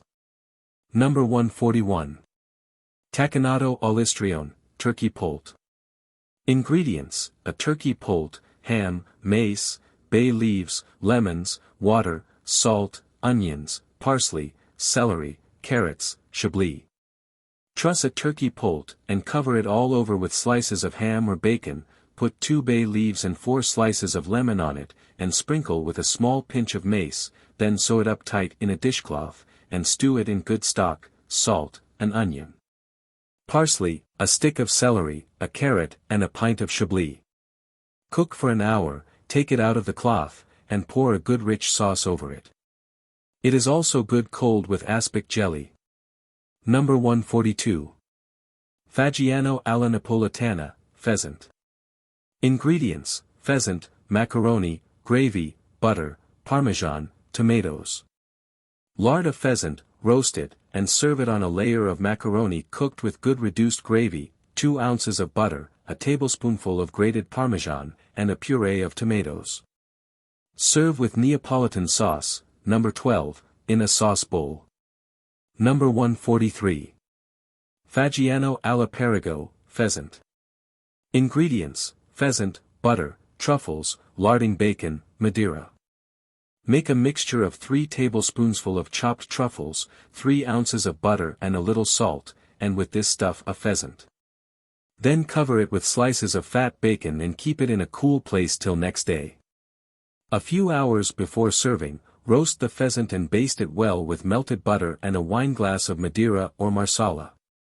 Make a crouton of fried bread the shape of your dish, and over this put a layer of forcemeat of fowl and a number of small fowl quenelles, cover them with buttered paper, then put the dish in the oven for a few minutes so as to settle the forcemeat.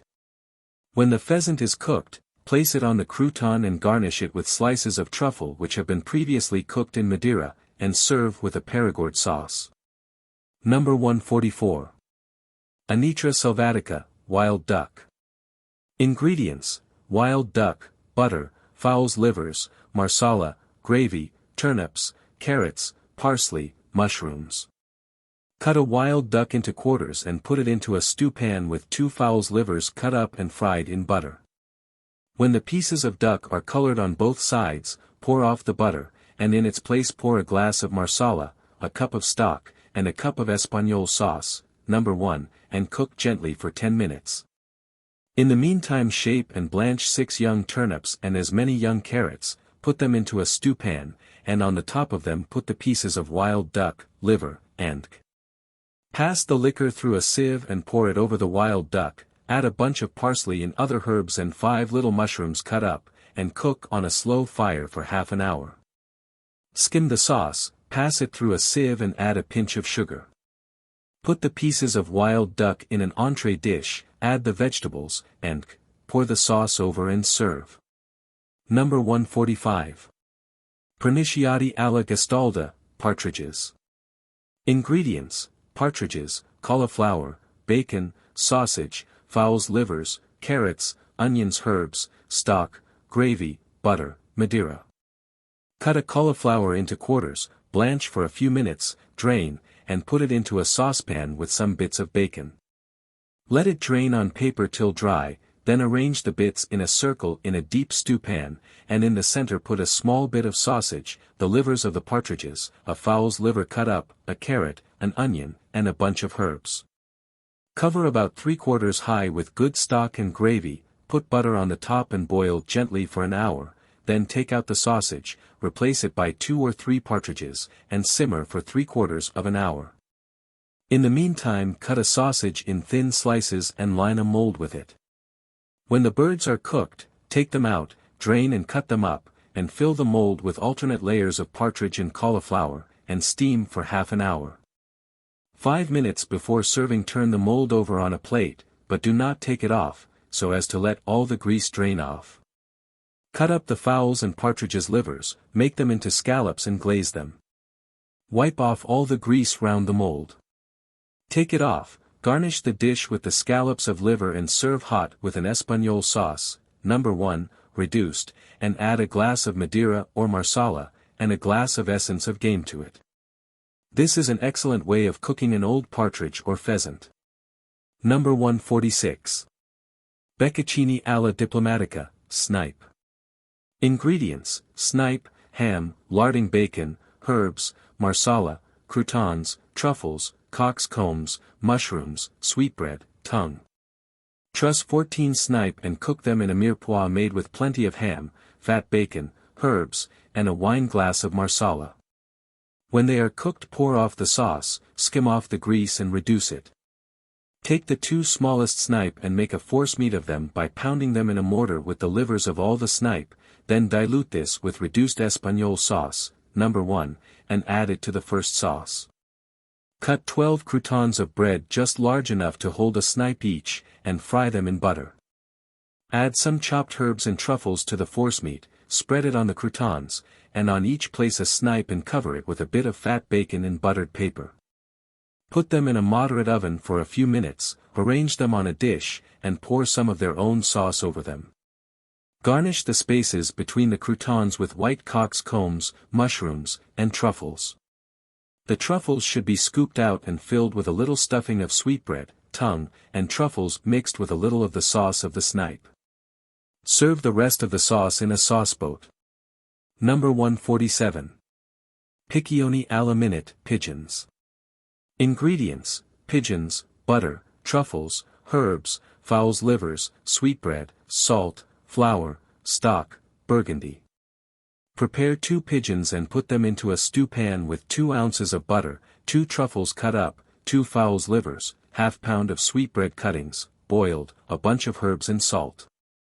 Let them brown a little, then add a dessert spoonful of flour mixed with stock, and half a glass of burgundy, and stew gently for half an hour. Number 148. Piccioni in ripieno, stuffed pigeons. Ingredients: pigeons, sweetbread, parsley, onions, carrots, salt, pepper, bacon, stock, chablis, fowl's livers, and gizzards. Cut up a sweetbread, a fowl's liver and gizzard, an onion, a sprig of parsley, and add salt and pepper. Put this stuffing into 2 pigeons, tie larding bacon over them, and put them into a stew pan with a glass of chablis, a cup of stock, an onion, and a carrot. When cooked, pass the sauce through a sieve, skim it, add a little more sauce, and pour it over the pigeons. Number 149. Lepre in iscifado, stewed hare. Ingredients: hare, butter, onions, garlic, marjoram, celery, ham, salt, chablis, stock, mushrooms, spice, tomatoes.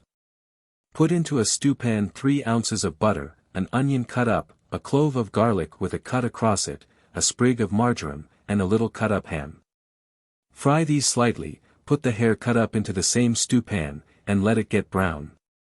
Then pour a glass of chablis and a glass of stock over it, add a little tomato sauce or a mashed up tomato, a pinch of spice, and a few mushrooms, take out the garlic and let the rest stew gently for an hour or more.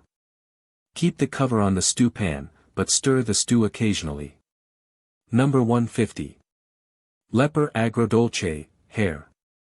Ingredients: hare, vinegar, butter, onion, ham, stock, salt, sugar, chocolate, almonds, raisins.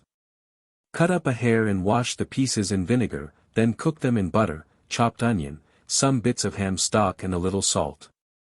Half fill a wineglass with sugar and add vinegar until the glass is 3/4 full. Mix the vinegar and sugar well together, and when the hare is browned all over and nearly cooked, pour the vinegar over it and add a dessert spoonful of grated chocolate, a few shredded almonds and stoned raisins. Mix all well together and cook for a few minutes more. This is a favorite Roman dish. Number 151. Coniglio alla Provenzale, rabbit. Ingredients: rabbit, flour, butter, stock, chablis, parsley, onion, spice, mushrooms. Cut up a rabbit, wipe the pieces, flour them over, and fry them in butter until they are colored all over. Then pour a glass of chablis over them, add some chopped parsley, half an onion, 3 mushrooms, salt, and a cup of good stock. Cover the stew pan and cook on a moderate fire for about 3/4 of an hour. Should the stew act too dry, add a spoonful of stock occasionally.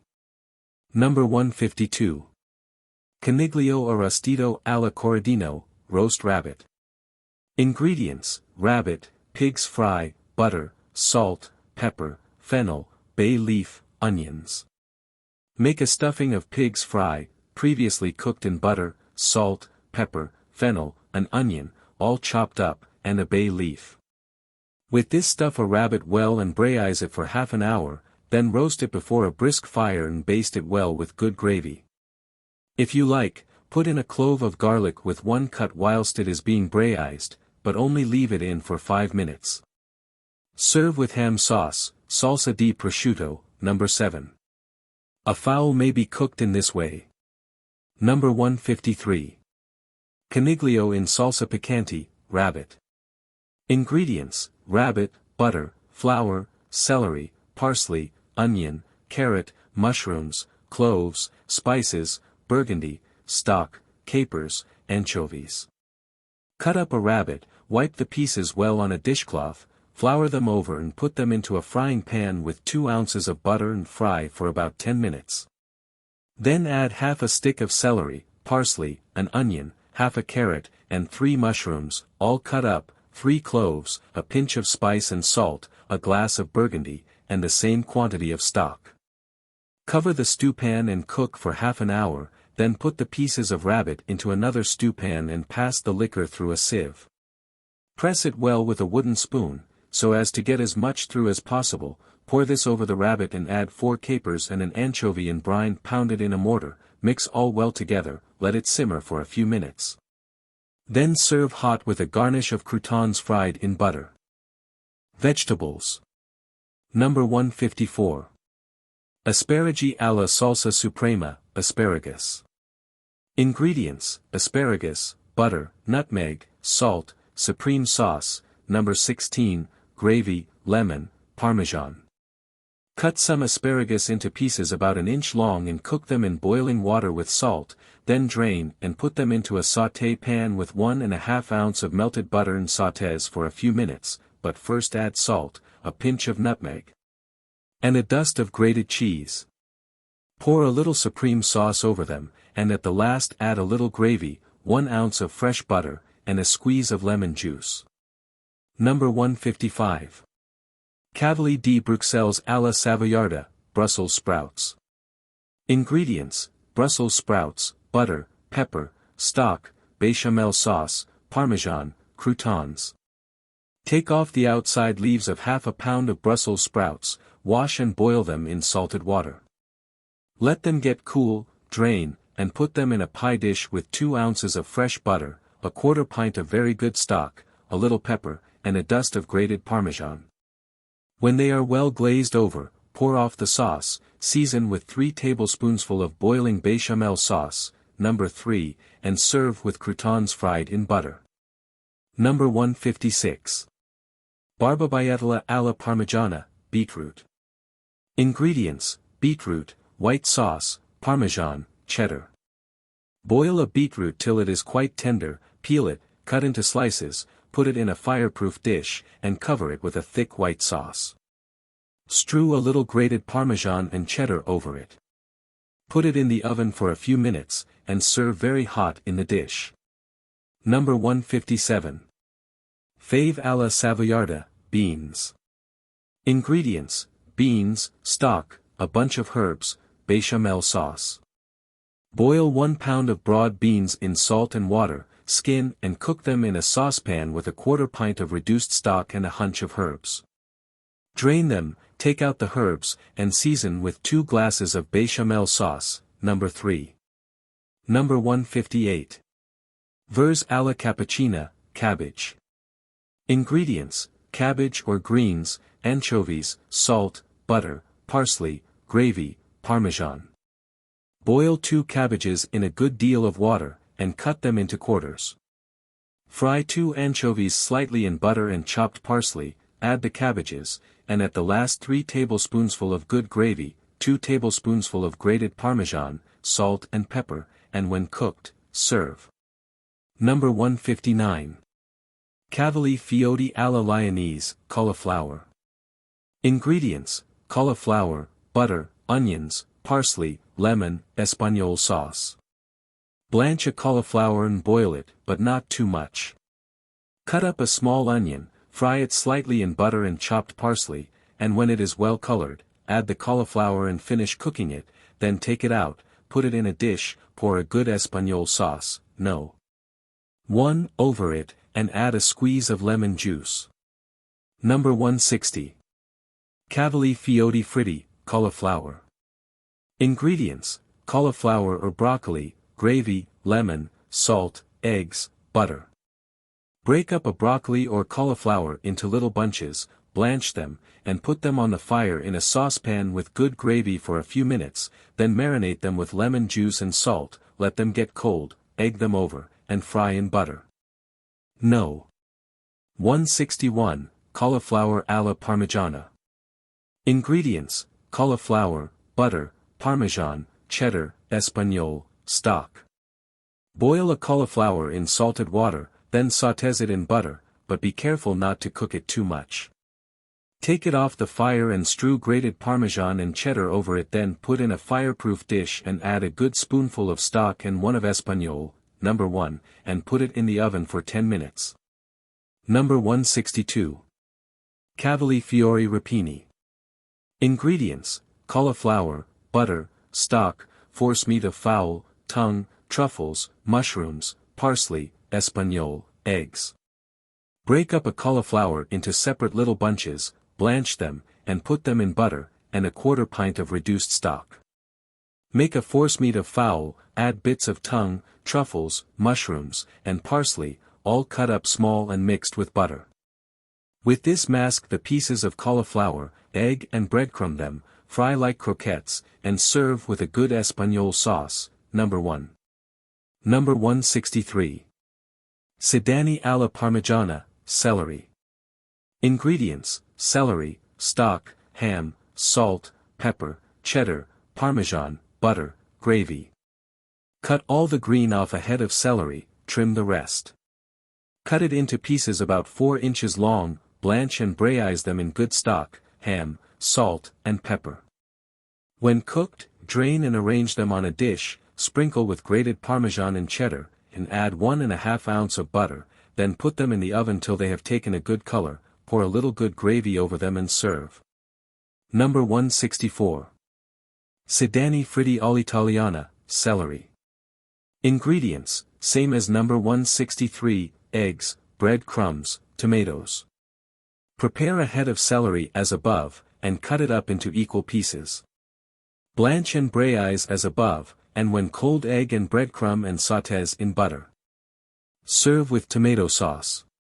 No. 165. Cetrioli alla Parmigiana, cucumber. Ingredients: cucumber, butter, cheese, gravy, salt, cayenne. Cut a cucumber into slices about ½ an inch thick, boil for 5 minutes in salted water, drain in a sieve, and fry slightly in melted butter, then strew a little grated Parmesan over it, and add a good thick gravy. Put it into the oven for 10 minutes to brown, and serve as hot as possible. No. 166. Cetrioli alla Borghese, cucumber.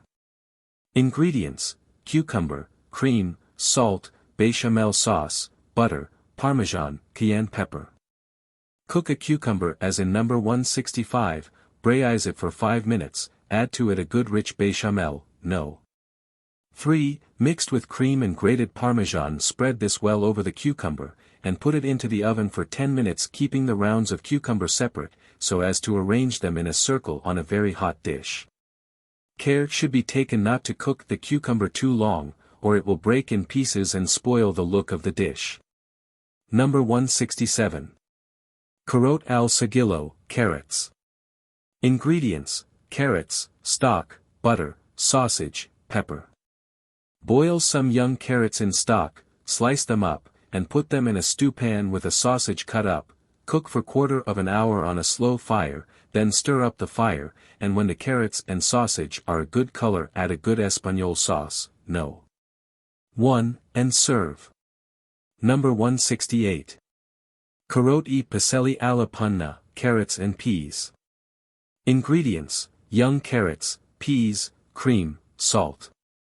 Half-cook equal quantities of peas and young carrots. The carrots should be cut in dice, and will require a little longer cooking. Then put them together in a stew pan with 3 or 4 tablespoonfuls of cream, and cook till quite tender. Serve hot. No. 169. Vers alla Certosine, cabbage. Ingredients: cabbage, butter, salt, leeks or shallots, sardines, cheese. Any vegetable may be cooked in the following simple manner: boil them well, then slightly fry a little bit of leek or shallot and a sardine in butter. Drain the vegetables, put them in the butter, and cook gently so that they may absorb all the flavor, and at the last add a dust of grated cheese and a tiny pinch of spice. No. 170. Laddick al sugo, lettuce. Ingredients: lettuce, parmesan, bacon, stock, butter, croutons of bread, gravy. Take off the outside leaves of a lettuce, blanch and drain them well. Put on each leaf a mixture of grated parmesan, salt, little bits of chopped bacon or ham, add a little good stock, cover over with buttered paper, and cook in a hot oven for 5 minutes. Then drain off the stock and roll up each leaf with the bacon, and put them on croutons of fried bread and pour some good thick gravy over them. No. 171 Laddick farcique alla Genovese, lettuce. Ingredients: lettuce, forcemeat of fowl or veal, ham, espagnole sauce. Prepare a lettuce as above, and spread on each leaf a spoonful of forcemeat of fowl or veal, add a little cooked ham chopped up, roll up the leaves, and cook as above. Drain them on a cloth, arrange them neatly on a dish, and pour some good espagnole sauce, No. 1, over them. No. 172. Fungi capellan farcit, stuffed mushrooms. Ingredients: mushrooms, bread, stock, garlic, parsley, salt, parmesan, butter, eggs, cream. Choose a dozen good fresh mushrooms, take off the stalks and put the tops into a saucepan with a little butter. See that they lie bottom upwards. Then cut up and mix together half the stalks of the mushrooms, a little bread crumb soaked in gravy, the merest scrap of garlic and a little chopped parsley. Put this into a separate saucepan and add to it 2 eggs, half a gill of cream, salt and 2 tablespoonsful of grated parmesan. Mix well so as to get a smooth paste and fill in the cavities of the mushrooms with it. Then add a little more butter, strew some bread crumbs over each mushroom, and cook in the oven for 10 to 15 minutes. No. 173. Verger mist, macédoine of vegetables. Ingredients: cauliflower, carrots, celery, spinach, butter, cream, pepper, parmesan. Boil some carrots, cauliflower, spinach, and celery, all cut up, in water. Then put them in layers in a buttered china mold, and between each layer add a little cream, pepper, and a little grated parmesan and cheddar. Fill the mold in this manner, and put it in the oven for half an hour, so that the vegetables may cook without adhering to the mold. Turn out and serve. No. 174. Pâté alla crema, potatoes in cream. Ingredients: potatoes, butter, parmesan, white stock, cream, pepper, salt. Boil 2 pounds of potatoes in salted water for a quarter of an hour, peel and cut them into slices about the size of a penny, then arrange them in layers in a very deep fireproof dish, with a lid, and on each layer pour a little melted butter, a little good white stock and a dust of grated parmesan. Reduce a pint and a half of cream to half its quantity, add a little pepper, and pour it over the potatoes. Put the dish in the oven for 20 minutes. Serve as hot as possible. No. 175. Sestaline di pâté alla giardiniera, potatoes. Ingredients: potatoes, white stock, salt, butter, peas, asparagus, sprouts, beans, and choose some big sound potatoes, cut them in half and scoop out a little of the center so as to form a cavity, blanch them in salted water and cook for a quarter of an hour in good white stock and a little butter. Then fill in the cavities with a macédoine of cooked vegetables and add a little cream to each. No. 176. Pâté al pomodoro, potatoes with tomato sauce. Ingredients: potatoes, butter, salt, tomatoes, lemon, stock. Peel 3 or 4 raw potatoes, cut them in slices about the size of a 5-shilling piece, then put them into a stew pan with 2 ounces of melted butter, and cook them gently until they are a good color, add salt, drain off the butter. Then glaze them by adding half a glass of good stock. Arrange them on a dish, pour some good tomato sauce over them, and add a little butter and a squeeze of lemon juice. No. 177. Spinaci alla Milanese, spinach. Ingredients: spinach, butter, veloute sauce, salt, pepper, flour, stock.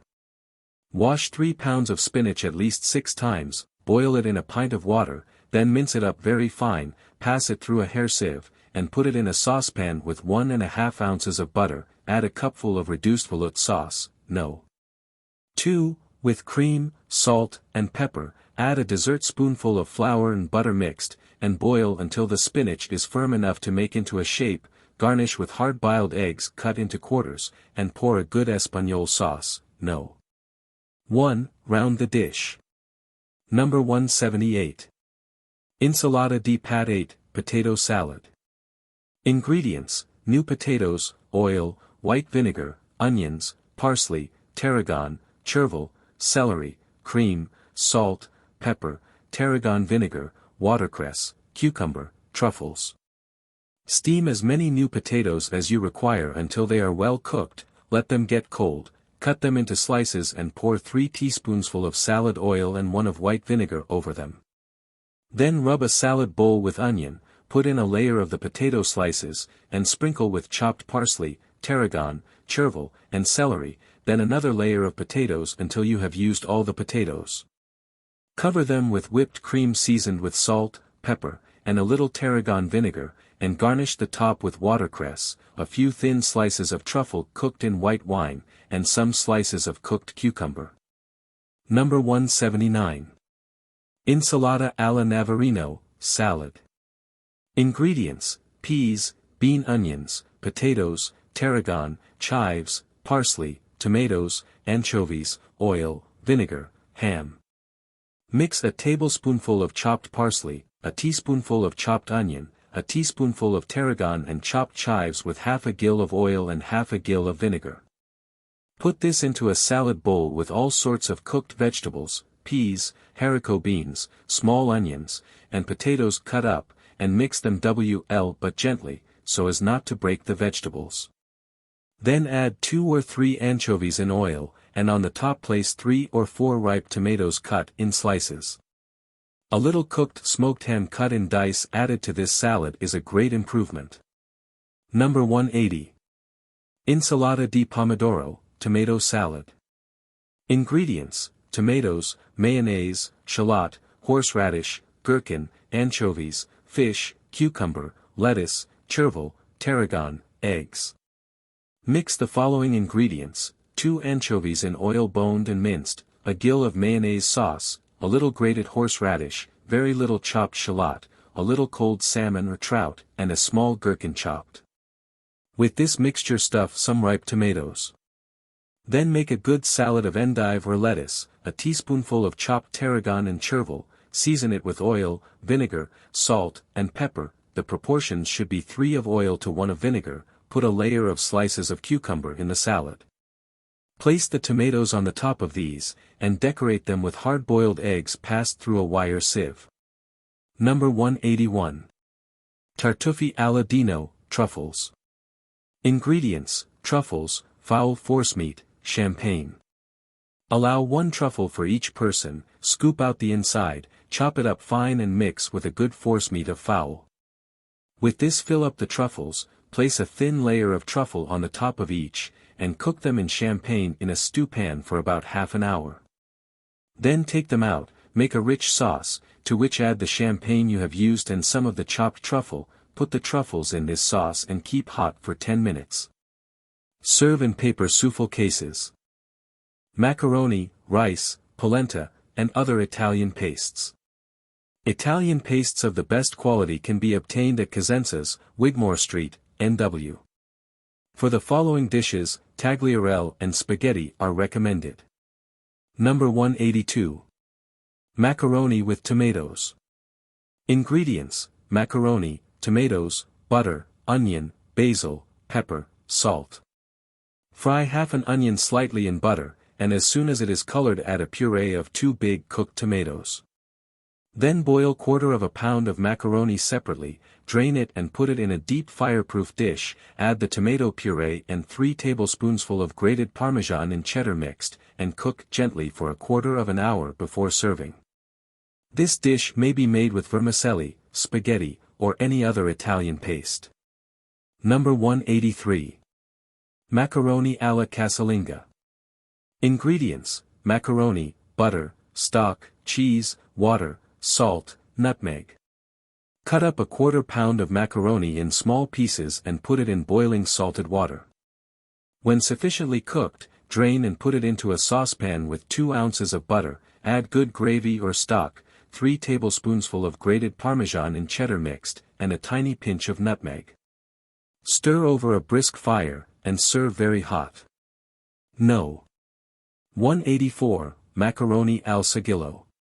Ingredients: macaroni, stock, tomatoes, sausage, cheese. Half cook 4 ounces of macaroni, drain it and put it in layers in a fireproof dish, and gradually add good beef gravy, 4 tablespoonfuls of tomato puree, and thin slices of sausage. Sprinkle with grated Parmesan and cheddar, and cook for about 20 minutes. Before serving, pass the salamander over the top to brown the macaroni. Number 185. Macaroni à la Livornese. Ingredients: macaroni, mushrooms, tomatoes, Parmesan, butter, pepper, salt, milk. Boil about 4 ounces of macaroni, and stew 4 or 5 mushrooms in milk with pepper and salt. Put a layer of the macaroni in a buttered fireproof dish, then a layer of tomato puree, then a layer of the mushrooms and another layer of macaroni. Dust it all over with grated Parmesan and cheddar, put it in the oven for half an hour, and serve very hot. Number 186. Tagliarelle and lobster. Ingredients: tagliarelle, lobster, cheese, butter. Boil half a pound of tagliarelle, and cut up a 1/4 pound of lobster. Butter a fireproof dish, and strew it well with grated Parmesan and cheddar mixed, then put in the tagliarelle and lobster in layers, and between each layer add a little butter. Strew grated cheese over the top, put it in the oven for 20 minutes, and brown the top with a salamander. Number 187. Polenta. Polenta is made of ground Indian corn, and may be used either as a separate dish or as a garnish for roast meat, pigeons, fowl, and it is made like porridge. Gradually drop the meal with one hand into boiling stock or water, and stir continually with a wooden spoon with the other hand. In about a 1/4 hour it will be quite thick and smooth, then add a little butter and grated Parmesan, and 1 egg beaten up. Let it get cold, then put it in layers in a baking dish, add a little butter to each layer, sprinkle with plenty of Parmesan, and bake it for about an hour in a slow oven. Serve hot. Number 188.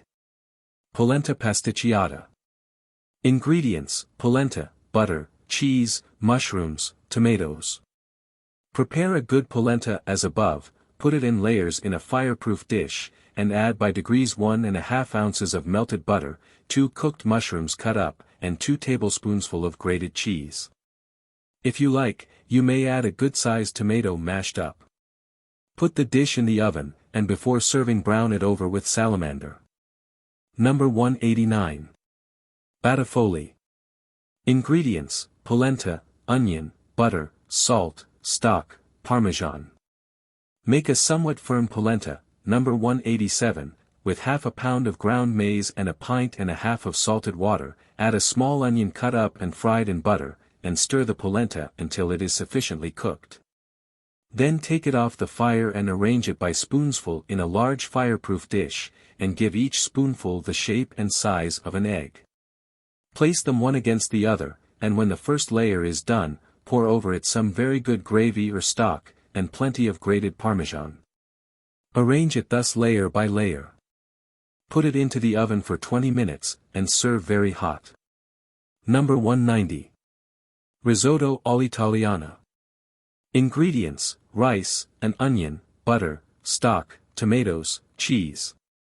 Fry a small onion slightly in butter, then add half a pint of very good stock. Boil 4 ounces of rice, but do not let it get pulpy, add it to the above with 3 medium-sized tomatoes in a puree. Mix it all up well, add more stock, and 2 tablespoonfuls of grated Parmesan and cheddar mixed, and serve hot. Number 191. Risotto alla Genovese. Ingredients: rice, beef or veal, onions, parsley, butter, stock, Parmesan, sweetbread or sheep's brains. Cut up a small onion and fry it slightly in butter with some chopped parsley, add to this a little veal, also chopped up, and a little suet. Cook for 10 minutes and then add 2 ounces of rice to it. Mix all with a wooden spoon, and after a few minutes begin to add boiling stock gradually, stir with the spoon, so that the rice whilst cooking may absorb the stock. When it is half cooked, add a few spoonsful of good gravy and a sweetbread or sheep's brains, previously scalded and cut up in pieces, and, if you like, a little powdered saffron dissolved in a spoonful of stock and 3 tablespoonsful of grated Parmesan and cheddar mixed. Stir well until the rice is quite cooked, but take care not to get it into a pulp. Number 192. Risotto alla Spagnola. Ingredients: rice, pork, ham, onions, tomatoes, butter, stock, vegetables, Parmesan. Put a small bit of onion and an ounce of butter into a saucepan, add half a pound of tomatoes cut up and fry for a few minutes. Then put in some bits of loin of pork cut into dice and some bits of lean ham. After a time add 4 ounces of rice and good stock, and as soon as it begins to boil put on the cover and put the saucepan on a moderate fire. When the rice is half cooked add any sort of vegetable, by preference peas, asparagus cut up, beans, and cucumber cut up, cook for another quarter of an hour, and serve with grated Parmesan and cheddar mixed in good gravy. Number 193. Risotto alla Cappuccina. Ingredients: risotto, number 190, eggs, truffles, smoked tongue, butter. Make a good risotto, and when cooked put it into a fireproof dish. When cold cut into shapes with a dariole mold and fry for a few minutes in butter, then turn the darioles out, scoop out a little of each and fill it with eggs beaten up, cover each with a slice of truffle and garnish with a little chopped tongue. Put them in the oven for 10 minutes. Number 194. Risotto alla Parigina. Ingredients: risotto, number 190, game, sauce, butter. Make a good risotto, and when cooked pour it into a fireproof dish, let it get cold, and then cut it out with a dariole mold, or else form it into little balls about the size of a pigeon's egg. Fry these in butter and serve with a rich game sauce poured over them. Number 195. Ravioli. Ingredients: flour, eggs, butter, salt, forcemeat, Parmesan, gravy or stock. Make a paste with a quarter pound of flour, the yolk of 2 eggs, a little salt and 2 ounces of butter. Knead this into a firm smooth paste and wrap it up in a damp cloth for half an hour, then roll it out as thin as possible, moisten it with a paste brush dipped in water, and cut it into circular pieces about 3 inches in diameter. On each piece put about a teaspoonful of forcemeat of fowl, game, or fish mixed with a little grated Parmesan and the yolks of 1 or 2 eggs. Fold the paste over the forcemeat and pinch the edges together, so as to give them the shape of little puffs. Let them dry in the larder, then blanch by boiling them in stock for quarter of an hour and drain them in a napkin. Butter a fireproof dish, put in a layer of the ravioli, powder them over with grated Parmesan, then another layer of ravioli and more Parmesan. Then add enough very good gravy to cover them, put the dish in the oven for about 25 minutes, and serve in the dish. Number 196. Ravioli alla Fiorentina. Ingredients: beetroot, eggs, Parmesan, milk or cream, nutmeg, spices, salt, flour, gravy. Wash a beetroot and boil it, and when it is sufficiently cooked throw it into cold water for a few minutes, then drain it, chop it up and add to it 4 eggs, 1 ounce of grated Parmesan, 1 ounce of grated cheddar, 2½ ounces of boiled cream or milk, a small pinch of nutmeg and a little salt. Mix all well together into a smooth firm paste, then roll into balls about the size of a walnut, flour them over well, let them dry for half an hour. Then drop them very carefully one by one into boiling stock, and when they float on the top take them out with a perforated ladle, put them in a deep dish, dust them over with Parmesan and pour good meat or game gravy over them. Number 197.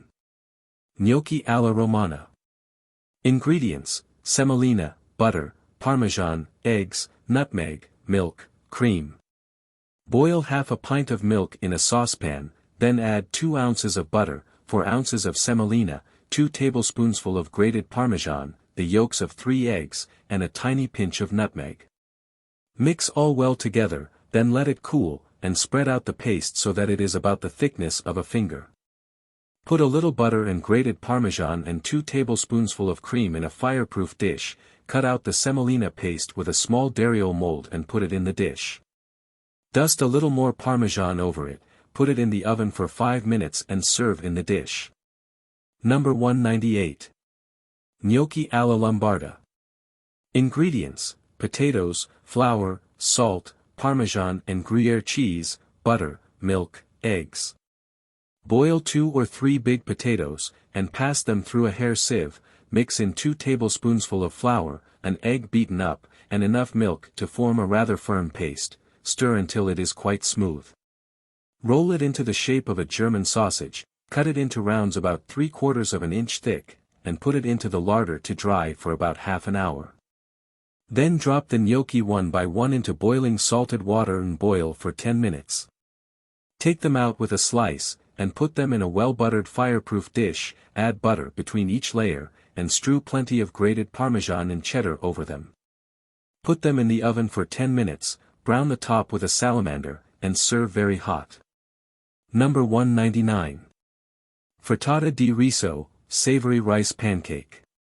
Ingredients: rice, milk, salt, butter, cinnamon, eggs, Parmesan.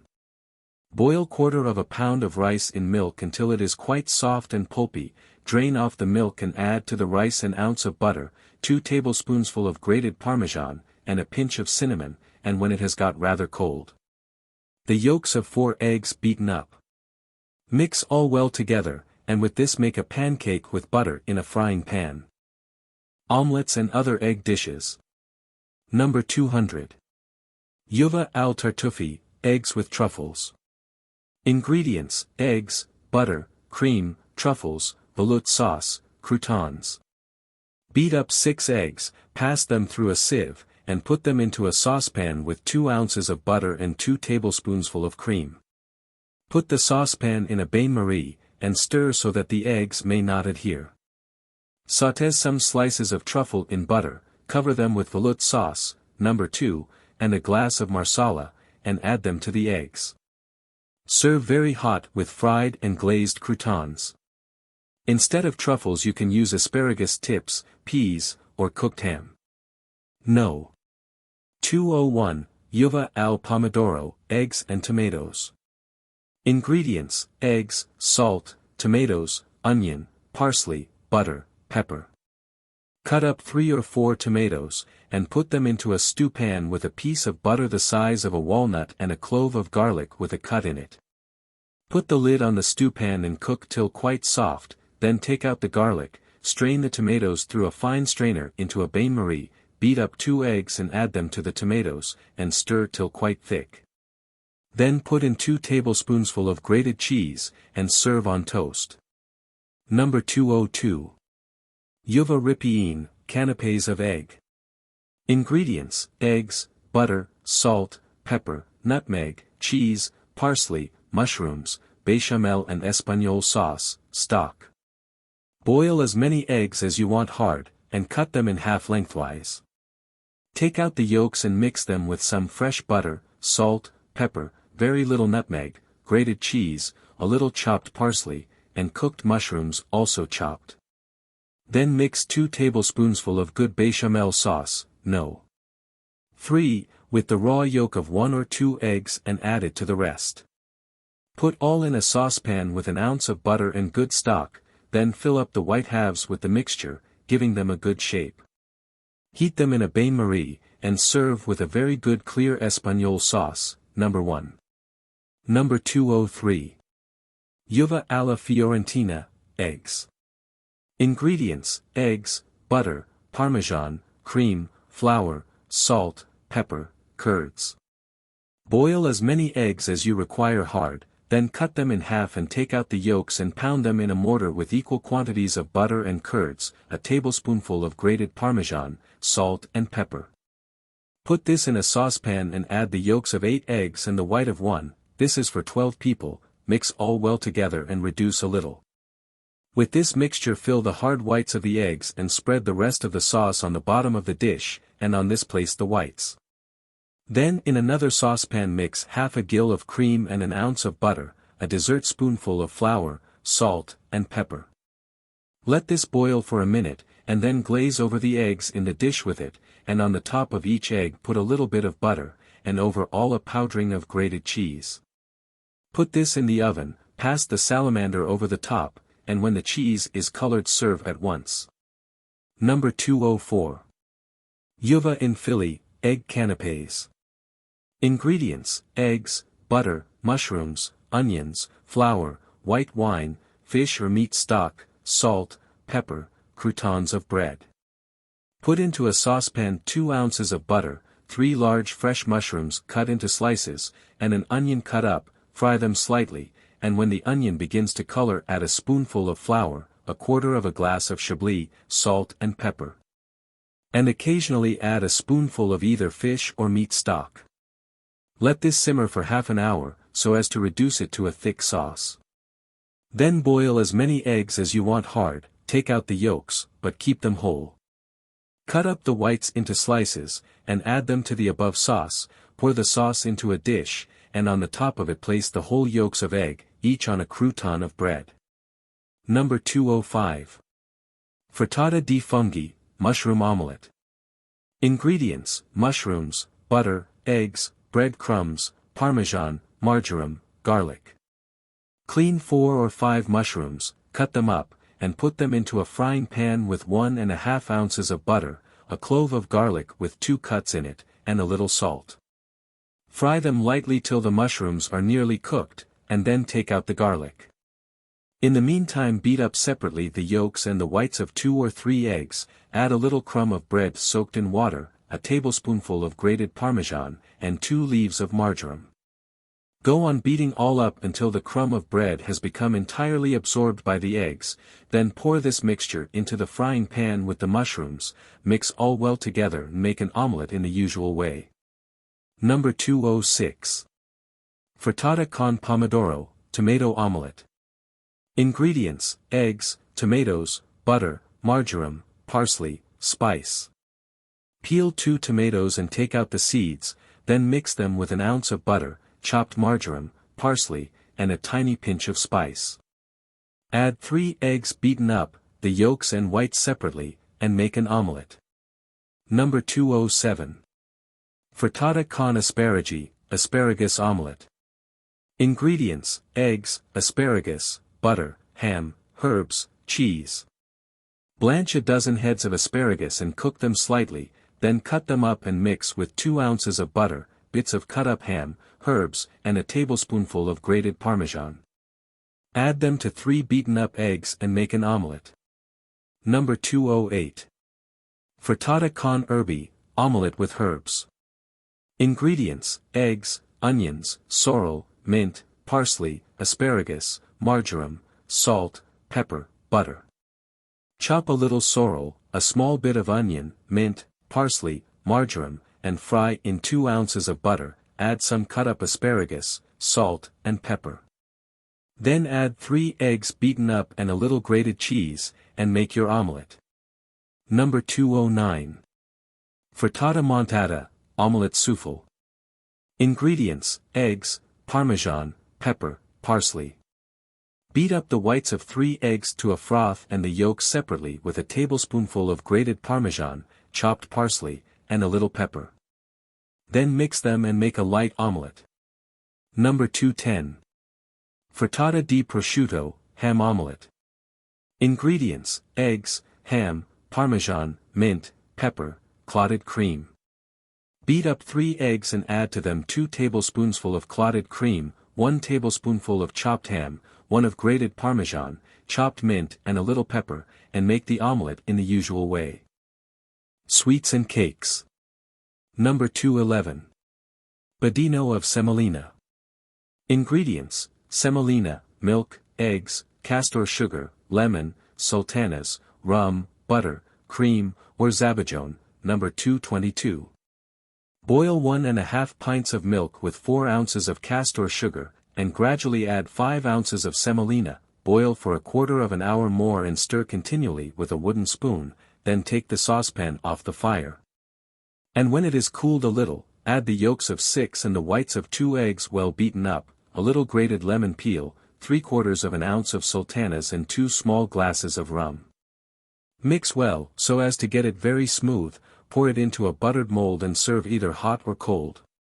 If cold, put whipped cream flavored with stick vanilla round the dish, if hot, a Zabajone, No. 222. No. 212. Crema repressa, coffee cream. Ingredients: coffee, cream, eggs, sugar, butter. Bruise 5 ounces of freshly roasted mocha coffee, and add it to 3/4 of a pint of boiling cream. Cover the saucepan, let it simmer for 20 minutes, then pass through a bit of fine muslin. In the meantime mix the yolks of 10 eggs and 2 whole eggs with 8 ounces of castor sugar and a glass of cream. Add the coffee cream to this and pass the whole through a fine sieve into a buttered mold. Steam in a bain-marie for rather more than an hour, but do not let the water boil. Then put the cream on ice for about an hour, and before serving turn it out on a dish and pour some cream flavored with stick vanilla round it. No. 213. Crema montata alle fragole, strawberry cream. Ingredients: cream, castor sugar, maraschino, strawberries or strawberry jam. Put a pint of cream on ice, and after 2 hours whip it up. Pass 3 tablespoonsful of strawberry jam through a sieve and add 2 tablespoonsful of maraschino, mix this with the cream and build it up into a pyramid. Garnish with meringue biscuits and serve quickly. You may use fresh strawberries when in season, but then add castor sugar to taste. No. 214. Croquant de mandorle, cream nougat. Ingredients: almonds, sugar, lemon juice, butter, castor sugar, pistachios, preserved fruits. Blanch half a pound of almonds, cut them into shreds and dry them in a slow oven until they are a light brown color, then put a 1/4 pound of lumped sugar into a saucepan and caramel it lightly, stir well with a wooden spoon. When the sugar is dissolved, throw the hot almonds into it and also a little lemon juice. Take the saucepan off the fire and mix the almonds with the sugar, pour it into a buttered mold and press it against the sides of the mold with a lemon, but remember that the casing of sugar must be very thin. You may, if you like, spread out the mixture on a flat dish and line the mold with your hands, but the sugar must be kept hot. Then take it out of the mold and decorate it with castor sugar, pistachio nuts, and preserved fruits. Fill this case with whipped cream and preserved fruits or fresh strawberries. No. 215. Crema tartare alla caramella, caramel cream. Ingredients: cream, eggs, caramel sugar, vanilla or lemon flavoring. Boil a pint of cream and give it any flavor you like. When cold, add the yolks of 8 eggs and 2 tablespoonsful of castor sugar, mix well and pass it through a sieve. Then burn some sugar to a caramel, line a smooth mold with it and pour the cream into it. Boil in a bain-marie for an hour and serve hot or cold. No. 216. Cremona cake. Ingredients: ground rice, ground maize, sugar, 1 orange, eggs, salt, cream, maraschino, almonds, preserved cherries. Weigh 3 eggs and take equal quantities of castor sugar, butter, ground rice and maize, the last 2 together. Make a light paste with them, but only use 1 whole egg and the yolks of the 2 others, add the scraped peel of an orange and a pinch of salt. Roll this paste out to the thickness of a 5-shilling piece, color it with the yolk of an egg and bake it in a cake tin in a hot oven until it is a good color, then take it out and cut it into 4 equal circular pieces. Have ready some well-whipped cream and flavor it with maraschino, put a thick layer of this on one of the rounds of pastry, then cover it with the next round, on which also put a layer of cream, and so on until you come to the last round, which forms the top of the cake. Then split some almonds and color them in the oven, cover the top of the cake with icing sugar flavored with orange, and decorate the top with the almonds and preserved cherries. No. 217. Cake alla Tolentina. Ingredients: sponge cake, jam, brandy or maraschino, cream, pineapple. Make a medium-sized sponge cake. When cold, cut off the top and scoop out all the middle and leave only the brown case. Cover the outside with a good coating of jam or red currant jelly, and decorate it with some of the white of the cake cut into fancy shapes. Soak the rest of the crumb in brandy or maraschino and mix it with 1/4 of a pint of whipped cream and bits of pineapple cut into small dice. Fill the cake with this. Pile it up high in the center and decorate the top with the brown top cut into fancy shapes. Number 218. Riso all'imperatrice. Ingredients: rice, sugar, milk, ice, preserved fruits, blancmange, maraschino, cream. Boil 2 dessertspoonsful of rice and 1 of sugar in milk. When sufficiently boiled, drain the rice and let it get cold. In the meantime, place a mold on ice, and decorate it with slices of preserved fruit, and fix them to the mold with just enough nearly cold dissolved isinglass to keep them in place. Also put half a pint of blancmange on the ice, and stir it till it is the right consistency. Gradually add the boiled rice, half a glass of maraschino, some bits of pineapple cut in dice, and last of all half a pint of whipped cream. Fill the mold with this, and when it is sufficiently cold, turn it out and serve with a garnish of glacé fruits or a few brandy cherries. Number 219. Amaretti leggeri, almond cakes. Ingredients: almonds, sweet and bitter, eggs, castor sugar. Blanch equal quantities of sweet and bitter almonds, and dry them a little in the oven, then pound them in a mortar, and add nearly double their quantity of castor sugar. Mix with the white of an egg well beaten up into a snow, and shape into little balls about the size of a pigeon's egg. Put them on a piece of stout white paper, and bake them in a very slow oven. They should be very light and delicate in flavor. Number 220. Cakes à la Livornese. Ingredients: almonds, eggs, sugar, salt, potato flour, butter. Pound 2 ounces of almonds, and mix them with the yolks of 2 eggs and a spoonful of castor sugar flavored with orange juice. Then mix 2 ounces of sugar with an egg, and to this add the almonds, a pinch of salt, and gradually strew in 1½ ounces of potato flour. When it is all well mixed, add 1 ounce of melted butter, shape the cakes and bake them in a slow oven. Number 221. Genoese pastry. Ingredients: eggs, sugar, butter, flour, almonds, orange or lemon, brandy. Weigh 4 eggs, and take equal weights of castor sugar, butter, and flour. Pound 3 ounces of almonds, and mix them with an egg, melt the butter, and mix all the ingredients with a wooden spoon in a pudding basin for 10 minutes, then add a little scraped orange or lemon peel, and a dessertspoonful of brandy. Spread out the paste in thin layers on a copper baking sheet, cover them with buttered paper, and bake in a moderately hot oven.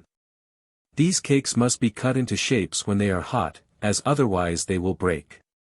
Number 222. Zabajone. Ingredients: eggs, sugar, marsala, maraschino or other light-colored liqueur, sponge fingers. Zabajone is a kind of syllabub. It is made with marsala and maraschino, or marsala and yellow chartreuse. Reckon the quantities as follows: for each person the yolks of 3 eggs, 1 teaspoonful of castor sugar to each egg, and a wineglass of wine and liqueur mixed. Whip up the yolks of the eggs with the sugar, then gradually add the wine. Put this in a bain-marie, and stir until it has thickened to the consistency of a custard. Take care, however, that it does not boil. Serve hot in custard glasses, and hand sponge fingers with it. Number 223. Iced Zabajone. Ingredients: eggs, castor sugar, marsala, cinnamon, lemon, stick vanilla, rum, maraschino, butter, ice. Mix the yolks of 10 eggs, 2 dessertspoonsful of castor sugar, and 3 wineglasses of marsala, add half a stick of vanilla, a small bit of whole cinnamon, and the peel of half a lemon cut into slices. Whip this up lightly over a slow fire until it is nearly boiling and slightly frothy, then remove it, take out the cinnamon, vanilla, and lemon pool, and whip up the rest for a minute or 2 away from the fire. Add a tablespoonful of maraschino and 1 of rum, and, if you like, a small quantity of dissolved isinglass. Stir up the whole, pour it into a silver souffle dish, and put it on ice. Serve with sponge cakes or iced wafers. Number 224. Panforte di Siena, Sienese hard bake. Ingredients: honey, almonds, filberts, candied lemon peel, pepper, cinnamon, chocolate, corn flour, large wafers. Boil half a pound of honey in a copper vessel, and then add to it a few blanched almonds and filberts cut in halves or quarters and slightly browned, a little candied lemon peel, a dust of pepper and powdered cinnamon, and a quarter pound of grated chocolate. Mix all well together, and gradually add a tablespoonful of corn flour and 2 of ground almonds to thicken it. Then take the vessel off the fire, spread the mixture on large wafers, and make each cake about an inch thick. Garnish them on the top with almonds cut in half, and dust over a little powdered sugar and cinnamon, then put them in a very slow oven for an hour. New Century Sauce. The New Century Sauce may be bought at Messrs. Lazenby's, Wigmore Street. Number 225. Fish Sauce. Add 1 dessertspoonful of the sauce to a quarter pint of melted butter sauce. Number 226. Sauce Picante, for meat, fowl, game, rabbit, and 1 dessertspoonful to a quarter pint of ordinary brown or white stock. It may be thickened by a roux made by frying 2 ounces of butter with 2 ounces of flour. Number 227. Sauce for venison, hare, and 2 dessertspoonful of New Century Sauce to half a pint of game gravy or sauce, and a small teaspoonful of red currant jelly. Number 228. Tomato Sauce Picante. Fry 3 medium-sized tomatoes in 1½ ounce of butter. Pass this through a sieve, then boil it up in a bain-marie till it thickens, and add 1 dessertspoonful of New Century Sauce. Number 229.